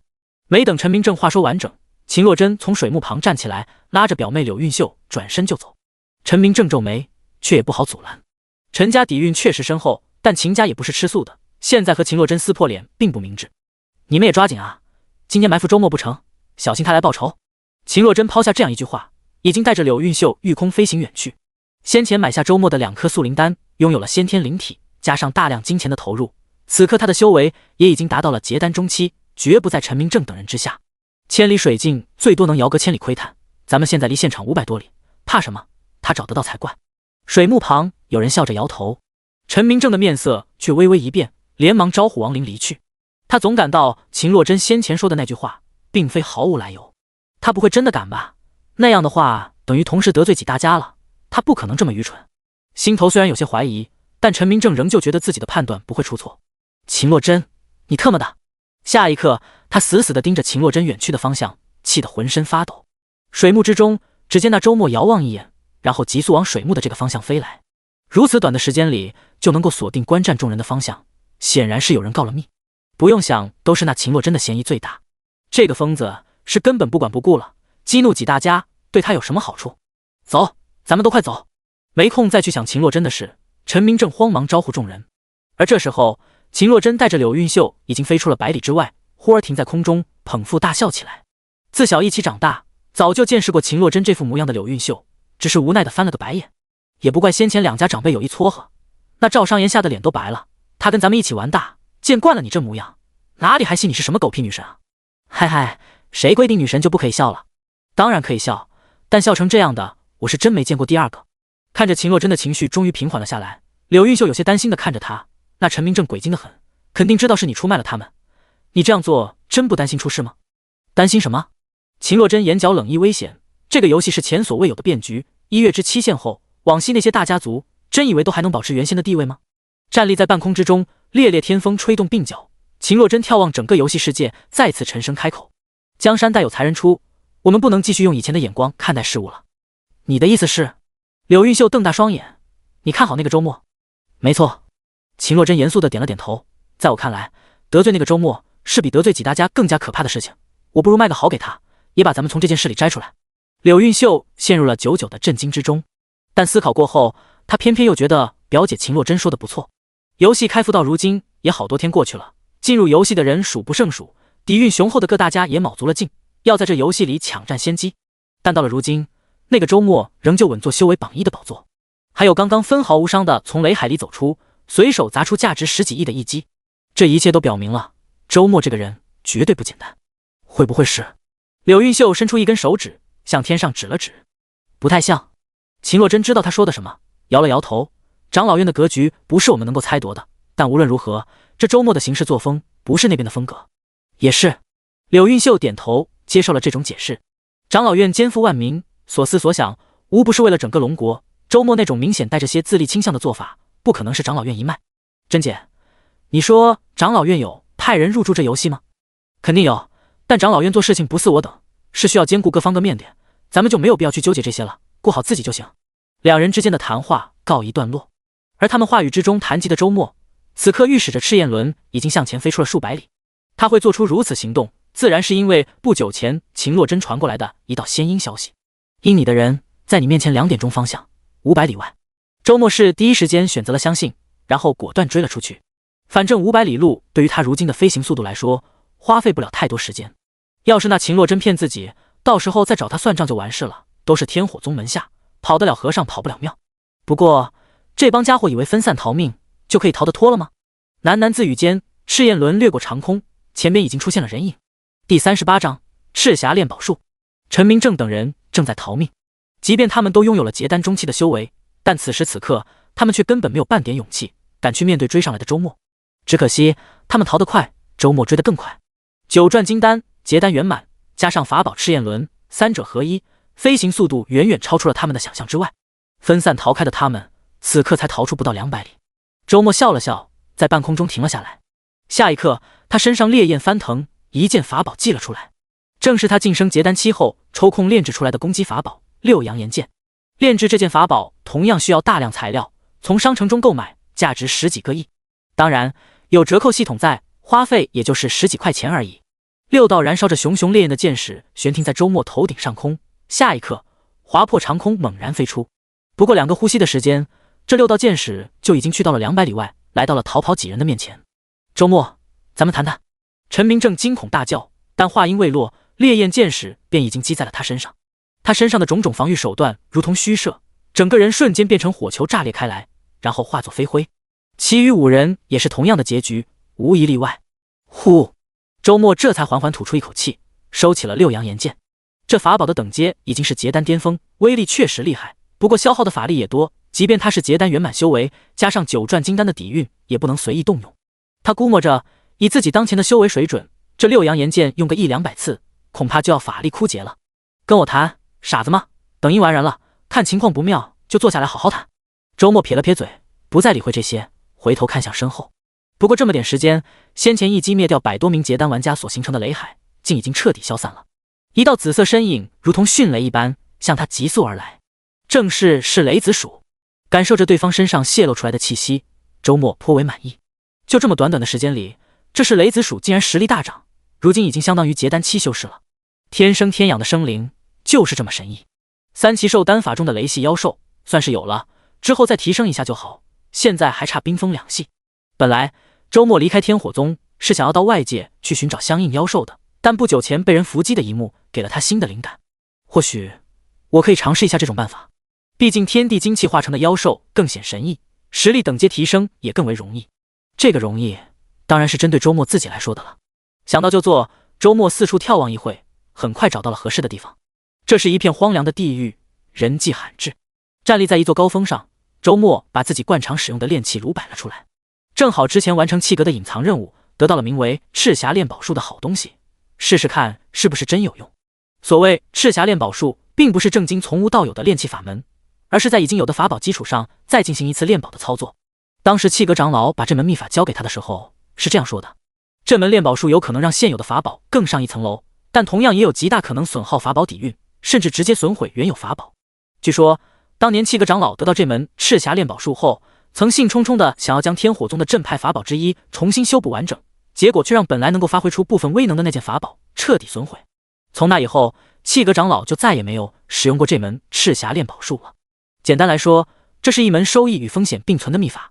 周末却并不像气阁长老那样瞻前顾后，因为他打算炼宝的是2阶法器符阵珠。一枚符阵珠能够容纳108道1阶灵符，一串最多108枚，那就能够容纳11664道灵符。同时激发这1万多道灵符，威能已经十分可怖。但如今的周末显然已经不太满足，先前炼制好的大量符阵珠被他扔进了炼气炉里。站在炼气炉旁，他手中捏动法诀，已经使出了赤霞炼宝术来，但见道道赤色的霞光落到了炼气炉上。气阁长老先前还说过，这赤霞炼宝术的成功率其实还跟一种灵矿相关，只可惜那种灵矿上古时期或许还算常见，但如今实在是太过于稀有，即便是掏空整个天火宗也找不出多少来。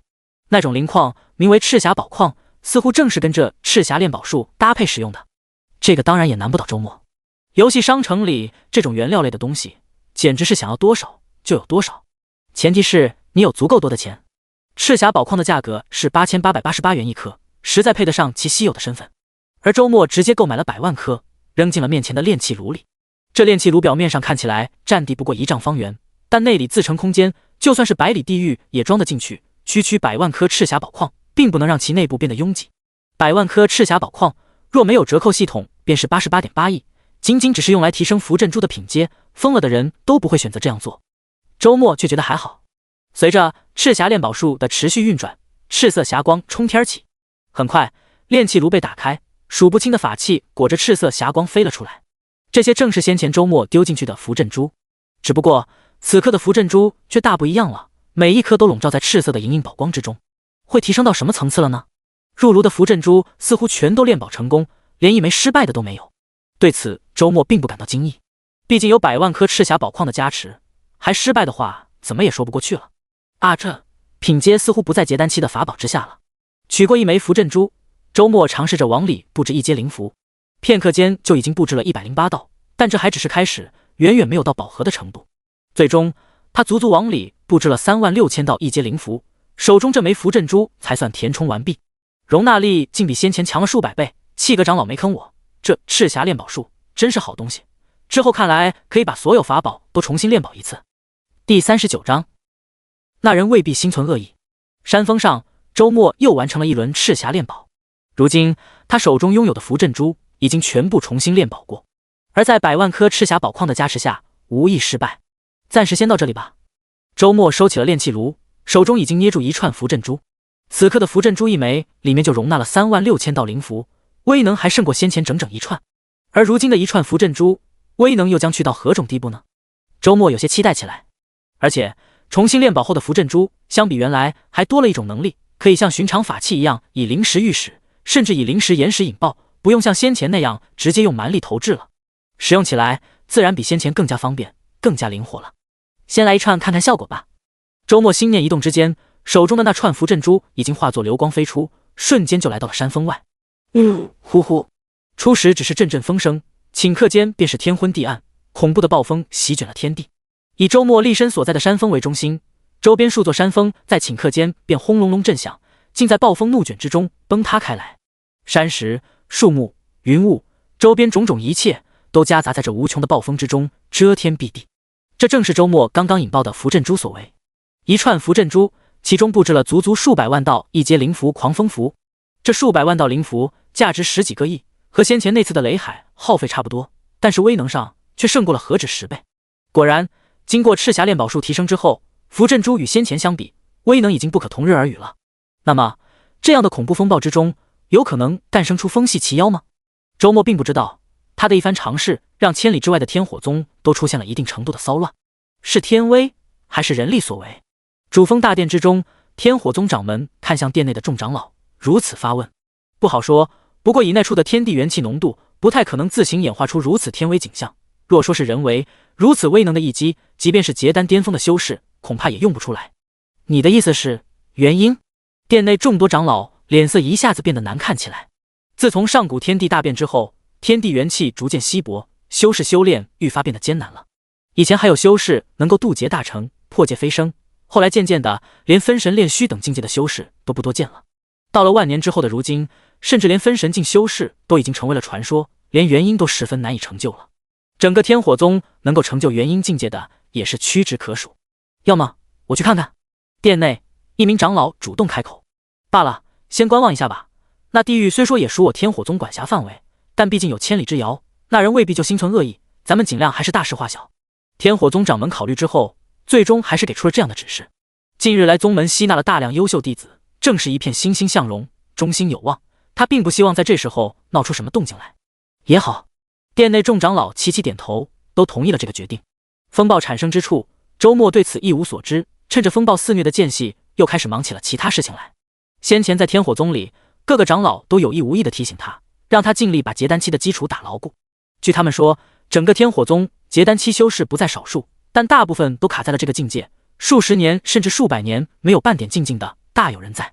所以要做好长期待在结丹期的打算，把先机打得结实再结实才好。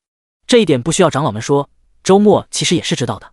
重生前的那一世，直到游戏正式降临，大部分玩家也仍未突破至元婴期，在降临的大恐怖之下，根本无法把握自己的生死。这一次，周末绝不打算再走原先老路。天地元气稀薄，道基不稳，所以难以晋升元婴期，那便人为的提升元气的浓度。他选择的方式是利用聚灵阵。先前在天火宗内炼制的一套聚灵阵，品质已经十分优秀，但掌握了赤霞炼宝术之后，周末觉得那套聚灵阵的阵旗还有提升的空间。先前的赤霞宝矿还剩下不少，但毕竟是炼制等阶更高的阵旗，周末大手一挥，又从商城里购入了300万颗，这就是200-300亿了。即便拥有了1比1亿的折扣系统，花费掉的200-300块，还是让穷惯了的周末莫名有些心痛。赤霞炼宝术这种东西耗费太大了，就算是给到别人手上，恐怕也没有太大的作用。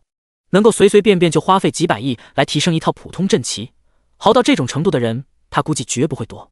巨量的花费自然得来了相应的收获。不久之后，炼器炉打开，周末看着闪动着赤色霞光的一套阵旗，满意点头。这一套阵旗一共360杆小旗，每一杆小旗原本都可以嵌入中品灵石360枚，一套阵旗就能嵌入中品灵石129600枚，以此来启动聚灵阵，对于结丹圆满之后的修为也算是大有裨益。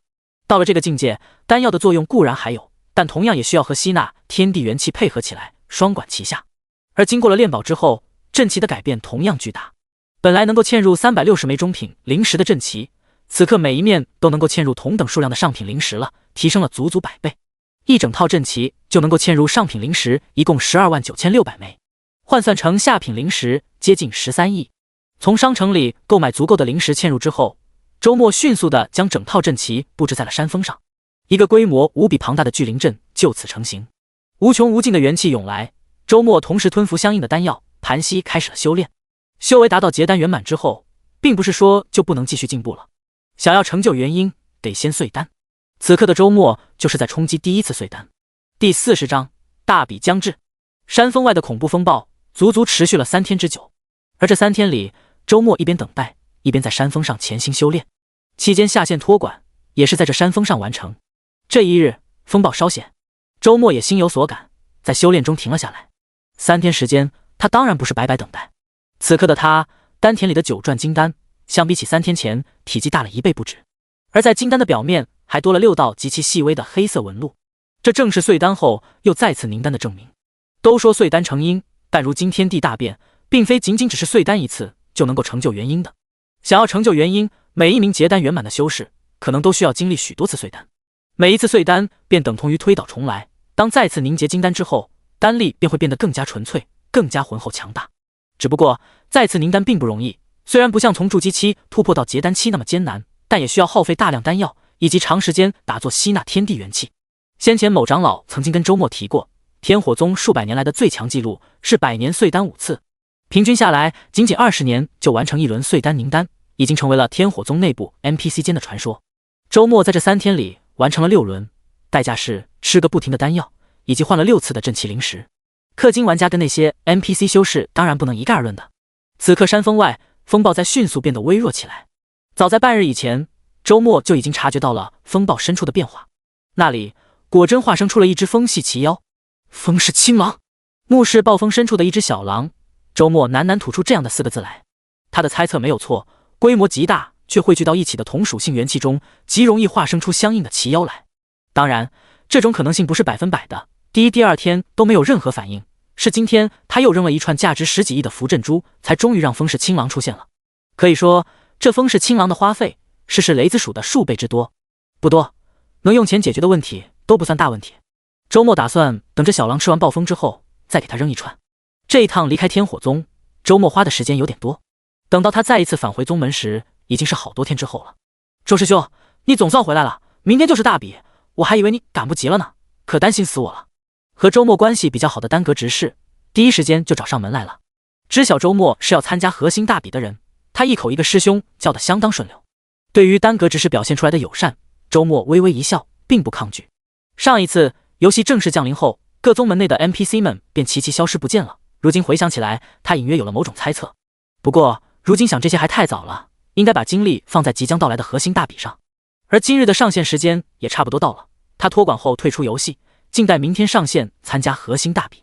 回到藏身的废弃工厂里，好半晌之后，周末才再次习惯眼前的黑暗环境。没有电，生活在黑暗环境里终究是让人有些难受。而仔细想想，游戏开服至今已经接近半个月时间，他藏身在这废弃工厂里也有不少时日了，感觉状态还行。周末干脆拿起手机，打开游戏论坛刷了起来。说也好笑，这废弃工厂不通电，他的手机无处充电，按理说早就该关机了。但神奇的是，手机里寻到这个游戏 App 闪闪发光，竟反向给手机充电，让手机随时处于满电的状态。不过连游戏降临这种事情都能发生，给手机反向充电这种区区小事也不是多难理解了。这倒省了他不少事，不然还得想办法出去给手机充电。在这种紧要关头，任何一种可能泄露行踪的行动他都不愿意去做。不过一直藏在这废弃工厂里也不是最佳选择。看着外边更显死寂的城市，周末面色沉静。陈明正和王林那些家伙3番2次的想要找自己麻烦，几天前在游戏里伏击不成，反被自己直接送去重开了。那些家伙对自己的仇恨程度，想必又在大幅度提升了。周末丝毫不怀疑，那些家伙此刻一定也在现实世界里寻找自己的踪迹，想要对自己做一些绝对称不上友善的事情。至于最终能不能找到自己，又在什么时候找到自己，周末难以预计。他所能够做的就是小心隐蔽，并时刻做好准备。如今自己游戏里的修为是结丹巅峰，而且经过了6次碎丹，加上炼体修为，结丹期里恐怕很难能找到比自己更强的了。通过反馈，如今现实中的他已经具备比炼气巅峰加通脉巅峰更强许多的身体素质。简单一句话来说，如今的他强得可怕。在现实世界里，他这样的身体素质，哪怕没有任何法术手段，也堪称超人了。游戏论坛上此刻更显热闹，如今最为热门的帖子说的正是明日天火宗核心大比的事情，甚至还有人开了盘口，要赌谁能赢得大比，成为天火宗核心大弟子。这其中当然还是周末的呼声最高。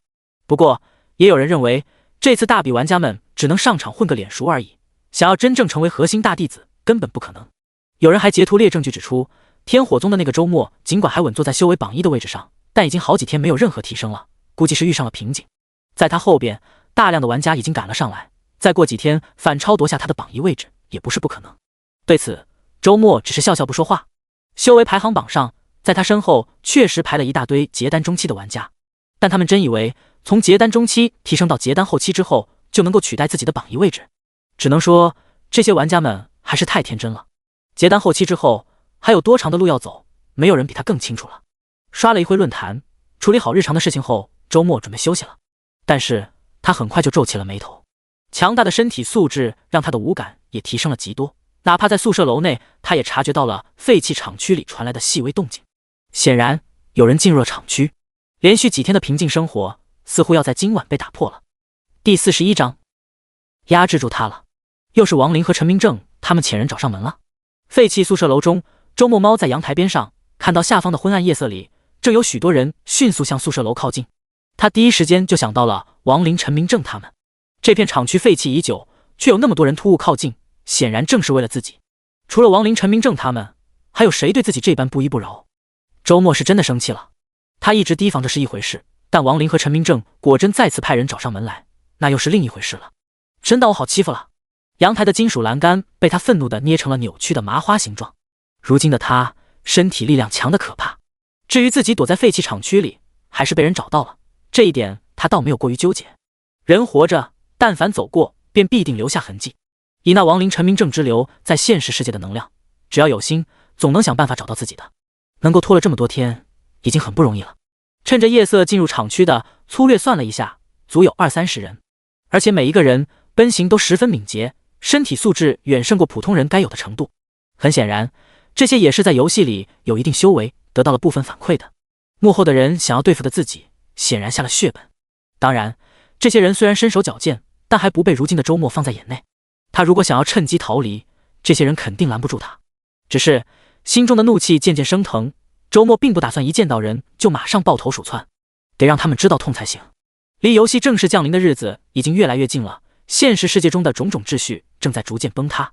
周末的心态显然也已经开始发生变化，对于某些规则并没有之前那样觉得完全不可挑战了。20-30个夜行者飞速靠近宿舍楼，有的从楼梯冲了上去，有的沿着外墙爬了上去，还留下一部分守在地面上。看得出来，这些人训练有素，至少也是提前有过相应计划的。换了进入游戏之前，周末面对这样的阵仗，只有束手就擒一个选择而已。但今时今日，一切都已经有所不同。周末不打算等着别人合围，他虽然实力远胜过那些侵入者，但能先下手为强的时候，仍然是半点不会放过的。微微一用力，宿舍阳台的金属栏杆就已经被他拆了下来，再随便一掰，便掰成了零散的几段。然后他手中拿起这些断裂的金属块，向着宿舍楼外墙掷去。呜！恐怖的力量作用下，金属块在昏暗夜色里激射而出，发出了呜呜震鸣。啊！惨叫声响起，攀爬在外墙上的好几个人被金属块击中，直接向下摔了下去。砰砰砰！几名攀爬者从空中摔到地上，虽然勉强捡回了一条命，但确实已经失去了战斗力。这当然是周末刻意控制力道的结果，不然的话，他们在被金属块砸中的时候就已经会失去气息，根本不用等到摔落地面上了。他在那里，突然出现的动静，守在地面上的那些人自然注意到了。彪彪！低沉的枪声响起，好几枚子弹向着上方射来。周末早已经重新躲回了宿舍之中，这几枚子弹自然落空了，他的脸色变得更加难看了。王林、陈明正那些人为了对付自己，简直是不顾一切后果了，竟光明正大的动用了枪械，而且还是多人持有。由此可见，随着游戏进程的推进，现实世界中的规则越来越受到挑战了。既然这样，那我也不用顾虑太多，可以稍稍放开手脚了。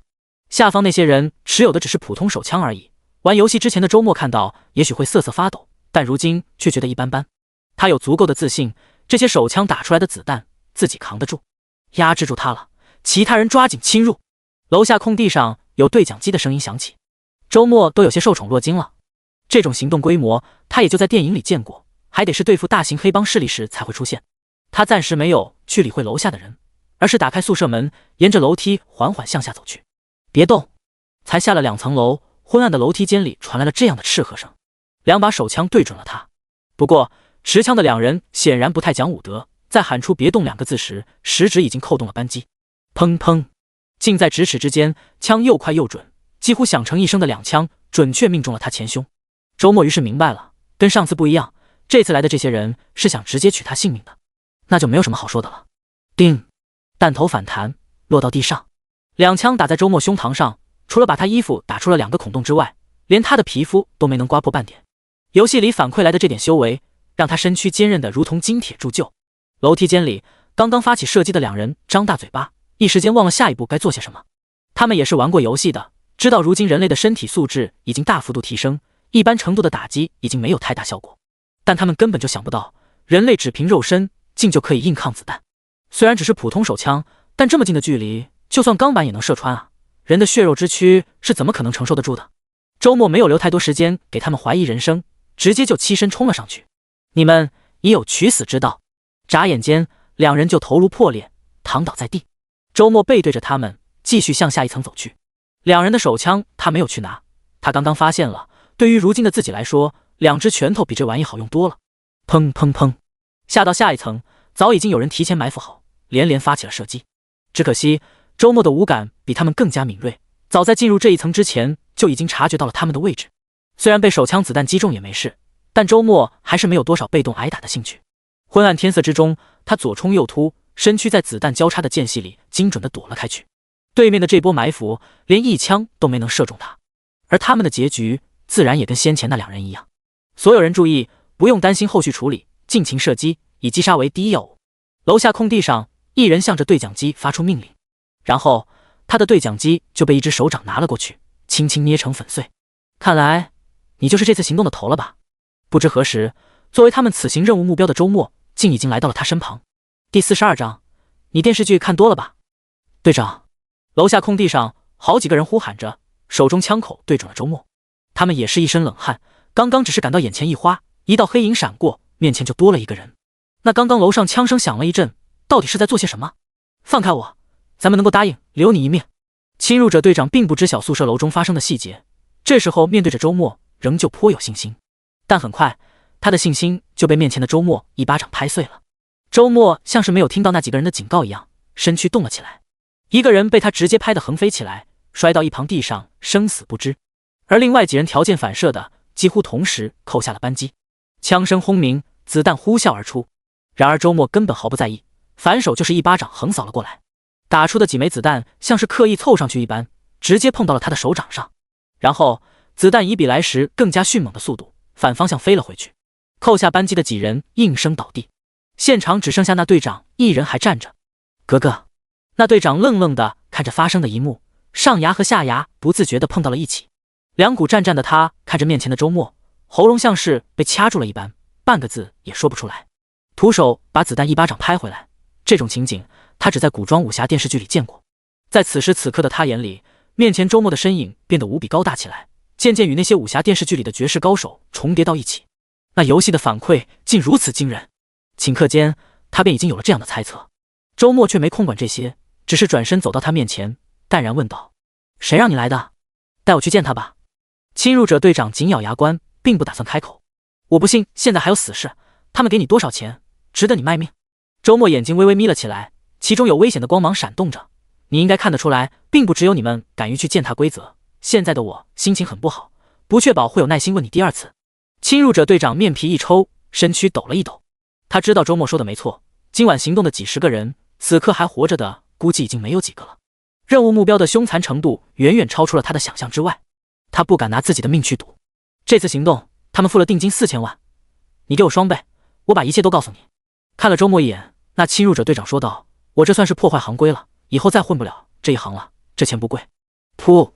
周末一下没忍住，笑了出来。你电视剧看多了吧？还双倍？你好好搞清楚，我的意思是，把他们给你的钱转给我，再把他们的消息告诉我，我能饶你一命。不可能！侵入者面色大变，愤怒起来。你愤怒你没呢，弄不清楚谁是爹了。周末面上泛起冷笑，一巴掌把对方抽翻在地，咔嚓一声把对方右手腕骨踩碎，在对方的惨叫声中再次开口：“现在清醒一些了吗？我是想知道，但不是求着你。你真想死我也不拦着，不过是把该做的事情往后边推一推罢了。”口中说着这样的话，周末感觉到一阵快意缓缓从心中升起。他发现今晚第一次开杀戒之后，他整个人的状态都变得有些不同了。先前束缚着他的道道樊笼，此刻正在被层层挣开。他并不畏惧这种状态的来临，甚至还有些享受。在这个秩序快速崩塌的世界里，这种状态也许才更加如鱼得水吧。我说，侵入者队长最终还是被死亡降临的恐惧打败，向周末吐露出了幕后的指使者。和周末的猜想有所出入，幕后指使的也许有很多人，但和这些侵入者对接的却只有亡灵一个人。这样吗？原来还留在这个城市的只有他一个。周末缓缓低语，面容无喜无悲。那么该转账了。问清楚亡灵的落脚点后，周末定定地盯着面前的侵入者队长。最终，侵入者队长颤抖着取出手机，向周末转来了4000万，又挣4000万。周末满意点头。他倒不担心转账行为异常，入账太多遭到账号冻结什么的。游戏开服到了如今，账户金钱相关早就脱离了相关机构的掌控。好，你本是拿钱办事，如今花钱消灾，我说话算数，饶你一命。拍了拍侵入者队长的肩膀，周末便要转身离去。这个废弃厂区显然是不能继续待下去了，但他手掌还没有从那侵入者队长的肩膀上收回，便面色巨变，奋力向着一侧翻滚开去。隐约的枪声从极远处传来，而早在枪声传到之前，周末便感觉到腰间一阵火辣辣，有强大迅猛的冲击力擦身而过。狙击枪！一瞬间而已，周末的脑海里便泛起了这样的想法。他根本没想到，在现实世界里，自己竟也能够跟狙击枪这种东西产生交集。他迅速奔行，顷刻间就已经躲避到了宿舍楼转角处。从刚刚狙击子弹飞来的方向判断，此刻躲避的位置是对方射击不到的死角。到了这个时候，他才有余暇去关心自己身躯的状况。上衣已经破了一大块，从破开大洞的地方看进去，腰间皮肉一片淤青。周末不由得松了一口气。从这里可以看得出来，狙击枪即便能对自己造成一定伤害，但威胁也极其有限。然后他才看到先前自己站立的地方，那侵入者队长早就两眼圆睁，躺倒在地。刚刚那一枪被自己险之又险地避过，却在对方胸膛上炸开了一个大洞。厂区周边开始出现了骚动，很显然，先前的枪声还是惊动了附近的居民。只不过，枪声这种东西还是太过于吓人了，许多人既搞不清楚状况，也不敢主动靠近。周末的目光已经锁定了狙击子弹的来源，以他如今敏锐的五感，亲身感受过狙击子弹的力度和角度后，很精准地找到了对面远处的一栋高楼。在那栋高楼的顶部，有人影正在迅速撤离。第43章，如果我是你。周末在街道上迅猛奔行起来，速度远胜过最矫健的猎豹。风声呼呼，昏暗的景物向身后飞逝。不过片刻间，他就已经接近了对面的那栋高楼，根本就没有打算从楼梯上去。他沿着高楼外墙一路向上奔跑。此刻的他表现得像是壁虎一样，飞速向楼顶靠近。等到他彻底登上楼顶，目光所及之处，已经看到一道身影背着长条箱包，从大楼另一侧的街道上向一辆黑色商务车走去。无需多言，这想必就是先前在楼顶上狙击他的人了。事已至此，怎可让对方逃脱？身在楼顶上，周末猛地深呼吸一口气，腿脚微微一曲，就像蚱蜢一样跳了起来。砰！闷响声中，他已经从8、9层的楼顶上跳了下来，直愣愣砸到了那道身影面前。烟尘滚滚，碎石纷飞，那道身影身躯一抖，已经伸手向腰间摸去。那里是他备用的手枪，在这种情况下，自然比背上的狙击枪更加有效。只是他反应再快，终究还是快不过周末。他手掌才刚刚触摸到腰间枪柄，便已经被周末捏住。啊！惨叫声中，他的手掌骨头和手枪一起被周末捏成粉碎。但下一刻，他就没空顾及手掌传来的痛楚了，因为周末的巴掌已经按到了他头上。噗！一声低沉的闷响，背着狙击枪的身影应声倒地。周末不再理会，踏步向前，拉开黑色商务车的车门，坐了上去。驾驶座上，一名男子猛然回头，手里黑洞洞的枪口对准了周末脑门。如果我是你，这时候就会把枪好好收起来。男子额上汗珠掉落，握着手枪的手微微颤抖，好半晌也没能下定决心扣动扳机。他很清楚，如今的世界跟之前已经大不一样。刚刚从后视镜里，他亲眼目睹后座这名年轻人从8、9层高的楼上跳下，一巴掌拍倒了那名狙击手。区区手枪，即便对准了对方脑门，但真就能发挥出应有的作用吗？扳机一动，生死难料。他终究是没敢拼，放下了没办法给他带来安全感的手枪。他艰难地咽了一口口水，向周末问道：“你想干什么？”他当然不是愚笨之人，一个照面就拍翻了狙击手的狠人，却愿意跟自己多聊2句，自然是有想要的东西。开车，带我过去王林那里。听到从后座传来的话语，驾驶座上的男人一下子犹豫起来。我只给你10秒钟的时间考虑，我知道他的地址，换一个司机也不是什么难事。周末冷冷一笑，一股凛然气势已经充斥了整个车厢。驾驶座男子只感到后背发凉。别，我去。他一脚踩下油门，商务车疾驰而去。周末舒服地靠在后座，揉了揉太阳穴。今天从游戏里退出不久，就遭遇了这些事情，今晚接下来的时间恐怕没办法好好休息了。身后留下一片狼藉，经历过刚刚的一番战斗，那些侵入者死的死，伤的伤，这种事情发生在城市之中，若在往常必然是惊世骇俗的大案，但如今他却不怎么在意。警卫队肯定会出动，但世界的变化到了如今这个阶段，他们的行动还有多少效率，那就说不好了。反正自己是不打算再回来这里了。商务车一路奔驰，周末闭目养神，感觉精神好了许多。本来他从侵入者们的袭击中逃脱之后，应该马上再换到其他安全地方才对的。毕竟如今离游戏正式降临还有不短的一段时间，低调才是最重要的。但是一直以来都被动挨打，让他有些腻了。王林陈明正之流，似乎骄傲的过了头，总觉得能够高高在上的对付别人，还不用承担半点风险。既然如此，自己就累一点，好好给他们上一课。哥，到了，前面就是。商务车在郊区停了下来，驾驶座男子伸手指着前面的靠山别墅，略显颤抖的开口。虽然听从周末的话语把对方拉到了目的地，但他内心里并不确定对方是否真会放过自己。电视剧里不都有演吗？像自己这样的人，在这个时候一般都会被灭口的。毕竟死人才最能保守秘密。行了，你走吧。周末打开车门，下了车。哥，驾驶座男子眨了眨眼，有点不敢相信事情这么简单就结束了。怎么，还要我给你付车费？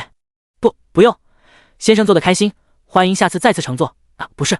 驾驶座男子语无伦次，慌乱地扭转方向盘，飞速驶离了现场。看着车辆远去，周末无奈地摇了摇头。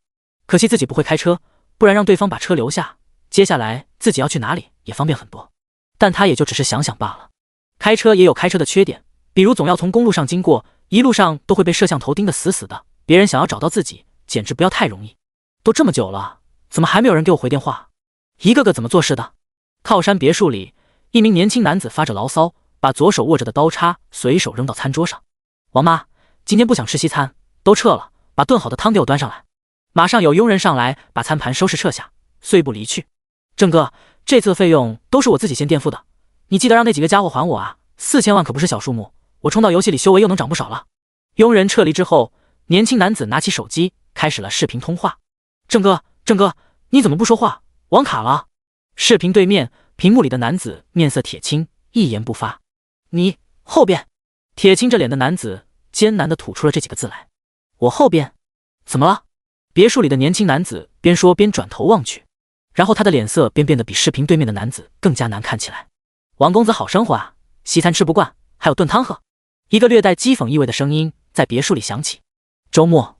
年轻男子咬牙吐出了这个梦魇般的名字，只感觉包扎的好好的右手又莫名疼痛起来。第44章，你还得加把劲。别墅里的年轻男子自然就是王林了，而突兀出现在他面前的则是周末。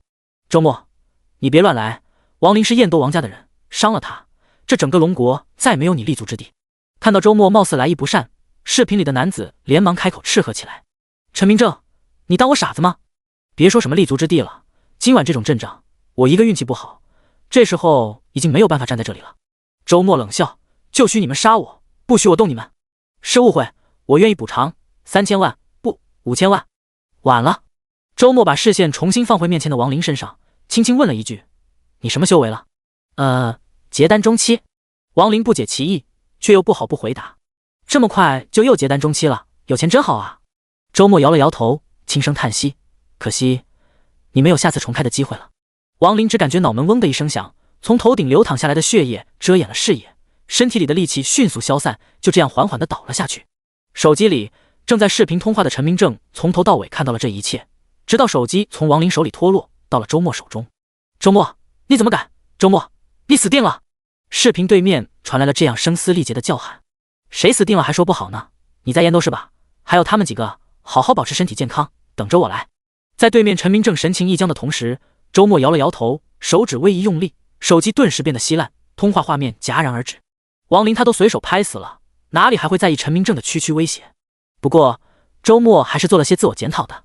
很显然是精神穿越到游戏里的经历太真实了，不知不觉间，哪怕是回到了现实之后，他的种种行为也不由自主地受到了游戏里的影响，所以才如此大胆，行事像是失去了束缚，一言不合就拍人脑门。搁以前，这种情况妥妥的电子沉迷，分不清现实和虚幻，是要拉去电疗的。幸好还有一段时间游戏就正式降临现实了，倒是没有什么关系。少爷啊！不久之后，别墅里传来了这样的尖叫，而这时候周末早已经到了别墅之外，该喝口汤再走的。周末自嘲一笑，往外走去。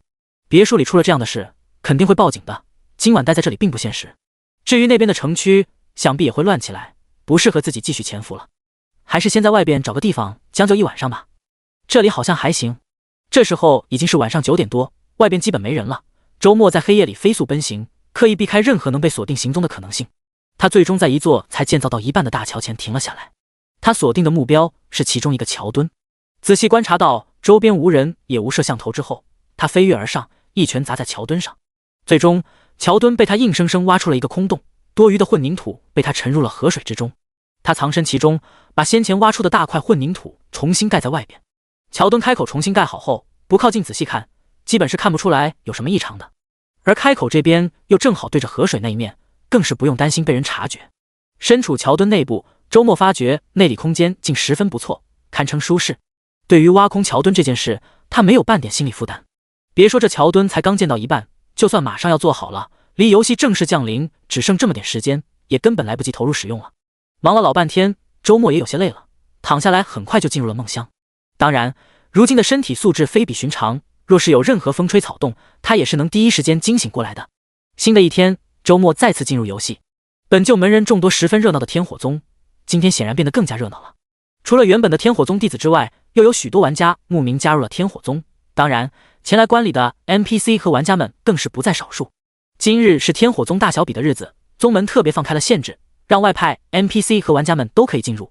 天火宗的玩家弟子们自然是摩拳擦掌，等着在大小比上一鸣惊人，既得到其他玩家的呐喊，满足虚荣心，同样得到天火宗给予的实际好处。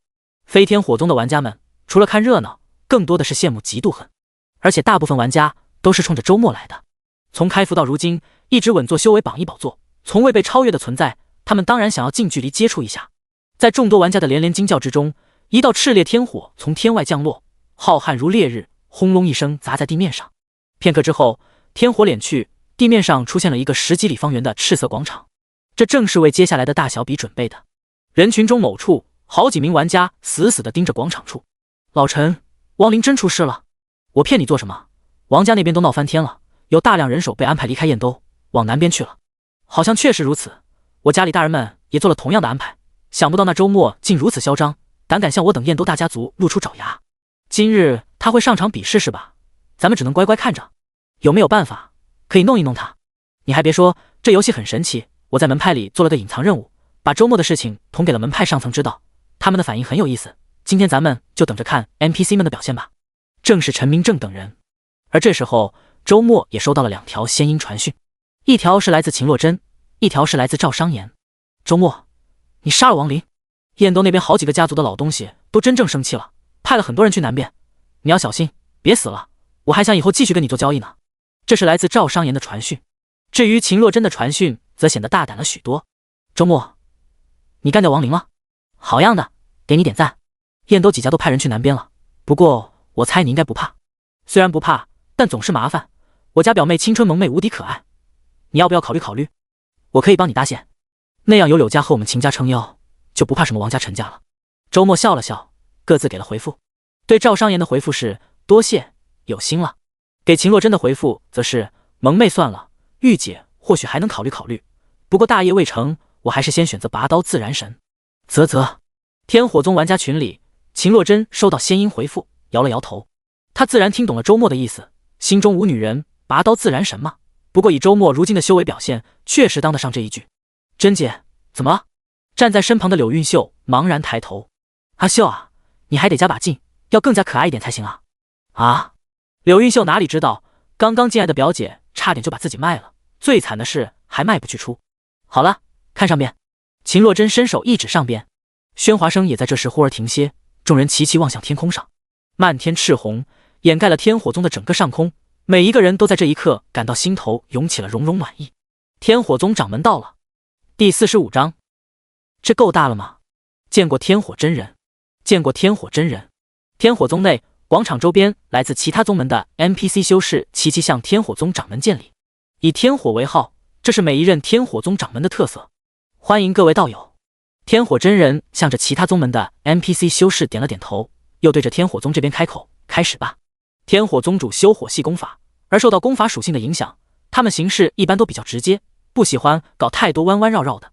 好，那先从小比开始，外门弟子升内门，内门弟子升亲传，亲传弟子升真传，核心大比留到最后。外事阁长老走了出来，飞上广场上空。他心里显然也明白，要是先开展了核心大比，恐怕之后的小比就没人愿意看了。天火宗的弟子们都欢呼起来，这些大多数都是进来加入宗门的玩家们。本来弟子身份的进阶需要相应的贡献度，完成各种任务并不容易，但如今有了小比，只要在这场试炼之中获得好成绩，那就可以跳过一切繁琐的东西，直接完成弟子身份的晋升。其他门派的玩家弟子也是华声阵阵，虽然早就知道了这些，但此时此刻心里仍旧不免有些酸溜溜的。很快，从外门弟子开始，天火宗的弟子分批次上场，贡献出了一场场精彩的对战。这次小比严格来说算是玩家们的舞台，不少玩家获得优胜，轻松晋升，甚至还有部分玩家一鸣惊人，从外门弟子连战连胜，直升真传弟子。好，十分不错。天火宗众长老都笑得合不拢嘴。宗门弟子里一时间井喷似的多了这么多真传弟子，他们直呼宗门祖师祠堂冒青烟了。对此，一旁观战的周末都感到有些意外。按理说外门弟子是得不到进一步修炼功法的，但这些人偏偏已经具备了结丹期修为。难道说他们的后续功法并不是从宗门获取，而是从其他途径入手的？这并非不可能。除了从门派获取功法，在野外探索上古修士遗迹，也是有机会获取强力功法的。甚至还有一些隐藏任务，遇上一些隐士高人，得到赠与等等，都不足奇。本以为核心大比只是他与门派 NPC 之间的争斗，如今看来自己倒是小看了众多玩家的野心。根据这次大小比的规则，他们成为真传弟子之后，已经具备参与核心大比的资格了。只要在核心大比里也取得优胜，就能够直升核心弟子，然后和周末争夺核心大弟子的位置。看来接下来的核心大比会变得更加精彩了。但是还没有等来核心大比的开始，就有另一个插曲发生了。且慢！众多其他门派的 NPC 修士走了出来，来到天火宗众弟子面前。天火真人，按说贵宗盛世，我等不该横生枝节，但贵宗门下弟子无端杀戮我等宗门弟子共100余人，实在是凶残无比，不得不来讨个说法。此情此景，人群里陈明正等人的方向，有玩家得意笑了起来。你们看，我没骗你们吧？这就是我做的那个隐藏任务，各派 NPC 要联合起来向天火宗兴师问罪了。竟真可以这样，看来以后我也得多多留意，看看有没有什么隐藏任务可以触发的。除了陈明正等人，周边众多的玩家们也都议论纷纷，目光落向了天火宗那边。在这个时候，所有玩家里面唯独周末的脸色最为难看了。其他玩家们可能还不清楚，他却心知肚明，这些其他宗门的 NPC 是针对他来的。先前伏击自己又被自己反杀的100多个结丹期玩家，想必是来自于各个不同的门派，而应该是有人触发了特殊的隐藏任务，所以才会发生眼前这一幕。大意了。周末暗自叹息，手中已经捏紧炼宝提升后的符阵珠，做了最坏的打算。这些其他门派的 NPC 修为战力虽然十分不弱，但自己底牌进出，全力以赴的话，未必不能逃出升天。你们的意思是，本宗最有天赋、最具潜力的核心弟子，得交出来让你们随意处置？天火真人面容无喜无悲，看着面前众人。就在刚刚，其他宗门的 NPC 们详细说清了缘由，并指出了凶残无比的那个人正是周末。天火真人，希望你以大局为重，不要因为区区一个不孝弟子，破坏我等宗门多年以来的关系。一名 NPC 劝说起天火真人来。说出这话的时候，他觉得有些奇怪，因为站在天火真人身后的众多天火宗长老都是用奇怪的眼神看了看他，迅速向后退了开去，然后他的身体就开始冒出了火焰来。一道火焰身影从天火真人头顶飞出，顷刻间就化作了100丈大小，站立在天火真人的背后。而劝说天火真人的那名 NPC 此刻正被这火焰巨人捏在手掌之中，浑身火焰狂卷，惨叫出声。大局，这够大了吗？天火真人嘴角微扬，泛起了一个讥讽的笑。天火，你……其他 NPC 大惊失色，但一句质问的话语还没有说完，被捏在火焰巨人手掌中的那人便已经被彻底烧毁了形体，一枚金丹也在火焰之中啵一声破碎开来。好手段，好一个元婴真人！眼看着一名结丹修士被活生生烧死，形神俱灭，前来问罪的其他 NPC 气得浑身发抖。天火，你这是要向我们宗门开战吗？面对这样的质问，天火真人却不以为意，撒笑一声：开战？有何不可？等要战，那便战吧。其他宗门的 NPC 们一下子沉默下来。本来想着联合几个宗门前来问罪，能够让天火宗有所顾忌，没想到身为堂堂天火宗掌门，那天火真人脾气竟这样火爆，行事如此不按常理。在这个时候，如果继续触怒对方，很可能今天来的这些人都没命离开天火宗了。毕竟观礼而已，门中的巅峰战力并没有过来，凭他们这些人，即便是联手起来，也绝不可能是一位元婴真人的对手。更不用说人家占据地利，还可以利用宗门大阵了。既如此，那就没有什么好说的了。此次观礼就此作罢，我等回去必然会向掌门如实禀报。其他宗门的 NPC 们显然想撤离了。那天火真人的元婴法身高立一旁，让他们心惊肉跳，根本平静不下来。好走不送！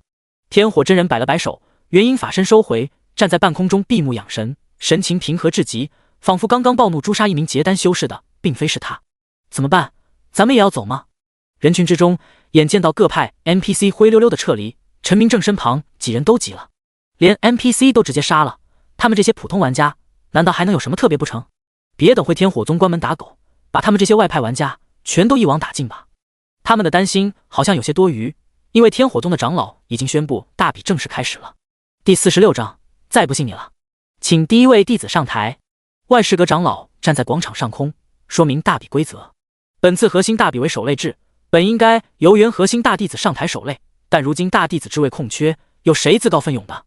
这话一出，众多玩家顿时议论纷纷起来。特别是天火宗门下的弟子，刚刚获得了真传弟子资格的那些，面上表情变得十分精彩。他们本以为今日能够一鼓作气获得核心弟子资格的，没想到这核心大比的比赛规则竟然是守擂制。他们心中再是自信，也绝不敢担保自己能够在一轮又一轮的车轮战里支撑下来。我来！外事阁长老话音刚落，弟子里便有一人走了出来，正是周末。如果仅仅只是为了赢下大比，他当然可以养精蓄锐，留到后边一举奠定胜局。但如今他对这个游戏已经有了更加深刻的理解。他很明白，成为核心大弟子不该是唯一的目标，他的追求应该是在天火宗众多 NPC 面前表现得更加惊艳一些。很显然，玩家的行为是会一定程度上影响到 NPC 们的决断和行动的。先前外派众多 NPC 上门兴师问罪，天火宗掌门强势回击，护住了他。这一切都是因为他先前的优异表现，让天火宗掌门认为值得如此。那么今日的核心大比，自己的目标应该是让整个天火宗把自己当宝贝供起来，那对于他来说绝对是有利的。你……外事阁长老看着走出来的周末，颇有些吃惊，旋即点了点头，说道：好，希望你能继续给我等带来惊喜。周末于是站到了广场中间。他是谁？一直以来没有在宗门内，为了核心大比才刚刚返回的某位 NPC 核心弟子轻声问道。他叫周末，说起来还算我引领入门的，这才多久，竟就跟我等一起争夺这核心大弟子之位了。赤兰，你说的是真的？当然，就是我去北边之前，那确实有些吓人了。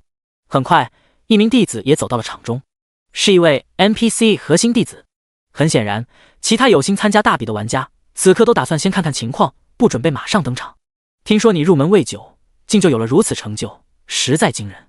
那名 NPC 核心弟子看着周末，说道：不怕告诉你，我擅长的不是火系功法，对付我的时候，你最好多花些心思。天空上，担任评判的外事阁长老大声开口。第一场核心大比开始，周末对战。轰隆隆，话音未落，就已经有惊天震鸣响起，无尽雷光遮掩了眼帘。天空上的外事阁长老浑身发冷，差点就一头栽下地来。刚刚那道恐怖的雷光就正好从他眼前落下，感受着雷光中蕴含的恐怖气息，外事阁长老扪心自问，若是被这雷光正击中，自己就算不死，怕是也得重伤。长老，该下一场了。好不容易回过神来，外事阁长老发现地面上的周末正在向自己招手，而广场上此刻已经多了一个焦黑的大坑，里面仍旧可见雷光隐隐。刚刚上场准备与周末比试的那名核心弟子，此刻瘫倒在焦黑大坑之外，身上也是电弧隐隐，但显然并没有受太严重的伤势。你还要继续比吗？回过神来的外事阁长老看出那名核心弟子明显仍有再战之力。不，我认输。隔着焦黑大坑，那核心弟子咽了一口口水，向着对面的周末抱拳为礼，多谢。他很清楚，刚刚那道可怕的雷电攻击，对方是故意避开了自己，只是击在自己身前地面上，不然的话，被这道雷电硬生生击中，他估计自己这会已经躺在地上，出气多，进气少了。只是对方到底用的是何种手段？看起来不像是宗门秘传的任何术法，也没有御史法宝的痕迹。灵符？但什么灵符有如此强大的威力？那名核心弟子终究是想不明白的了。而他退场之后，大比出现了一段时间的诡异空白。终于，第二名挑战者走了出来，同样是一名 NPC 核心弟子，周末还有些印象。赤兰师兄，眼前这位显然就是入天火宗时带了他一程的那位天火宗弟子，原来也是一位核心弟子。对方算是自己进入天火宗的引路人，周末也是心甘情愿称呼对方一声师兄。不敢，今日之后谁叫谁师兄还不一定呢。赤兰盯着周末试探着说道，你刚刚那种攻击威力确实惊天动地，但看起来似乎是消耗颇大的一种攻击方式。那么让我来猜猜，有没有一种可能，其实你已经使不出第二次来了？赤兰师兄来试试看不就知道了。周末微微一笑，指尖已经又捻住了一枚珠子，这正是经过炼宝提升后的符阵珠。很显然，他刚刚用来对付上一名对手的就是这个，只不过毕竟是门派大比，又不是生死搏杀，他并没有直接扔出一串，而只是引爆了一枚符阵珠，里面就容纳了36000道一阶灵符，其威力显然也不是这些核心弟子能够抵挡得住的。目光落到周末手掌之间，赤兰有些迟疑了。赤兰，赶紧开始，要战就战，废话那么多做什么？天空上，外事阁长老不耐烦地催促起来。他看得出来，周末出手颇有分寸，因而并不担心赤兰的性命安危，而是想要再看一次刚刚那种攻击，看看其中到底有何玄机。好吧，周师弟，我托大仙叫你一声师弟，能不能先让我准备好，咱们再打？可以。周末并不在意，只是轻轻点头。于是好几件法宝被祭出，赤兰脚踏赤焰，头顶火焰炉，身躯被一道赤色长河环绕，飞上了半空。周师弟，我准备好了，来吧。天空中，赤兰自感信心大涨，脸上泛起了笑容。离我远点！外事阁长老吐槽道，连忙向外又飞远了一些。自己只是当个评判而已，可不愿因此而遭受池鱼之殃。好，那我开始了。周末笑笑，伸出手掌在面前打了一个响指。赤兰眼尖的看到，先前一直待在对方指缝间的珠子早就不见了。轰隆，又是惊雷震响，恐怖的雷光在赤兰背后炸开，遮掩了半片天空。这符阵珠早在周末御使之下，飞速来到了赤兰身后。赤兰只感到自己准备好的几件法宝都被炸得破碎，而身躯也像破烂的麻袋一样啪嗒落下地来。再不信你了！心头如此吐槽一句，他的脸庞噗一声埋在了广场碎石里。第47章，我不会主动进攻。整个广场周边一下子都陷入了寂静之中，谁都没有想到，所谓的核心大比根本就没有什么你来我往的斗法过程，有的只是周末一击败敌。连续2名核心弟子都瞬间被击败，本来打算上场的其余弟子一下子便得迟疑起来。他使的好像是符阵珠，有人看出了一些底细来，确实有些像是符阵珠，但能有如此可怕的威力吗？也有人持不同意见。还有人进场比试吗？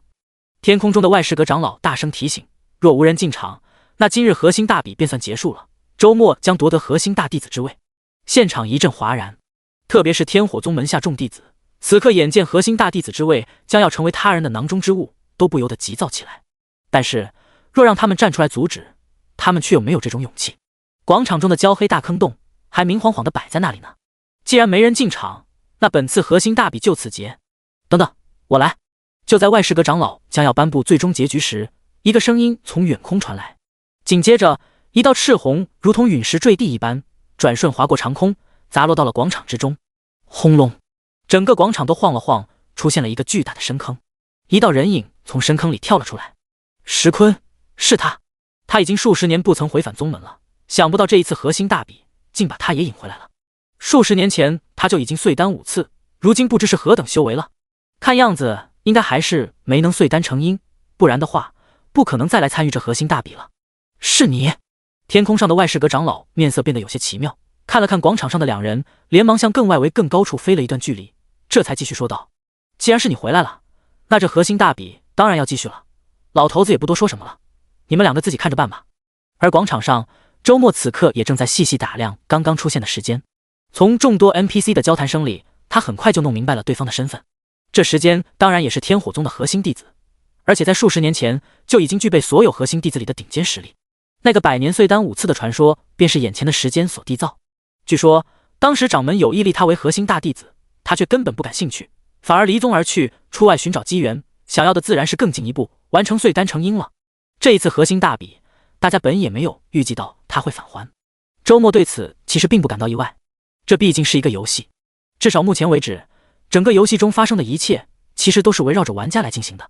向他争夺核心大弟子这件事，某种意义上来就是一个超高难度的隐藏任务。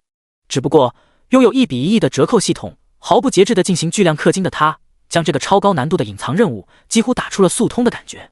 看来是游戏看不惯自己这种开挂的嘴脸，打算给自己上压力了。不过游戏还是讲究基本法的，至少来的这个仍旧是结丹期修为，而不是那种可以啪一声唤出元婴法身的恐怖强人。周末师弟，我听说过你。时间站在周末身前，面上带着淡然的笑。面对着一击就能秒掉一名核心弟子的周末，他似乎半点也没有感到压力。你刚刚那玩意儿不错，我就站在这里，看看你能不能破我的防。时间身上烈焰喷涌而出，体内脏气咚咚震响，如同雷动雷神战鼓一般。他是体修，而且也已经达到炼脏期圆满。周末目光一闪，已经看出了对方的部分底细。只是天火宗里还流传着对方100年碎丹5次的传说啊。尽管不太愿意相信，但很显然，眼前的时间与他一样，也是一位法体双修的存在。周末差点有种自己遇上了天命主角的感觉。察觉到周末目光中的讶然，时间一笑，放心吧，我不会主动进攻，你能攻破我的防御，我自然认输。哗！场外观战的众多玩家齐齐惊呼，他们觉得这时间太过于狂妄了。再怎么说，周末也是玩家修为榜排名第1的人，怎能让区区一个 NPC 如此看不起？顷刻间，他们不由得有了种同仇敌忾的感觉。周末，加油，干掉他！周师兄，我看好你，弄他！周师兄，我不争核心了，你加把劲赢下来，我心服口服，叫你大师兄。时间听着这样的叫声，不以为意地摇了摇头。想不到你入门未久，竟已经有了如此声望。若能赢我，这大师兄倒是当得名副其实。只是，你能赢我吗？周末也是微微一笑，等下就知道了。其他玩家们觉得时间过于狂妄，他却并不这样认为。时间既然也是与他一样法体双修的，甚至还碎丹至少5次以上，那自身的防护力必然已经高到了不可思议的地步。以这样的防御力，如果还能够被破防，那对方的实力基本上也是更胜许多了。石师兄，准备好了吗？周末站在广场上，微笑发问。差不多了。时间点了点头，微微张口，一点火光从他口中飞出，瞬间胀大，化作一件赤红战甲，披在了他身上。顿时，烈焰熊熊，升腾足有3丈高，衬托的时间就像一尊火焰战神。这正是一件火系的防御法宝。而时间御使的法宝并不仅仅只有这一件，顷刻间又有好几件法宝被祭了出来，防护在他身周。1、2、3，一共7件防御法宝，都是人阶巅峰的法宝。这小子有点意思啊，离开宗门的数十年，怕是又多碎丹了2次。天空中的外事阁长老啧啧惊叹，眼神十分复杂，又往外飞了一段距离。所谓法宝分为天地人3阶，人阶对应结丹期，而人阶巅峰的法宝御使一件便几乎要消耗掉金丹中的所有丹力。想要多御使一件，便得多碎丹1次，让丹力更上一个台阶。时间能够同时御使如此多的人阶巅峰法宝，证明其碎丹次数极多，丹力之强惊世骇俗。见多识广的外事阁长老都如此惊叹，其余的玩家们就更不用说了。他们看向周末的眼光里已然载满了担忧。身为玩家修为榜第1的人，他真能赢下这样比试吗？对于这种担忧，身为这场比试的主角之一，时间自然不会在意。他站在广场上，向着周末淡淡开口：行了，这次真可以了，你出手吧。第48章，那我就不客气了。广场上，周末看着对面的时间，颇为赞许地点了点头。这个时间似乎找准了自身特色，把法修和体修很好的结合到了一起。这种方式确实很不错，自己倒是可以参考一下。你那是符阵珠吧？威力确实很不错，有多少就使出来吧，动一下就算我输了。眼见周末仍未出手，时间更是大咧咧的一挥手。他倒不是自大，而是对于自身实力有着绝对的自信。整个天火宗里，除了已经成就元婴的那些之外，他自问再无任何一人能够破得了他的防御。好，既然如此，那我就不客气了。说话间，周末手中已经多了一串符阵珠。不过在正式开始动手之前，他看了看周边，对天空上的外事阁长老说道：麻烦长老让大家往外再退开一些。外事阁长老一下子就领悟了意思，他颇有些惊疑不定地看着下方广场中的周末，最终还是让周边观战的众人向后远远退开。还没有开始，整个气氛就拉满了，所有人都紧盯着广场之中，期待着接下来将要发生的战斗。石师兄，小心了！周末这样说着，手中的符阵珠已经有几枚飞了出去。他并没有直接祭出一整串，那样威力实在有些过于强大，他不确定面前的时间能不能撑得住，打算先放几枚试水。轰隆隆，无尽雷光炸裂开来，足足8枚符阵珠在时间周边被引爆。尽管这次攻击只是冲着时间去的，威力已经极度凝聚，但还是有相当程度的余威向周边蔓延了开去。雷光蔓延，覆盖了数里方圆。周边退开的众多玩家心中一惊，旋即感到还好，这次雷光炸裂的威力确实远远超过了上次，其可怕程度是他们首次见识到。不过广场足足有10几里方圆，刚刚好像也没有必要退开那么远吧。雷光避开了周末身周，这是经过炼宝提升后他的符阵珠威力更加惊天动地，但却可以一定程度的进行操控。雷光散去，时间的身影重新显露人前。这一次广场上的深坑又扩大了许多，时间周边数里范围都是一片焦黑，还有雷光隐隐泛动，但他脚下的部分却还是完好如初。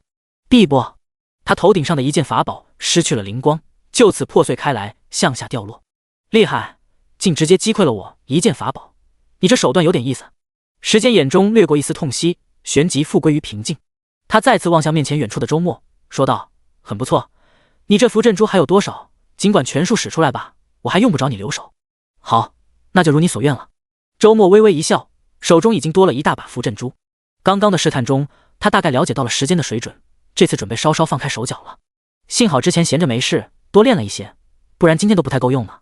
手中一大把符阵珠猛地散开，在他的御使下，顷刻间就来到了时间周边，一串就有108颗，而此刻足足10几串，1000多枚符阵珠密密麻麻地布满了时间深周。等等，你这都是？我没想到你有这么多。眼见到深周出现如此密集的符阵珠，时间骇然，大叫出声。他本以为那么厉害的消耗型法器，对方仅仅只有1串而已，8枚就能击溃自己一件法宝，那剩下的100枚威力显然会更加强大。不过自己还剩下那么多件法宝，加上自身的炼体修为，撑下来应该是没有问题的，大不了就是法器全部损毁罢了。拿下核心大弟子位置之后，自己反正也准备碎丹成鹰了，这些结丹期的人阶法器没了就没了，也不至于太过心痛。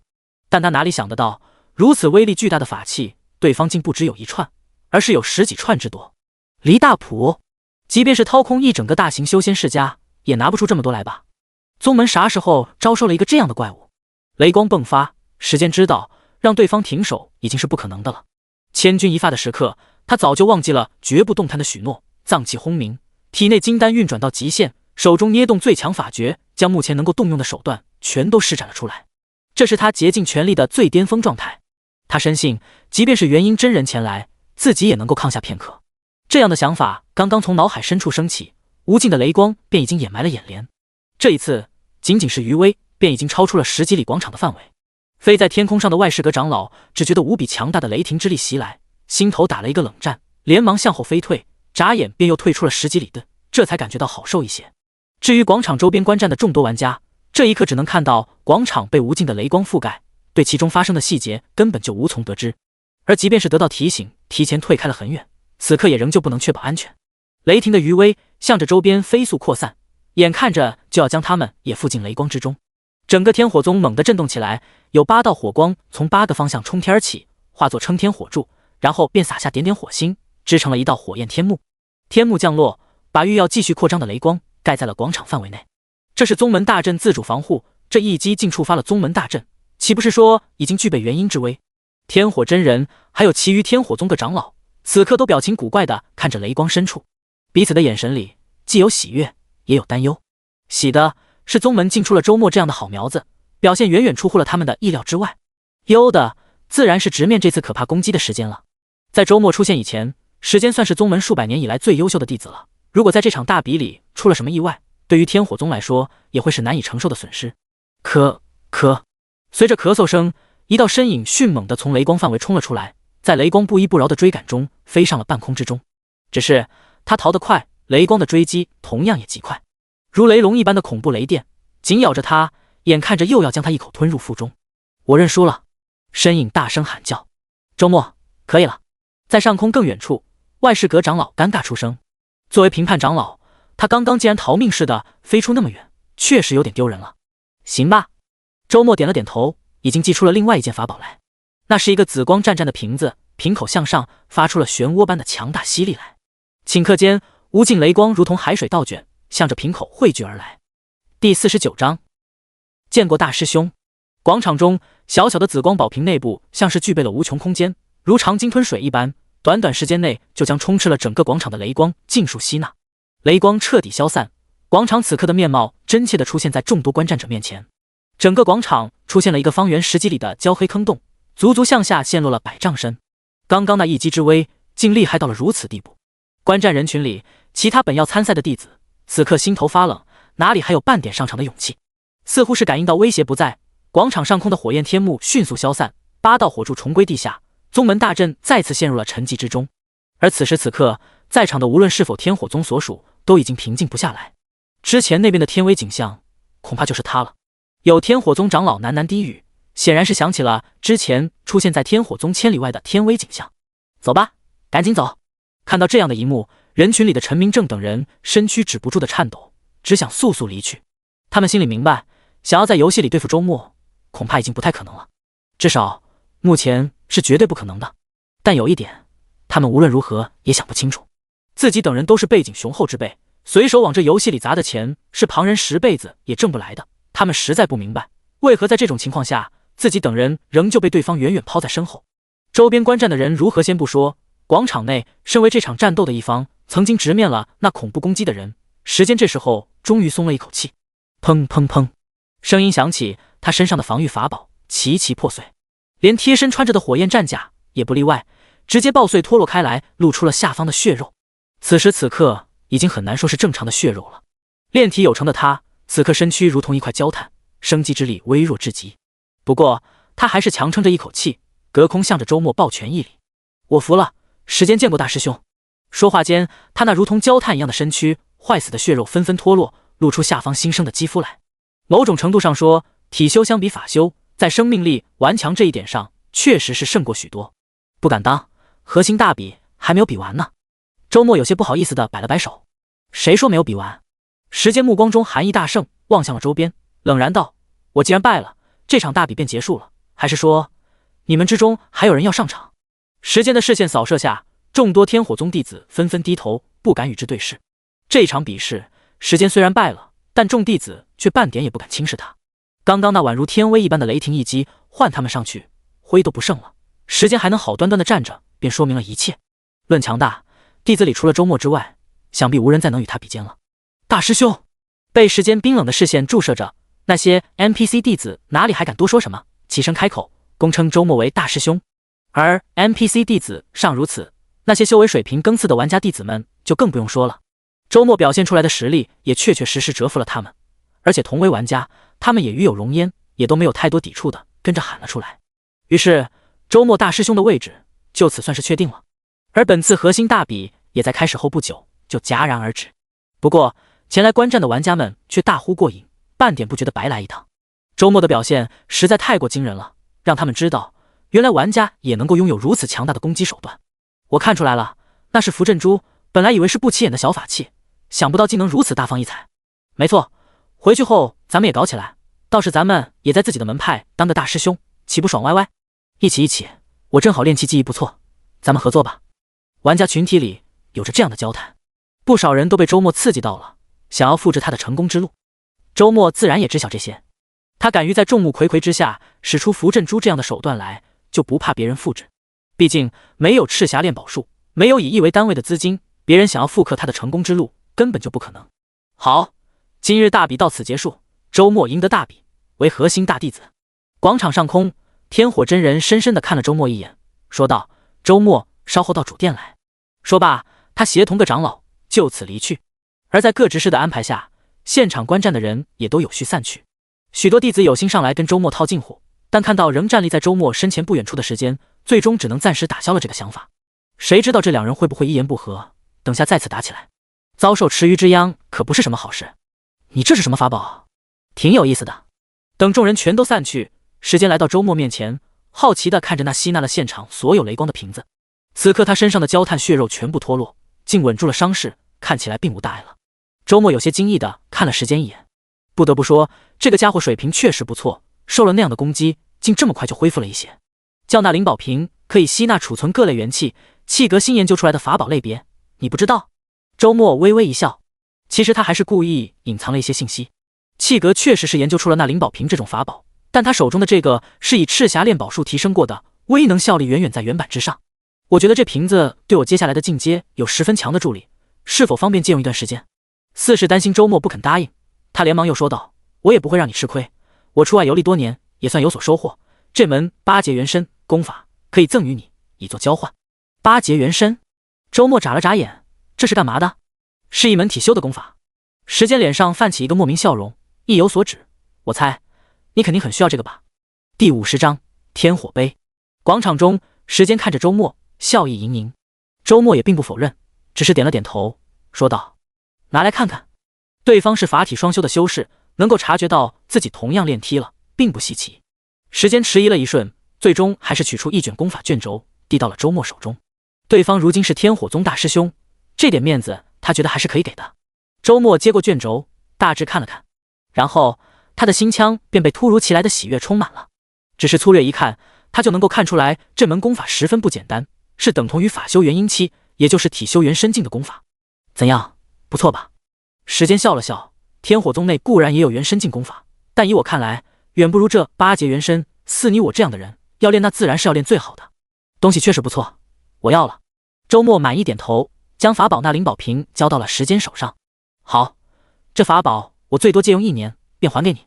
接过那灵宝瓶，时间两眼放光，兴奋不已。他已经隐隐能够看到自己修为更进一步的景象了。不用还了，送你吧。周末大方地摆了摆手，对他来说，东西借走1年，那再还回来也没有什么意义了。别说1年，10几天后游戏便要正式降临了。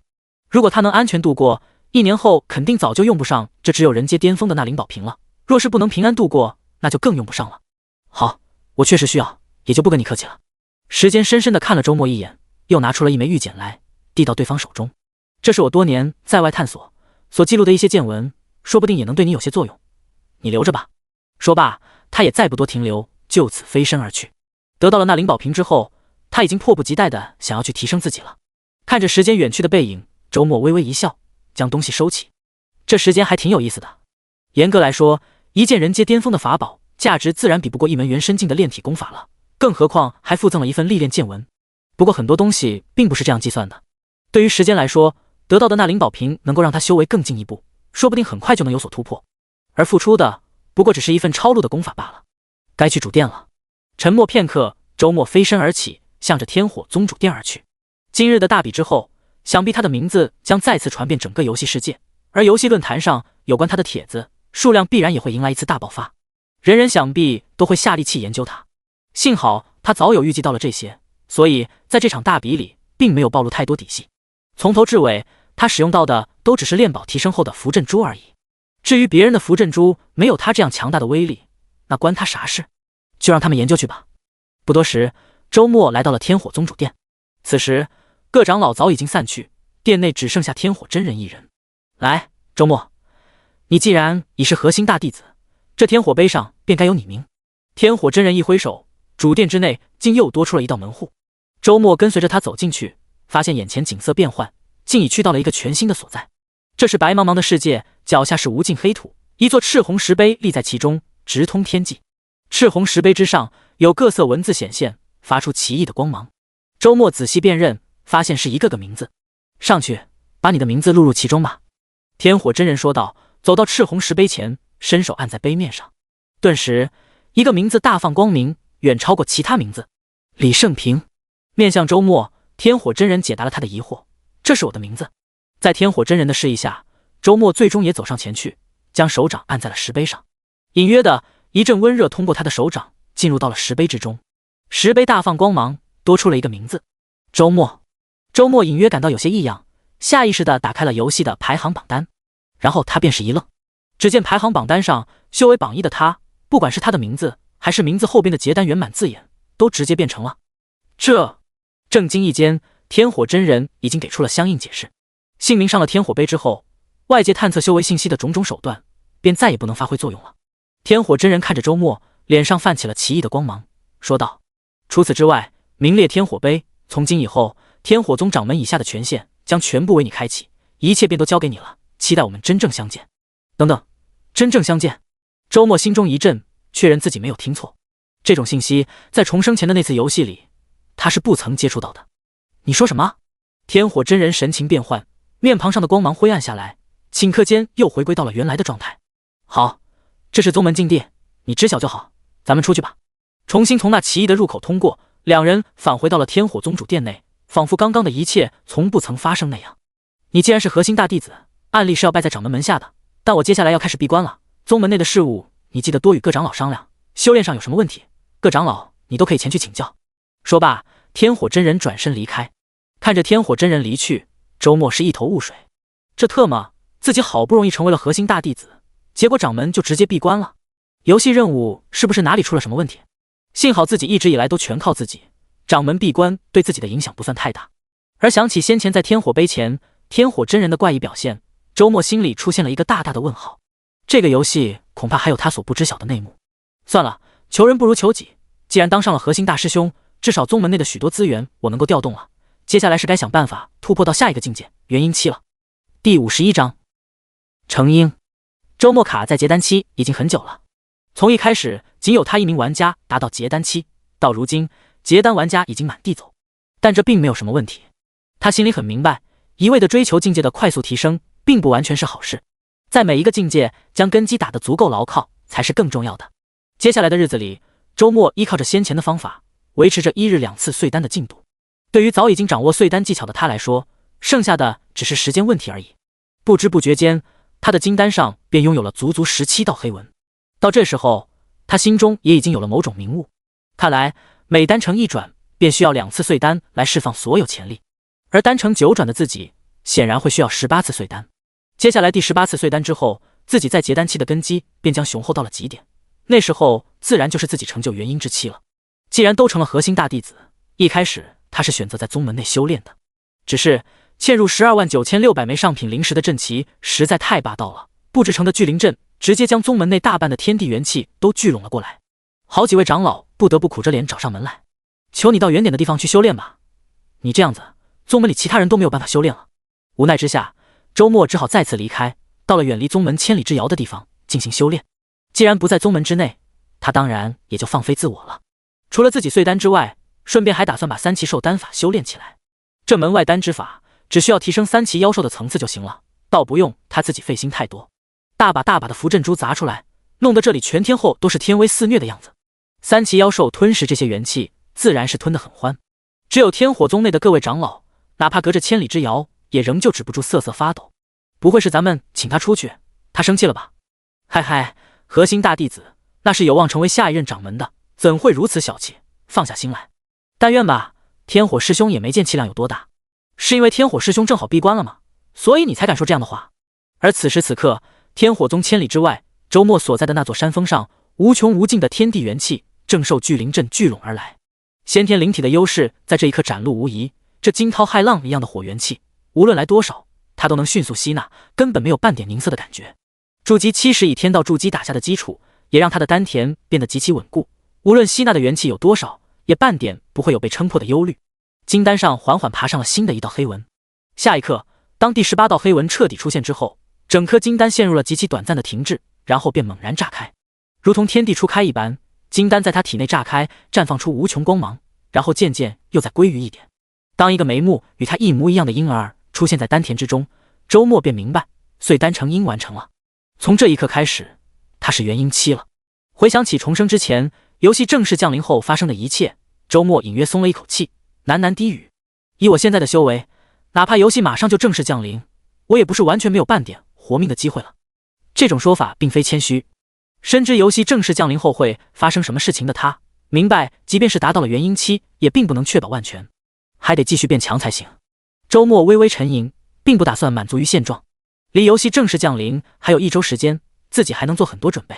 心中这样想着，他望向了山峰之外。在山峰外的3个方向上，各有不同的力量在肆虐。一边是狂风吹刮，天地昏暗；一边是雷光轰击，寰宇震荡；一边是冰寒凛冽，冻绝寰宇。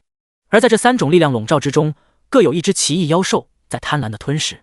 正是修炼3奇兽丹法的冰风雷3种奇妖。直到这个时候，周末才更加觉得这3奇兽丹法物有所值。本以为这是仅仅止步于结丹境界的外丹之法而已，没想到在自己晋升元婴期后，这门功法竟仍未耗尽潜力。3只奇妖不停歇地吞噬着相应的冰风雷元气，自身境界水涨船高，像是没有瓶颈一般。这正是天地精气所化生奇妖的特殊之处。周末没有过多干涉，他估摸着这3只奇妖要达到元婴层次，还需要不少时间。大致算了算，他发现这几天下来，自己已经在游戏商城买了2000多块的资源，换成没有折扣系统的其他人，这就是2000多亿。今时今日，不知道有多少人能够拿得出，且有魄力拿出这样的一笔巨额资金来。打开游戏修为排行榜，上面有关他的信息仍旧是以表示，看来天火宗的天火杯还是有点靠谱的。紧挨着他的修为榜第2名是结丹圆满修为。这些天来，游戏论坛上又多了不少帖子，内容都是猜测周末如今的修为。有人认为他仍旧是结丹圆满，有人认为他已经晋升了元婴期，但因为的存在，这一切都只能停留在猜测而已。只要修为榜第2名的玩家没有晋升元婴期，这个猜测便始终会2极分化。时间紧迫，周末懒得去理会这些，已经开始修炼起元婴期的功法来。天火宗的元婴功法名为天火大法，显然是和天火诀一脉相承的功法。修炼过天火诀筑基篇和天火诀结丹篇之后，他再修炼起天火大法来，显然是得心应手的。与之相比，天火宗的炼体功法就不怎么样了。他翻看过天火宗的元神境功法后，发现确实如那时间所说，远远不如他从外界得来的8节元身。在修炼天火大法的同时，周末也打算把8节元身修炼起来。法体双修能够给他提供超强的底蕴，这显然是不能错过的。值得一提的是，周末发现自己刚刚踏入元婴期，体内元婴竟就已经有3尺3寸高。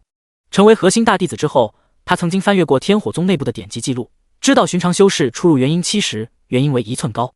只有底蕴极惊人的，才有可能达到1尺以上。显然，初入元婴的自己，底蕴已经胜过了绝大部分同阶，如今能够动用的元婴法力，是寻常初入元婴修士的数十倍。炼气方面暂时没有什么特别的，一切由之前打下的根基决定。元婴修为只要循序渐进就行。至于炼体方面，8节元身的修炼重点在于8节。周末整理思绪，低声自语：8节并非指8次，而是通指8种节。第52章8节元身。山峰上，周末按照自己的理解，细细揣摩着8节元身的修炼方案。之前时间讨要他那灵宝瓶的举动，已经给了他相当提示。而如今，他为自己制定的方案也是来源于此。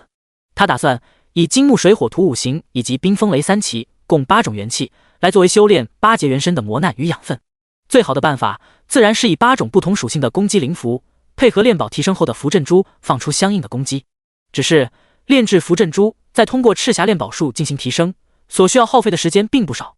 如今离游戏正式降临仅仅只有1周了，周末并不太愿意把时间全部花费在这上边。利用符阵珠激发灵符威力，只是斗法时使用的而已。如今我的目的是磨练自己，却不会像斗法时那般紧迫，就算不使用符阵珠也未必不行。周末这样想着，再次打开游戏商城，进行了新一轮的大采购。可以预想得到，没有符阵珠的帮助，哪怕堆积再多的1阶灵符，所能够激发出来的威力也终究只属寻常。所以周末这次不仅仅只是购买灵符，还同样购买了各属性的灵矿。像灵符这种攻击型道具，商城里最高只能购买1阶的，但灵矿属于原料型，却不一样。周末购买的是4阶灵矿，这是可以用来炼制元婴层次法宝的，其中所蕴含的元气量远非之前的2阶灵矿可比。4阶灵矿1颗的价格就是3280元，虽然不如赤霞宝矿珍稀，但也算不便宜了。周末直接就是以100万为单位购买，100万枚精细4阶灵矿就是32.8亿，经过打折后耗费32.8元。周末把这100万枚精细4阶灵矿摆在深州，几乎像是把自己掩埋其中一样。然后他随手撒出数不清的1阶精细攻击灵符，击向这100万枚精细灵矿。顿时100万枚灵矿被引爆，其中的元气彻底倾泻而出，无穷无尽的锋锐之气布满了这片狭窄的空间。过于浓郁的金元气化成了数不清的刀枪剑戟，这一刻山峰上像是成了刀山地狱。处身其中的周末只感到数不清的刀枪剑戟切割而来，炼体上即便已经有了炼脏期圆满的修为，也难保完全。道道伤痕在他身上出现，这时候他若想要逃离此处，自然是轻而易举。但周末却并不打算那样做，只是沉默承受刀剑切割的剧痛，默默运转起了8节元身功法来。早已经没法进步的炼体修为又开始飞涨提升。一晃又是几天时间过去，周末立身的山峰此刻早已经消失不见，原地剩下的是一个深不见底的巨大坑洞。他徐徐吐出一口长气，从深坑里飞上半空。周边3个方向上冰封雷天威也随之消散。周末微微一伸手，顿时便有3道流光从3个方向飞来，围绕着他转起了圈圈来。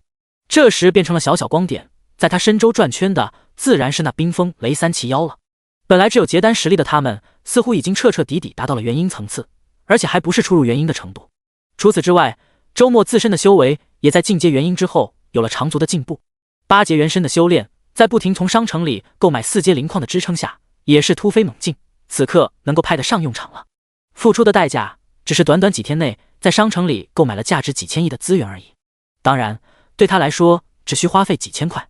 仔细算算，在这游戏里修行至今，他所耗费的资源已经超出了万亿之数。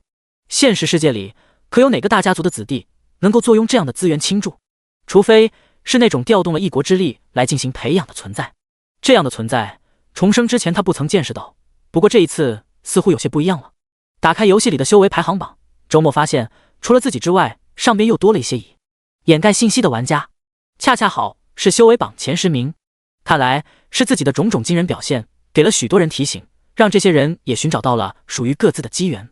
就不知道这其中有几个是世家子弟，有几个是一国之力培养的。离游戏正式降临还有2天时间，按理说周末可以继续一鼓作气的修炼，无需中断的。只是他察觉到现实世界里自己藏身的地方似乎已经有人找过来了。这是晋升元婴期后所拥有的能力。在元婴期之前，只要他进入了游戏里，现实中发生什么事他都是难以得知的。但这种情况在晋升元婴期之后得到了改变。在进行游戏时，他似乎还能够留下一份意识，守在自己现实世界的身体里。而刚刚就是现实世界里的身体传来了警示，让他不得不从欲罢不能的修炼里停了下来。退出游戏，他的完整意识再次回到了桥墩处的身体里。而整体意识回归之后，他的感应力更加灵敏，已经察觉到有人接近到了300米范围内。游戏里的修为达到元婴之后，经由部分反馈，他现实世界的身躯早就具备了筑基期以上的水准。这种数百米外就感应到人的手段不足为奇。是周末周先生吧？来人很谨慎，或者说很懂事，在距离桥墩100米之外就停了下来。而说话声能够跨越100米距离传递过来，显然也是有相当反馈修为在身的。燕兜长老院专属护卫队小队长王信求见。100米外传来的话语让周末微微一愣，他本以为是陈明正之流又遣人找上门了，没想到却是长老院来客。当然，是不是真的长老院来客，目前也凭对方一张嘴说，他无法认证。事已至此，桥墩这个地方是再待不下去了。周末从桥墩里现身，跃上岸边，向100米之外遥遥相问。我自问躲得挺好的，你们怎么就找到我了？所谓的长老院来客，当然不仅仅只有一人。一个10人小队在100米外和周末遥遥相望。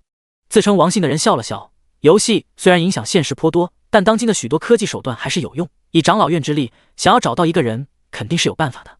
周末苦笑，发现自己想差了。确实，在游戏正式降临现实之前，这个世界上的许多科技手段还是不能轻视的。你们找我有什么事？在周末的注视下，100米外的王信深深地吸了一口气，面上浮起某种莫名崇敬的表情。大长老想见你。他如是说。第53章100亿。大长老要见我。岸边，周末十分惊讶。在这个游戏出现之前，他从未想过自己竟会有机会与那样的人物产生交集。即便是如今，对于大长老要见自己的事情，他也仍旧感到有些不真实。不过还有2天游戏就要正式降临了，管他什么大长老小长老的，自己进来做什么？不好意思，我没空。周末看着100米开外的王信等人，如是说道。话音才落，王信等人脸上霎时涌起了极为古怪的神情，看着周末仿佛像看一个从未见过的奇异物种。大长老召请，竟还有人说得出拒绝的话来。眼看周末似有离去之意，王信一下子急了起来。他受命前来，若是空手而归，先不说大长老责怪了，连他自己都原谅不了自己。周先生且慢，大长老说了，周先生乃国之栋梁，他日必将能展翅翱翔天际，这双翅膀，长老院愿为周先生插上。说话间，王信带着身后队员齐齐低头，表现得极为恭敬。周末略微有些迟疑起来，一人之力和举国之力比起来，总归是薄弱了些。即便如今的他拥有资金净益，又有着折扣系统，但未来如何尚未可知，这点底蕴够不够支撑到最后，谁也说不准。或许确实应该去见一见那大长老，获得相应的资源。当然，他心里也很明白，世上没有白吃的午餐，想要从长老院获得资源，自己自然也得付出相应代价。正考虑间，王信那边又开口了，听闻周先生与燕都几大家有嫌隙，长老院可做主带周先生敲打那几个家族。行，既然都说到这个份上了，那我就跟你们走一趟吧。岸边，周末淡淡一笑，长老院要如何敲打那几大家，他并不是十分在意，但自己正好趁着这个机会往燕都走上一趟，把该做的事情做完。能从长老院处得到一些支持，那当然更好。周末跟着王信等人远离河边，很快就来到了一片空地上。一架直升机早已经等待在那里，不愧是长老院的专属护卫队。这种交通工具，周末之前只远远的见过，连接近的机会都没有，更别说乘坐了。咱们就坐这个到燕都去。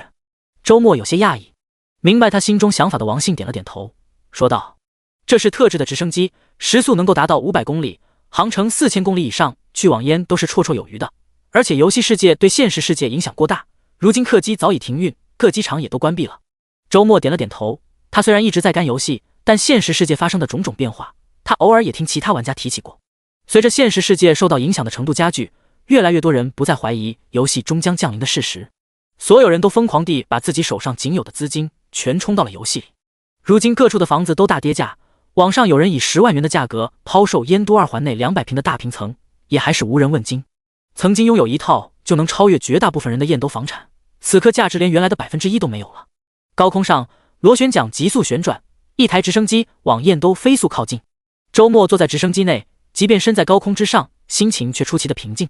如今游戏还没有正式降临，他能够得到的修为反馈在筑基巅峰左右。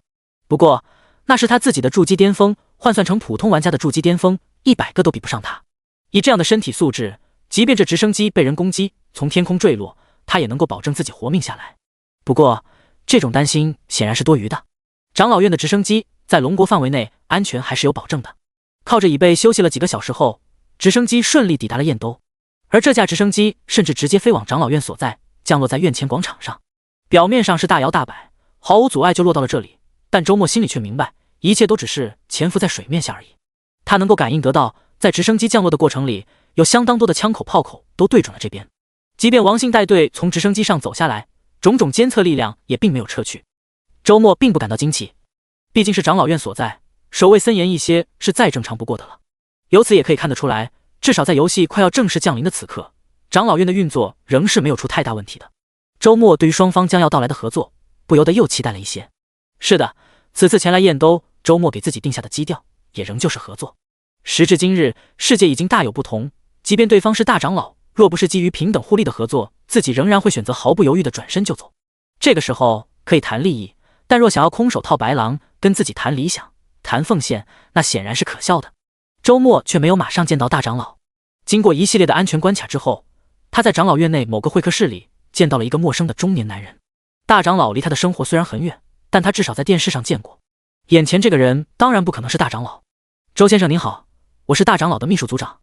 不是大长老要见我吗？周末微微皱眉，若是游戏出现之前能见到秘书组长这样的大人物，他怕都要战战兢兢，手脚颤抖了。但如今是游戏即将降临的时刻，他的心态已经发生了巨大转变，反馈而来的部分修为也给了他相当底气。哪怕是处身于长老院内部，他也仍旧没有半点不自在。哈哈，果然是人中龙凤。大长老说你是国之栋梁，确实没有说错。秘书组长打了个哈哈，连忙说道：大长老先前在见客，马上就过来了，怕周先生等得不耐烦，这我先来作陪。正在这时，周末忽然听到自己的手机叮一声响，他也不管有人在旁，直接掏出看了一眼。这一看，他的动作就有些僵住了。就在刚刚，他的资金账户里入账了100亿。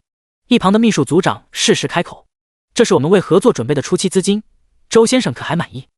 第54章，说不定小看他了。周末皱着的眉头顿时舒展开来。100亿，这是他以前做梦都不敢想的数字，如今就真实无比的躺在他的资金账户内。长老院那边有这样的诚意，那自己再多等一会也当然不是什么大问题。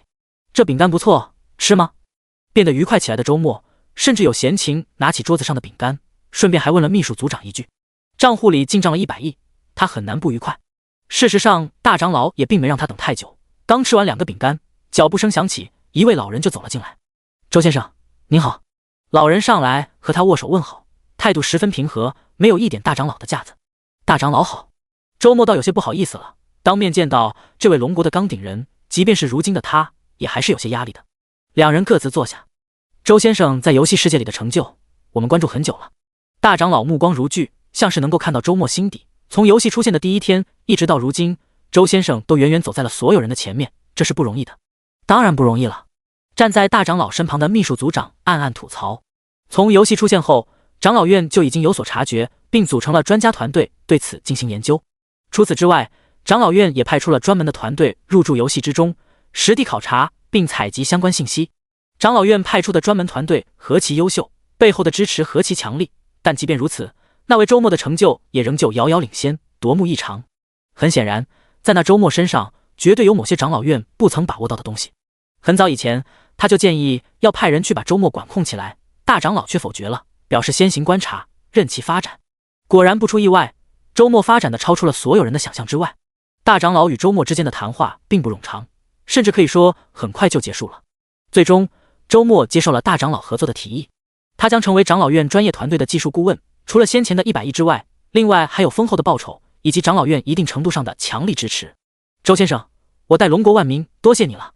大长老忽而站起身来，向着周末深深一鞠躬。周末连连摆手：大长老不必如此，咱们只是基于利益的合作而已，你这样我可受不起。大长老的行动他当然理解，这位老人确实心心念念都是龙国万民，值得敬佩，但自己肯定做不到像对方那样拿钱办事就是自己的准则。最终，周末拒绝了在长老院内留宿的邀请，打算在燕兜里找个酒店入住。看着周末的身影远去，秘书组长眉头紧锁。大长老看得出来，这年轻人的觉悟确实不算高，把苍龙交给他真的没问题吗？放心吧。躺在交椅上的老人眼睛眯成一条线，笑得像一只狐狸。我这一辈子别的本事没有，看人倒是挺准的。这位周顾问当面说话虽然冷冰冰硬邦邦的，但心里显然有一杆秤。我也不苛求他要怎样无私奉献，只要能够顺便带一带苍龙，那就十分值得了。大长老竟如此高看他。高看？不，说不定我还是小看他了呢。老人摇了摇头，双眼豁然睁开，内里似有冷电般的光芒射出。刚刚我跟那几个老家伙聊过了，他们这一把年纪，按理应该知道进退，但这2日毕竟不同，就怕他们狗急跳墙。你叫小王那边看好了。是，大长老。周末走出长老院，举目望去，发现想要打个车都挺难的。整个世界变得十分玄奇，来自游戏世界的景象和现实世界几乎重叠到了一起，人们生活其中，已经很难分辨的轻现实与虚幻了。出租车生意几乎已经没人做了。难道我要自己跑着去？以他如今的身体素质，跑着去倒不是做不到，但那样也太惨了些。周先生，我来送你。引擎声响起，一台轿车停在了周末身旁。正是王信。也好，就麻烦你了。周末也不矫情，打开门上车，让王信把自己送到了目的地。这是燕兜的一家酒店，离长老院有一定的距离。尽管仍不能彻底避开长老院的视线，至少也比直接睡在长老院里好些。那样是真的一举一动都在别人管控之中，不得自由。酒店的生意也很差了，仍旧保持营业已经很不容易。周末订了一间房，安心休息。他虽然答应大长老要做苍龙的顾问，但那是游戏正式降临之后的事情了，如今并不用急着上班。时间飞逝，转眼便到了游戏正式降临前夕。半夜3点，闹钟响起，周末豁然睁眼，前来燕兜。他当然有自己必须要做的事情，而等到现在，则是早就计划好的。当他按照提前收集到的信息来到了陈家时，天已经蒙蒙亮了。交通工具只有2条腿，确实挺不容易的。想到游戏里玉器飞行的倡议，周末不由得暗叹一声。陈家是燕兜大族，据说生意遍布整个龙国，财富积累之巨是普通人难以想象的程度。一般来说，没有任何人想要得罪这样的庞然大物。但不管如何，周末已经得罪上了。先前几次三番都是别人来找他麻烦，既然自己来到了燕都，当然不应该再傻傻的等着了。来而不往非礼也，游戏正式降临在即，就算陈家势力再大，此刻的周末也丝毫不惧。现在不弄他们，以陈家的底蕴，等到游戏正式降临后，说不定能在那个新世界继续发展成庞然大物，那对周末来说当然不是件好事。陈明正等人先前对付他，显然也是出于这样的考量，而并不仅仅只是普通的争强好胜。长期霸占着修为榜一的存在，但凡是想要有所作为的大家族都不会乐于见到。只可惜他们对付了周末几次，终究是没能得逞，更是将周末彻底惹怒了。大世家的傲慢让他们一开始根本就没有正视周末，直到亡灵被悍然击杀，他们才终于发现周末并不是一只可以随意揉捏的虫子。双方显然已经不具备缓和的余地。陈家所在是一个叫做陈园的地方，占地极广，在燕都拥有这样的地块，陈家的实力可见一斑。周末直接翻墙进入，对如今的他来说，陈园的安保形同虚设。那些监控摄像头还没有来得及拍下他的身影，就已经被他随手扔出的小石子击成粉碎。他顺利进入陈家内部，在后院广场上看到了一个老人。你来了。老人脸上泛起诡异的笑意，同一时间却猛地向后跃去，灵活得更胜狸猫。杀了他！后跃的过程里，老人大喊出声。第55章，这是一个局。老人向后跳去的同时，周末瞬间察觉到自己被许多道杀意锁定了。游戏内的修为部分反馈之后，他能够感应得到这种玄之又玄的气息了。然后哒哒哒的枪声响起，一连串的子弹就向他打了过来。在龙国燕都，他们竟没有半分顾忌的肆意用枪，可想而知现实世界的秩序已经崩塌成何种程度了。不过想到今天就是游戏正式降临的日子，大家表现得疯狂一些也就不难理解了。周末没有躲，连串的子弹尽数倾泻在了他身上。这是比手枪威力更强许多的冲锋枪，若是上次被这样扫射，他多少还会感到浑身疼痛。但如今的他却连眉毛都没有皱一下，这些子弹连给他挠痒都做不到。老人显然也不寄望这些攻击能够伤到周末，只是趁着这个机会推到了外圈，更多的枪手从四面八方围满了整个广场。早等着你了，真以为咱们是瞎子，不知道你来了燕都。熟悉的声音在广场上空响起，正是陈明正。大量的无人机飞上了天空，此刻的陈明正显然正是通过这些无人机在查看广场中的情况。我家王林死得好惨，我要让他死得更惨10倍。上空又传来了这样的声响，应是王家的人。废话那么多，赶紧弄死他，不然等到游戏正式降临，再想弄死他就没有那么容易了。没错，大长老那边挺看好他的，抓紧解决，小心夜长梦多。狗屎的大长老，前2天我忍他，今天我还忍他个屁，咱们几家联合起来，这燕都谁做主还不一定呢。道道话语从上空传来，周末脸色阴沉。很显然，今日此处是一个针对他的杀局。本以为是自己主动找上门来的，没想到别人早就安排好了，守株待兔等他上门。在游戏里厉害惯了，身处燕都这样的地界，自己果然还是小看了这些大家族的能量。不过事已至此，倒也没什么好说的。适逢其会，那就趁着这个机会把这些家族摆到一起，好好清算便是。区区枪手来的再多，对如今的自己来说也不过都是些无用之物罢了。大大大，枪声密密麻麻的响起，周末身躯如旋风摆动，竟徒手接住了许多弹头，反手就掷了出去。游戏还没有正式降临，他并没有游戏内相应的神通手段，但是仅仅依靠身体素质便足以应对眼前局面。周末估摸着，如今的自己单纯依靠躯体强度，战力便大概等同于游戏世界里的普通结丹了。几家合围，如果仅仅只是想要凭借一些枪手就将他留下，显然是太过于天真了。这样想着，周末忽而面色微变，他察觉到一道强力的攻击正向着他急速袭来。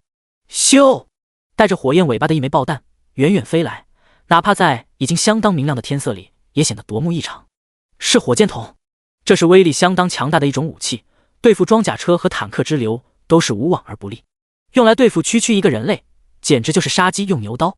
而飞来的火焰爆弹甚至还不止一枚，从3个方向上都有火焰尾巴亮起。以自己此刻的身躯强度，到底能不能硬抗火箭筒？老实说，周末并十分清楚，他也不可能主动去尝试一下。他的身躯瞬间动了起来，如此强大的身体素质，他一旦动起来，直接就快成了幻影。一名枪手正在瞄准，顷刻间发现眼前人影急速扩大，射击目标竟已经到了自己面前。他下意识的就要扣动扳机，但视角已经瞬间发生变化，眼里所见是下方广场。在这一刻，他已经被人单手提了起来，然后他便如腾云驾雾一般向天上飞去。眼前景物飞速变换，然后他就失去了知觉。天空上盛开了一朵绚丽的焰火。周末应对火箭炮的方案十分简单，那就是送另外一个人去跟火焰爆弹相遇。这种事情对于普通人来说是不可能办到的，但以他的身体素质则并不困难。还有2颗爆弹同样被如此应对。当天空上爆开3朵焰火之后，广场上的枪声一下子停了下来，现场一下子变得死寂，所有枪手都面如土色，死盯着广场上的那道身影，牙齿咯咯打颤。他们也从游戏里反馈到了一些修为，自认为身手胜过以前10倍不止，但他们没有想到，如此多人手持冲锋枪压制对方，对方却还是如同闲庭信步，对付他们就如同拿捏鸡仔一样，毫不吃力。即便在场枪手众多，外围还有火箭筒掠阵，他们也没有半点安全感了。幸好上头各家族的画事人们还有其他布置。天空上又有声音响起，确实厉害，仅仅只是反馈一小部分就能如此，要是全部反馈那还得了。正因如此，更加坚定我们要处理掉你的决心了。你这样的人绝不能留到游戏正式降临之后。没错，若有你这样的人存在，新世界里我们这些家族该如何自处？话语间，阵阵轰鸣声响起，10余架武装直升机升上了半空。这几大家族竟还隐藏了这样的手段，周末是真的惊讶了。燕都地界能聚集起如此多的枪手还有火箭筒，已经是相当吓人了。很难想象他们竟还能调动武装直升机这样的大杀器，在地头上让人如此肆意妄为。长老院那边难道死了不成？事情发展到了这一步，显然早已经难以遮掩消息了。燕都之中各处都有信息在飞速传递。秦家、赵家、柳家3方画事人齐聚一堂。小妍，你让我们出手救助那周末是出于什么考量？说来看看。一名中年女子目光如冷电，落到场中一名年轻男子脸上。若周末在现场，自然能够认得出来，这年轻男子就是和他有过几次交易的赵商言。而在场的年轻人除了赵商言之外，还有2人同样也是周末认识的，秦洛真和柳韵秀。秦阿姨，那周末我在游戏一开始的时候就认识了，他的表现相信大家都有目共睹，在这个时候雪中送炭帮他一把，往后咱们3家绝对能够获得难以想象的回报的。中年女子自然是秦洛真的母亲，秦家的家主秦叶兰。秦赵柳3家向来以他马首是瞻，赵商言想要说动3家帮助周末，首先便得说服他。是吗？秦叶兰神情平静，淡淡的看了赵商言一眼。老实说，像周末那样不稳定的因素，那几家要扼杀掉，我其实是认同的。而在这个节骨眼上帮助那周末，便等于得罪那几家了。我固然不怕，但小妍，你能告诉我，我为什么要做这种付出大代价却回报未知的事？赵商言一下语塞，能够向秦叶兰说出先前那番话，已经是他鼓足勇气的结果了。而想要说服这位以独断闻名的秦家家主，显然并不容易。妈，那边有变化了。一直沉默的秦洛真忽然开口，众人目光落向面前的屏幕，发现画面里新的一架武装直升机已经闯进了陈家范围，是长老院那边的。有人低语。而此刻，陈家上空一架武装直升机闯入，广播声响彻整个陈园。大长老有令，陈王各家速速驻守。第56章底牌。陈家上空忽然闯入的武装直升机打了许多人一个措手不及。大长老那边的人真来了，他往日里最在乎的稳定，为了这个周末他竟要亲手打破。咱们怎么办？要听吗？听个屁，刚刚不是说了吗？管他什么大长老，如今游戏马上就要正式降临，他大长老就是个狗屁。陈将军说的对，一个老不死的玩意而已，今日之后哪里还有什么大长老？陈元之局背后的人迅速交流了意见，都达成了一个共识，管他什么大长老，无需理会。甚至有一发火箭筒爆弹飞上了上空，向着闯入的武装直升机击去。在这一刻，大战显然已经不可能再停下。突突突突突突，武装直升机上机枪声响不绝，火箭筒爆弹直接在半空被击溃。陈王各家狼子野心，无视大长老令，苍龙出列，营救顾问。这样的命令发出，天空又有剧烈震响，大量的武装直升机升上了天空，甚至还有好几架战斗机呼啸而至。好个老东西，我倒是差点忘了，这苍龙还被他死死捏在手里。陈将军，这怎么办？怕什么？联系各家，新的时代该重新分割了，我就不信他们没有想法。大战一触即发之际，一个电话打到了秦家。家主，陈家那边想要跟你通话。秦家。秦叶兰接过电话，在众人的目光当中，视线从赵商言、柳韵秀身上扫过，最终停在了秦洛真的身上。洛真，你觉得呢？秦洛真似乎没想到母亲竟然会询问自己的意见，但她心中早就已经有了自己的见解。妈，那周末我也见过，我觉得比那几家好说话多了，只要我们不主动出手对付他，事后他就算不跟咱们亲近，也绝不会秋后算账。你的意思是让我按兵不动？是。你内心真正的想法呢？秦叶兰定定地看着面前的女儿，像是要透过眼眸看到对方心底。秦洛真沉默了一下，说道：苍龙既出，陈王各家肯定是不轻松的，但最终打成怎样，谁也说不好。咱们只要保存实力，在即将到来的新世界里，他们无论谁输谁赢，咱们都绝对不会混得太差。我是问你真正的想法。秦叶兰半点也不罢休，似乎一定要追问出某个答案来。而看到一旁赵商言和柳韵秀一直在给自己打眼色，秦洛真低低的叹息一声。如果硬要说，我当然是更加倾向出手相助的。不出手，咱们能稳住现在的局面；出手赢了之后，咱们也许能够迎来一跃，在新世界拥有更多。他没说了怎么办？但在场的都不是傻子，心里自然明白后果。好，你来决定。秦叶兰将电话递到秦洛真手上，深深地看了他一眼。从此刻起，你便是秦家之主，你的每一个决定都将决定整个秦家的命运，是好是坏都全在你肩上。妈！秦家主，秦阿姨。在场众人齐齐一惊，没想到今日竟能见到秦家家主更替的大事。在往常，这是能够震动整个燕都的大事，此刻却如此随意地完成了。不必说了。秦叶兰摆了摆手，事到如今，我也不瞒你们了，我脑海里的肿瘤又扩张了，如今清醒的时间越来越短，是时候把担子卸下来了。现场一阵寂静，显然秦叶兰所说的事情，他们也是清楚的。阿姨，游戏马上要正式降临，在这个即将到来的新世界，什么都有可能发生。你这个病说不定到时候就能治好了。一旁的柳韵秀捏紧拳头，鼓劲说道：好，阿秀，承你吉言，以后多帮帮你姐。秦叶兰抚了抚柳韵秀头顶，温和一笑。卸下了秦家家主之位后，他竟不像往常那样总是冷着一张脸了。各位，既然如此，那仔细听我说。片刻之间，秦洛真像是完成了某种蜕变，神情身姿竟变得跟片刻前的秦叶兰有些相似。陈家上空，两方的武装直升机在各自对战，机枪声不绝于耳，时不时还有各式炮弹呼啸而出。大长老方面派出的战斗机竟也遇上了对手，双方在更高的天空上来回盘旋，相互对峙。几大家联合起来，竟然敢公然与大长老叫板。燕都的局势在此刻严峻到了极点。周末站在下方广场上，眯眼看向天空。虽然身体素质极度强横，但目前的他确实不会飞。天空上的那些武装直升机甚至战斗机，但凡飞得高些，他确实都暂时没有太好的办法对付。也幸好有大长老方面的战力加入，他才不至于要面对上方大量武装直升机的机枪扫射、炮弹轰炸。至少答应大长老成为苍龙顾问，在这一点上并不算亏。上方有上方的战斗，而下方则是周末一个人的主场了。大量的枪手围攻他，却像是被他一个人反包围了一般。冲锋枪突突突响个不休，但却没能给周末带来一丝丝伤害，反倒是那些枪手正像是稻子被收割一般，成片的倒下。这还不包含外围苍龙成员飞速突进所带来的损失。而且天空上又有武装直升机加入，而且明显是来帮大长老那边的。幕后观看的那些人此刻脸都黑了。好个秦家，好个秦叶兰，他这是脑子坏掉了，偏要跟咱们几家作对。各位别藏着掖着了，有什么都全端出来吧。今天对付周末还跟大长老撕破脸了，如果没能成功击杀掉他，后果不堪设想。罢了，陈将军，你都不怕长老院追究，我们怕啥？这点家底今天就全掏出来好了。也是，这周末越看越让人感到心惊胆战，不弄死他我心难安。这种关键时刻底牌留着也没用，全先出来好了。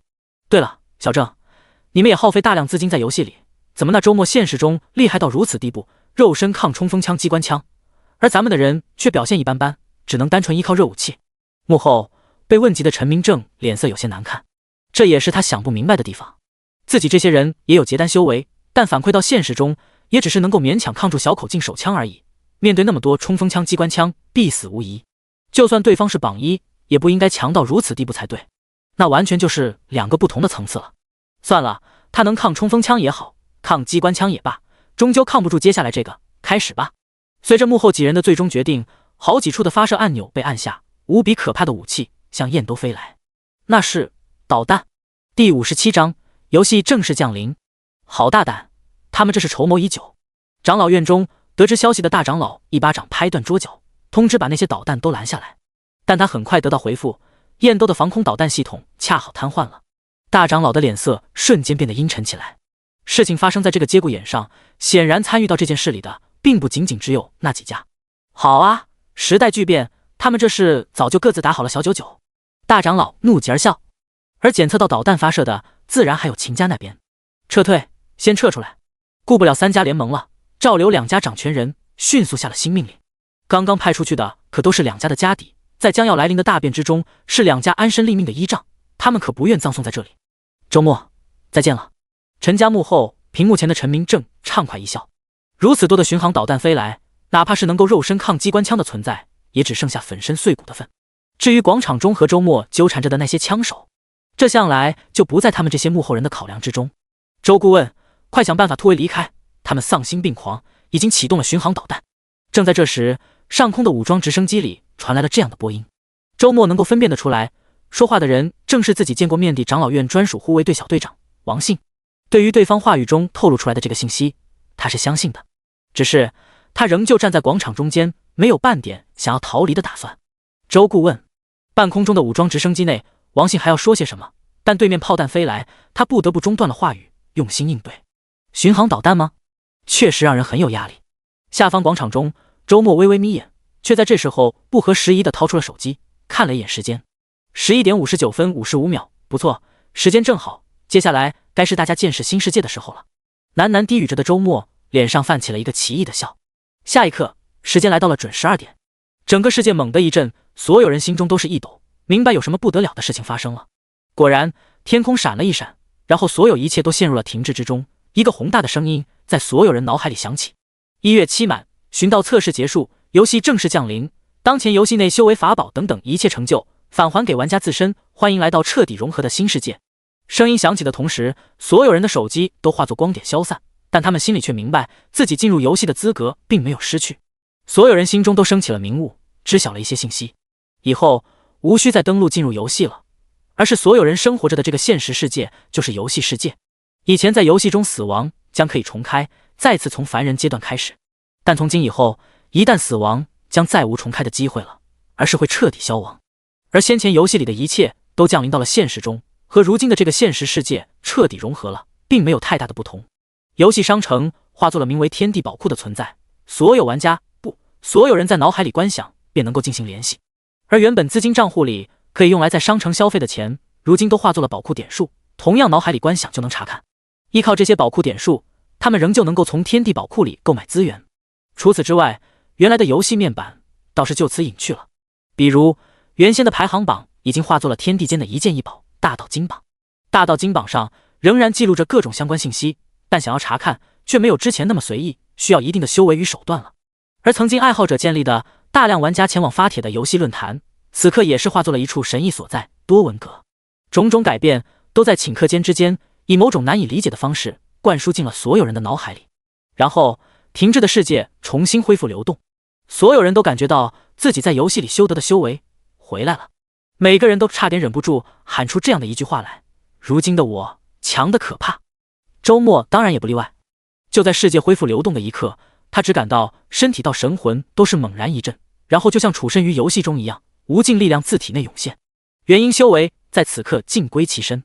而天空上10数枚导弹已经进入了燕兜上空。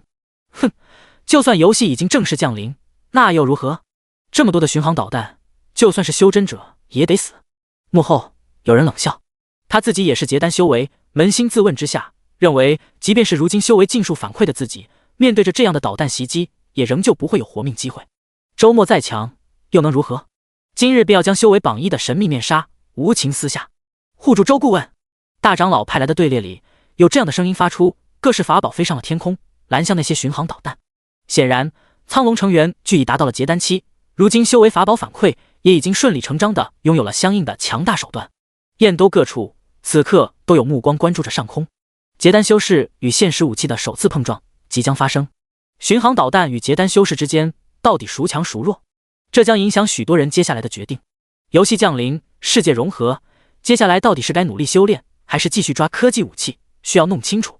巡航导弹的飞行速度快到极点，但这些结丹修士御使的法宝速度同样也不慢，许多法宝在半空中迎上了那些巡航导弹。轰隆隆，震天动地的爆炸声中，火焰在天空中绽放。出手拦截的众多结丹修士齐齐面色发白，他们的法宝在与巡航导弹的对抗之中，竟被硬生生的炸毁了。暗处观望的许多人霎时间得出了一个结论：导弹能破结丹。更多的导弹呼啸而来，直指广场中的周末。他们要趁着这个机会将修为榜一彻底化为飞灰，为往后的发展扫平障碍。顾问，快逃！苍龙所属巨石木自欲裂，防空导弹系统无法动用的情况下，他们实在不知道还有什么办法能够阻拦得了呼啸飞来的大量导弹。燕都之变，除了陈王各家之外，还有不知多少势力都参与其中，大长老陷入了孤掌难鸣的困境，仅剩下忠心耿耿的苍龙，似乎也已经无法改变什么。导弹嘛，早半分钟我也许确实不太好应对，不过如今算得了什么？周末轻笑，下一刻，广场上便有无穷的火焰之力冲天而起，一具身高数百丈的火焰巨人出现在他身后，扬手向天，轰！火焰巨人大手一挥，手掌便已经迎上了飞来的几枚导弹，将之轻易拍散在半空之中。随着朵朵焰火在上空绽放，这些本应奠定胜局的大杀器，连点水花都掀不起，就此湮灭。元婴，他竟已经晋升了元婴，那是元婴法身，我在天火宗掌门那里见过的。惊呼声在燕都各处响起。第58章一记。数百丈的火焰巨人立在燕都上空，尽管在游戏世界里见过差不多的，但如今在游戏降临后的现实世界再次见到，感觉却又完全不一样了。这一刻，燕都之内许多人都止不住浑身颤抖起来，无比强大的可怕威压从那火焰巨人处传来，影响了大半个燕都。燕都所有人里，陈王各家的幕后人此刻是最为惊惧的。在火焰巨人出现的那一瞬间里，陈家上空的大量无人机便齐齐爆碎开来，陈王各家的幕后人瞬间失去了检测广场的渠道。撤！这一刻，幕后众人里，陈明正心底瞬间浮起了这样的想法。他看了周边众人一眼，并不提醒，只是身躯一闪，便已经在原地消失不见。尽管在游戏里重开过，但大量金钱的投入之下，他的修为早就又回到了结丹期。这一次他主修的正好是土系功法，在所有人都没有做出反应时，他已经果断地使用了遁地术法，进入了地底之下。陈哥注意到他行动的只有各家的几个二代，他们知道陈明正的行动必然不是毫无理由的，在这一刻也动了撤退的心思。但家族长辈还在这里，由不得他们做主。迟疑之下，他们打算先询问长辈们的意见，但就是这种迟疑，让他们彻底失去了撤离的机会。燕都上空，那数百丈的火焰巨人猛地转头，烈焰翻涌的双眼瞄准了这边。修为全部反馈之后，周末的元婴神识自然也回归了。以这样的神识强度，通过某种玄之又玄的感应，寻到幕后众人的所在，并非多难的事。他看到我们了，快跑！藏在幕后的众人大惊，幸好修为已经全部反馈，此刻各自施展手段，作鸟兽散。刚刚那一幕已经让他们明白了，以各家目前拥有的科技武器，根本奈何不得对方。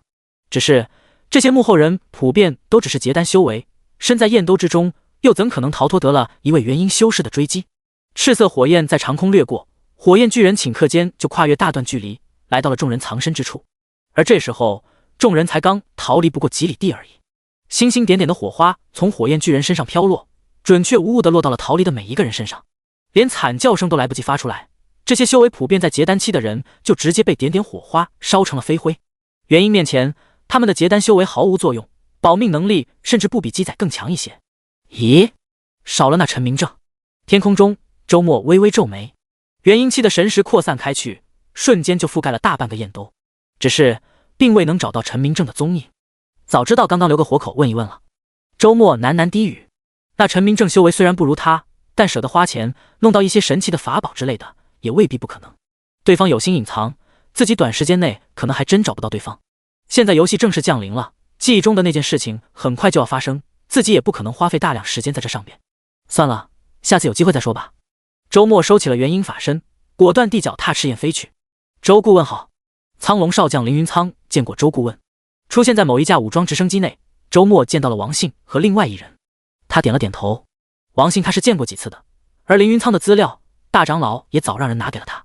以前的苍龙由凌云苍统领，直属大长老，如今中间算了多了个周顾问。凌云苍对此却没有半点不满，对周末也是相当尊敬。能够如此年轻就成了苍龙少将，自然不是寻常人。周末能够察觉到，这位苍龙少将也并非普通的结丹期，已经处于随时能够晋升元婴期的程度。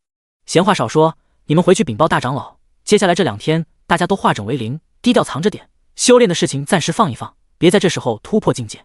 是。王信和凌云苍并没有询问缘由，他们习惯了服从命令。好，那就之后再见了。看了2人一眼，周末满意的点了点头，再次脚踏赤焰离去。燕都很快被他抛在了身后。周末会如此果断地离开燕兜，甚至都没打算跟大长老见上一面，自然是有理由的。重生前的那一次游戏进程里，某种痛苦的记忆此刻仍在心头。他清楚地记得，那正是游戏正式降临后不久，一个噩梦般的身影在蓝星上空显现，带来了末日般的灾难。按照时间的见闻记录，这里应该隐藏着一座上古修士遗迹，层次疑为化神期。一天之后，周末出现在某个渺无人烟的山谷中，喃喃自语。游戏正式降临之后，整个蓝星的灵气浓度大增，游戏世界中的地貌与蓝星地貌神奇地融合到了一起，整个蓝星地域比起先前增加了10倍不止。一日之间，星球表面积就有了如此大的增长，这根本不是现存科学理论能够解释得清楚的。时间的记录应该没错，我从商城购买的5阶寻宝符，灵光也是指向此处。哦，如今的商城已经不应该再叫商城了，而应叫做天地宝库。不过，从中购买资源的功能还是没有失去。更让周末感到欣慰的是，它的折扣系统同样也还在发挥作用。天地宝库中5阶寻宝符的价格是10万一张，而折扣系统仍有作用的他，之前购买了100张，也仅仅花费了 0.1 的宝库点数。10万一张的寻宝符，每次会指出大概方向，只能维持15分钟的时间，论性价比简直是低得惊人。周末是有时间的探索记录为指引，提前锁定了大致范围，才只是用了3张寻宝符就找准了目的地。看看这修士遗迹里有什么吧，能不能让我应对接下来的局面？这样想着，周末也不纠结，直接掷出了一串符阵珠。修士遗迹的开始有讲究的，但他懒得费那个功夫，直接选择了暴力破解。反正撑不住他符阵珠一击的话，这遗迹里东西再好也是有限，没有必要浪费时间。轰隆隆，山摇地动，整个山谷像是要崩塌开来一般，一个门户显现在周末面前。他刚刚选择打出土属性灵符的符阵珠，果然有效。没有犹豫的周末直接遣出3奇兽向门户进入。第59章结。遗迹潜藏在大地各处，想要寻找并不容易，而即便花费了大量的寻宝符寻到之后，也不是马上就能高枕无忧了的。这些上古修士遗留下来的遗迹，那里固然可能留有一些不得了的宝贝，但同样凶险无比。不管是哪个修士给自己的洞府布置一些防御手段，都是常识吧。周末这时候进入的是一座化神层次的遗迹。他虽然自问自己在元婴层次的战力足够强大，却也没有到自大到无视化神手段的程度。此刻3只奇兽围绕着他，在前方探路的是雷奇兽。此刻的雷奇兽周身雷光闪烁，散发着无比强大的气息，修为同样已经达到了元婴期。雷系攻击向来是破除阵法的好手段。靠在他身旁的是风奇兽，道道清风环绕着他，既能帮他防护一些攻击，关键时刻还能带着他飞速撤退。慢悠悠地跟在后方的则是冰奇兽。冰奇兽拥有冻绝万物的手段，万一遗迹有便要隔断后路，冰奇兽也能尽量延缓阻拦。至于周末自身，更是早已经全力运转体修功法8阶元身，时刻防备着意外的发生。时间那样狂妄的人，连进入这洞府的资格都没有，自己虽然强了许多，却也不得不小心一些。进入化神遗迹的周末受到洞府阻隔，并不知晓此刻外界正在发生的事情。游戏正式降临后，这2天来，许多人渐渐都适应了变化，甚至在变得越来越浓郁的元气氛围中，相继突破了境界。天地宝库和宝库点数仍能使用，让他们感到满意。许多人都已经调整好了心态，要在这个新世界有一个新的开始。而那些没能把手头资产提前变卖的人，则是无比悔恨。如今宝库点数固然还是可以相互转让交易，但是旧时代的那些资产，比如房产车辆什么的，根本就找不到买家。都掌握了玉器飞行，谁他妈还想要慢悠悠在地上跑的汽车？随便往哪座名山大川一挖就是个洞府，谁还想住在元气相应、稀薄许多的钢筋混凝土房子里？所有人都心里明白，这个世界将迎来新的一轮大洗牌了，那将是时代的一次巨大动荡。但他们没想到动荡来的这般快，而洗牌又是如此残酷。就在这天，本来无尽明朗的天空忽而变得昏暗起来，然后一个巨大的阴影遮蔽了上空。那是一个无比庞大的头颅，2只眼睛里黑色幽光闪动，发出了这样的声音：结，没想到这里还有一个低级修真星，我的万魂幡有望练成了。完了，是反派，快躲起来！地面某处有人惊叫，许多人都认同了这种观点，瑟瑟发抖地隐藏自己，不敢泄露半点气息。会结笑的人，不是反派还能是什么？那是咱们蓝星自己人吗？不可能，那家伙的元婴法身看起来比周末都庞大多了。周末已经是修为榜1，蓝星怎么可能还有比他更强的？大家都不是笨人，知道此刻出现在上空的存在绝非善类，也许是类似于域外天魔之类的东西。上空那个巨大头颅渐渐舒展开了眉头，嘴角的笑意越来越盛。终于，那个头颅忍不住猖狂大笑了起来，哈哈哈哈哈哈！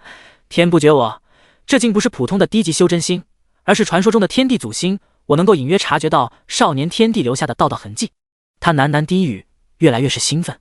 好好好，天地寂灭，天地欲破碎，9天10地大乱，连域外蛮荒修真界都受到影响，害我被几个化神围攻，差点陨落，108面万魂幡损毁大半。原来所有苦难都是为了此刻迎来此等夺天造化。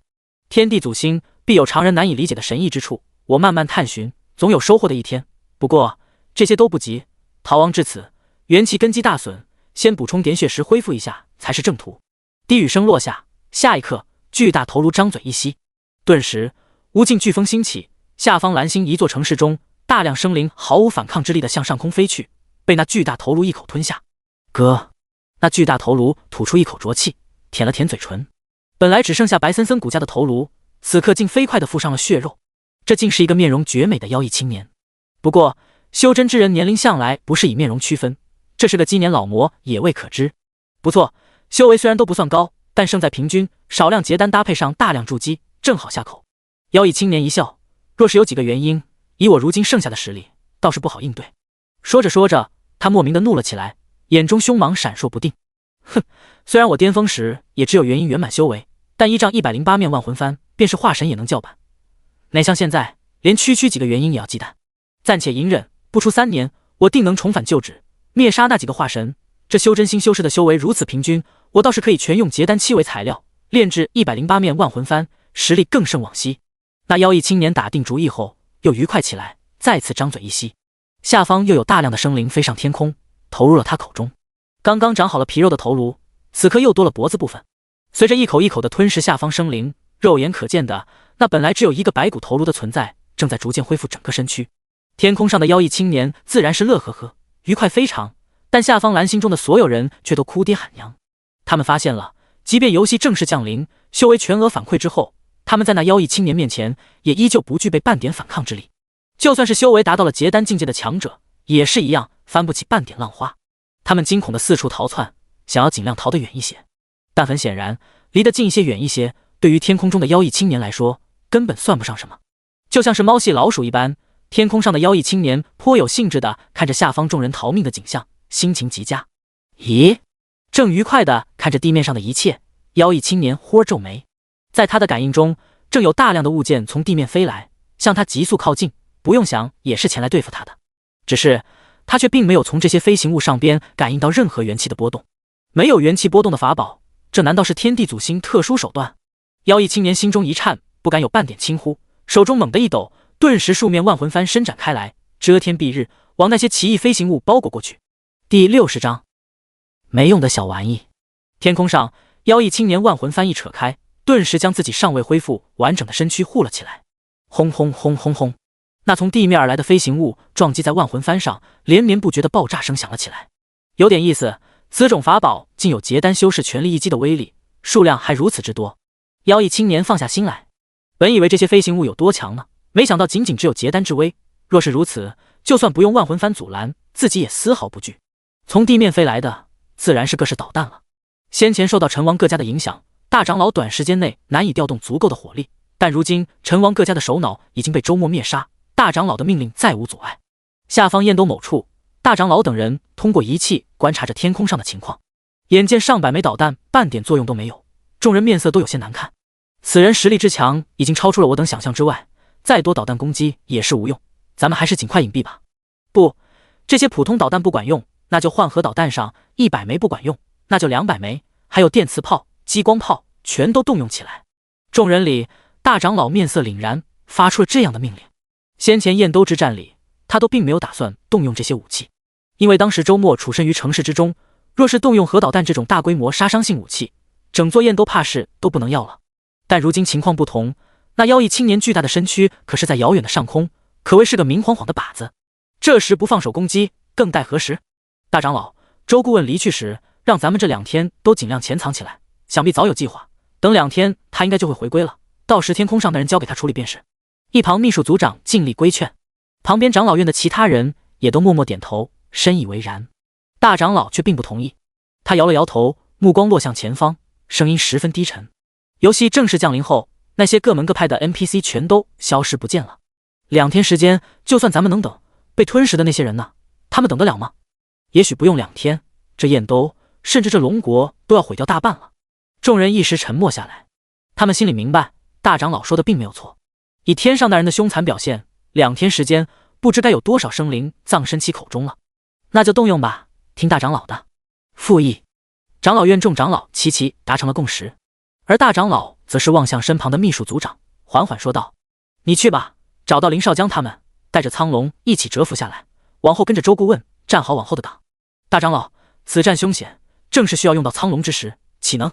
正是因为此战凶险，才不能让苍龙白白葬送。”大长老伸手拦住了秘书组长，有这些高科技武器，苍龙在与不在都影响不大，反而是以后修真修为越来越高，那时候科技武器派不上用场了，才是苍龙扛起重任的时候。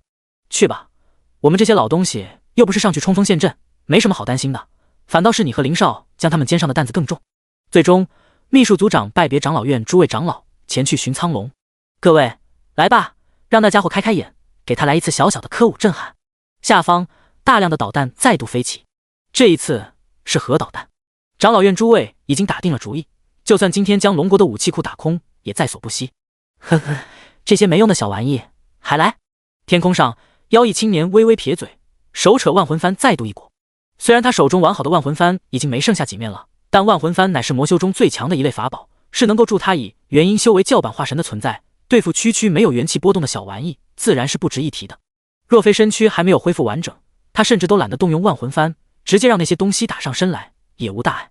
轰隆隆，下一刻，妖异青年只感觉到神魂一抖，刺痛非常，自己最为珍视的万魂幡竟然发出了不堪重负的哀鸣。这一次飞来的小玩意，跟上一次完全不是一回事。恐怖的爆炸席卷百里，而最接近爆炸中心的10里范围，威力之强，丝毫不在元婴一击之下。而这样的攻击，并不仅仅只有一次。轰隆隆，轰隆隆，轰隆隆，密集的爆炸声连绵不绝。妖异青年手中的万魂幡在这样连番的攻击下，终究还是没能坚持下来，彻底破碎。噗！妖异青年吐出了一口鲜血。这固然有万魂幡被毁的反噬，但更多的是心痛。手中这一面万魂幡，已经是他仅存的10面万魂幡之一了。蝼蚁，好大胆！我要让你们付出代价！妖异青年咬牙切齿，便要有下一步行动。但一道光芒疏忽飞来，直接击中了他眉心。无比灼热的气息，直接让他眉心血肉消解，连内里的头骨都差点破裂开来。这道光芒速度实在是太快了，即便是他也来不及躲避。正是激光炮！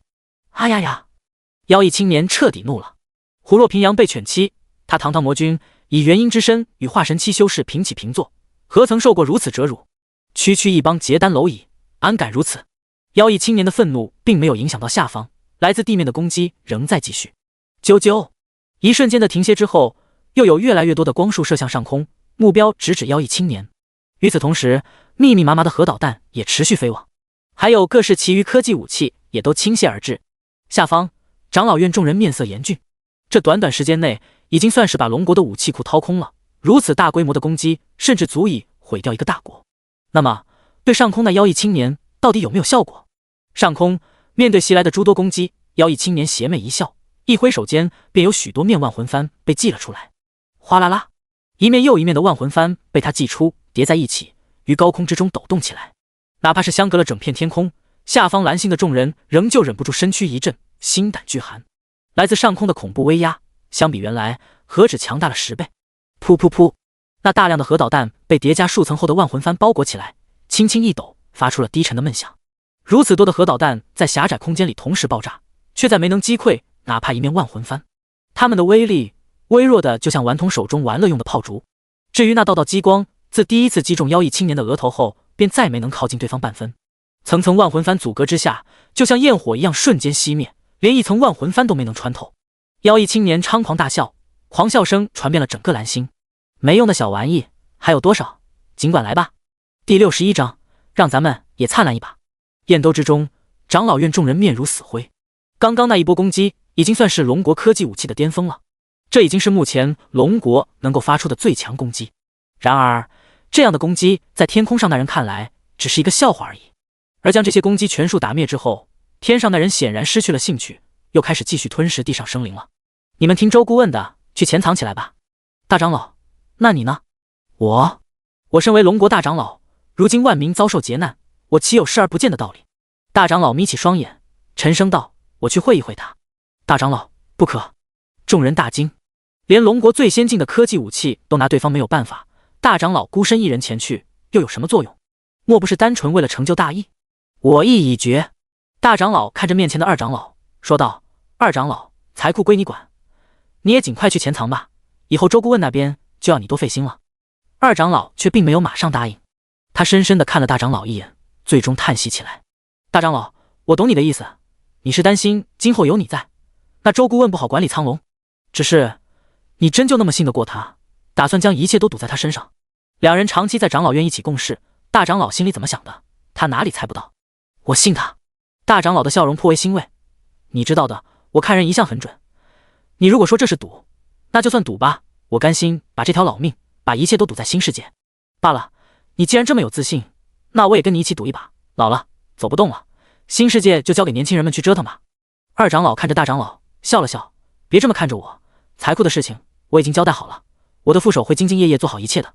大长老、二长老，你们两人说的好像我们岁数比你们小多少似的。除两人之外，长老院的其余长老也俱是相视一笑。既然要把新世界交给年轻人，那就彻底一点吧，有个长老院在，总归是不好。今天便由我等为长老院画下句点吧。你们，大长老看着面前众人，最终没有多说什么，只是重重点头。在这一刻，他们彼此都是相互理解的。一把老骨头临到头来，让咱们也灿烂一把好了。长老院众人相视一笑，顷刻间各自体内的气息都无限的拔高起来。身为长老院一员，他们能够调动的资源自然不会弱于旁人，修为早都达到了结丹圆满境界。如今他们选择暴力碎丹，却并没有往成阴的道路上走去。碎丹成阴并没有那么容易，即便有足够的资金来氪金，但也需要优异的天赋以及相当的时间。如今的他们显然不具备这种时间了。利用碎丹把法力推升至巅峰，以性命来换取片刻接近元婴一击的威力。长老院20多位长老全数碎丹从隐蔽地飞出，决然地冲向上空。这一刻，那无比强烈的气息，连上空妖异青年的注意力都不得不被吸引了。咦，有点意思。20多道接近元婴的气息攻来，即便是妖异青年，也只能暂时停下了吞噬生灵的举动。若真有20多名元婴，我也许还要暂避锋芒，可惜只是区区薄命的结丹蝼蚁而已。妖异青年手持万魂幡，屹立在高空之中，静静等候。可惜这些人若是按部就班突破至元婴，倒是可以成为我万魂幡中的主魂。如今这样，当真是暴殄天物，可恨！轰轰轰！双方的接触只在一瞬间，暴力碎丹，燃烧了一切的长老院众人只有一击之力。而这一击之中，他们把自己最强的法宝、最强的功法淋漓尽致地使了出来。若是周末在现场，也不得不夸赞一句，这样的攻击，在他见过的结丹修士里，绝对是能够排名前列的那种。就算是之前跟他争夺大弟子之位的时间，在燃烧了一切的长老院众人面前，也绝对狂妄不起来。妖异青年也为自己的狂妄付出了一定的代价。他本就只剩下几面完好的万魂幡，在这一次碰撞之中，又多损毁了2面。长老院众人搏命的一击，比起先前的科技武器来，强大的太多了。但焰火璀璨一瞬，终有熄灭之时。长老院众多长老完成了生命中最灿烂的一击之后，生机各自走向断绝。想死？哪有那么容易？没想到大意之下，竟又毁了2面万魂幡。怒至极点的妖异青年浑身颤抖，发出了满带恨意的嗓音：既然毁了我的2面万魂幡，那就拿你们来抵吧！我要把你们的魂魄拘在幡中，让你们亲眼目睹，我将如何将你们想要庇护的一切彻底摧毁。妖异青年说着，动作十分麻利，但见一面空白的魂幡被他祭出，然后直接在这高空之中炼制起来。本来粉身碎骨、神魂即将消散的长老院众人，忽然感到阵阵强大的吸力传来，俱是不由自主地被吸进了魂幡之中。身在幡中，他们发觉自己受到了某种强力的束缚，竟不由自主地以自身魂力滋养着这魂幡。而魂幡之中，时刻又有各种刀枪剑戟生成，斩击在他们的神魂上，让他们时刻维持着极度的痛苦，魂力也因此而被不停压榨。即便是意志力极为坚定的他们，受到了这种痛苦到极点的折磨，神魂也禁不住哀嚎起来。被困在万魂幡中，比起在18层地狱受难，怕是都不遑多让。怎么样，滋味很不错吧？妖异青年头颅靠在魂幡旁，瘆人一笑：你们不是要护着下边的人吗？怎么办呢？接下来你们将会成为我手中收割他们血肉的最佳利器。妖异青年并非开玩笑，初步练出这面魂幡之后，他直接祭出这面魂幡，烈烈抖动间，下方又有大量的人类被卷起。身在魂幡之中，亲眼目睹这些人类被那妖异青年吞入口中，众长老俱是目眦欲裂，牙根咬碎。然而他们心中的恨意愈盛，提供给魂幡的养分便愈足。咦，有个将要突破的。从下方被卷起来的人类里，有一个引起了妖异青年的注意。他心念一动，那个特别的人类便被他挑了出来，并没有和其他生灵一起吞入口中。小东西，加把劲，突破元婴了，好做我万魂幡的主魂。妖异青年一笑，根本不在意对方心中的想法如何。大人饶命，我知道下边有一个已经突破了元婴期的，而且是先天灵体，想必更合大人的意。被挑出来的人类瑟瑟发抖，直接跪伏在空中。他身上法力气息持续升腾着，显然不知何时就会突破境界，晋升元婴境界。先天灵体的元婴，妖异青年显然是感兴趣的。恐怖的威压落在那人身上，冰冷的声音响在对方耳中：在哪里？那人全身骨骼咯吱作响，半点不敢抬头。那人名叫周末，在大人降临之前就已经偷偷藏起来，他实力非同小可，若是潜藏起来偷偷使坏，后果不堪设想。我愿助大人找到他。有意思，你这样的东西堪称人间。对了，你叫什么名字？晚辈，小人陈明正。第62章，区区元婴也敢放肆。天空中向那妖异青年投诚的，自然就是周末认识的那个陈明正了。先前的他察觉到周末不可力敌之后，果断地弃了个家众人离去，潜藏起来。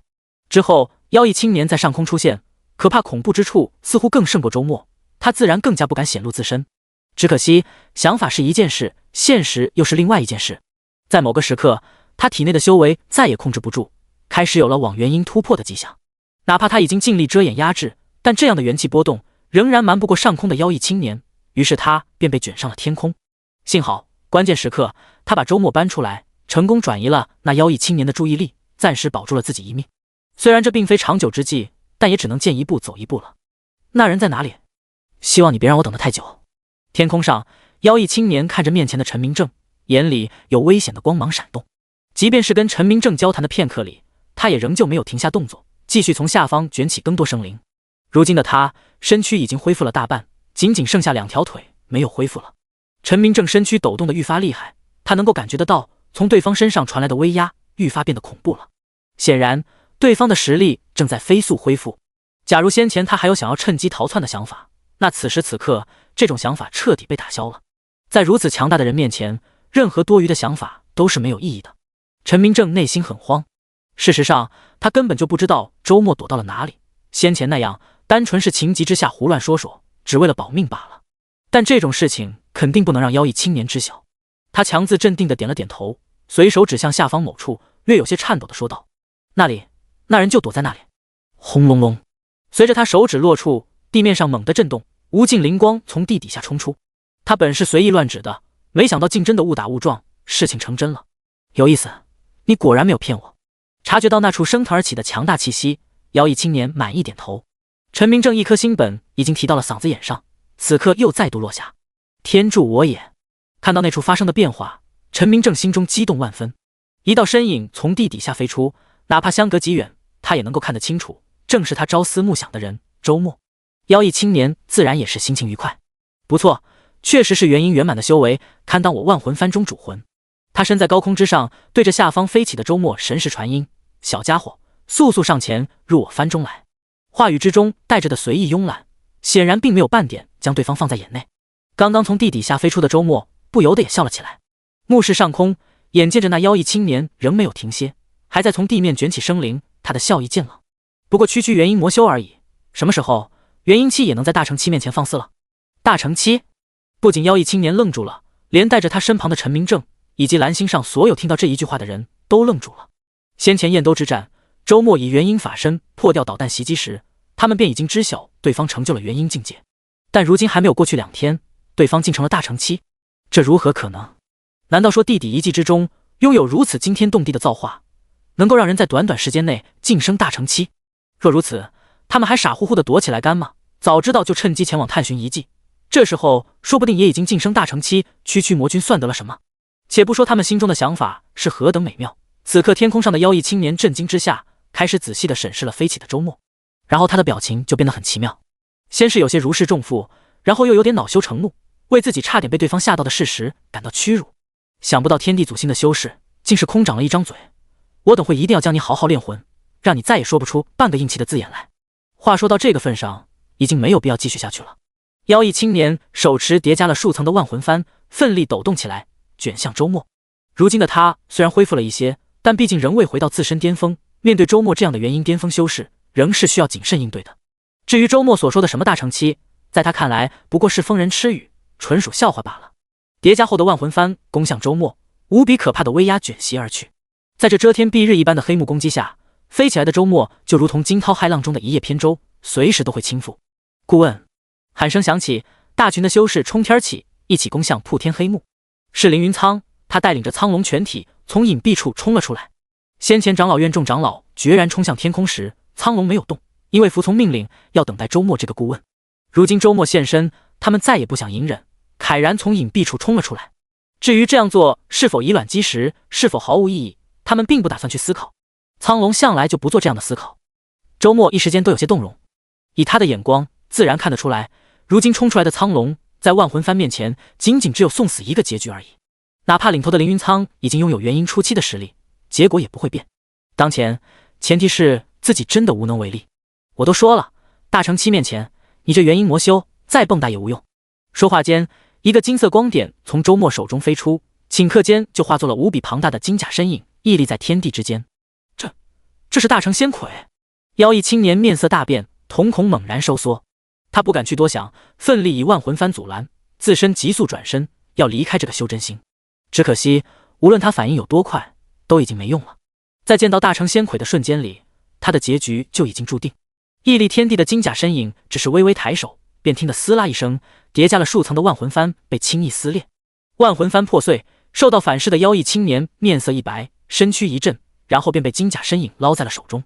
上尊饶命，小子有眼不识泰山！我话未说完，金甲身影手掌一握，那妖异青年便爆碎开来，化作齑粉。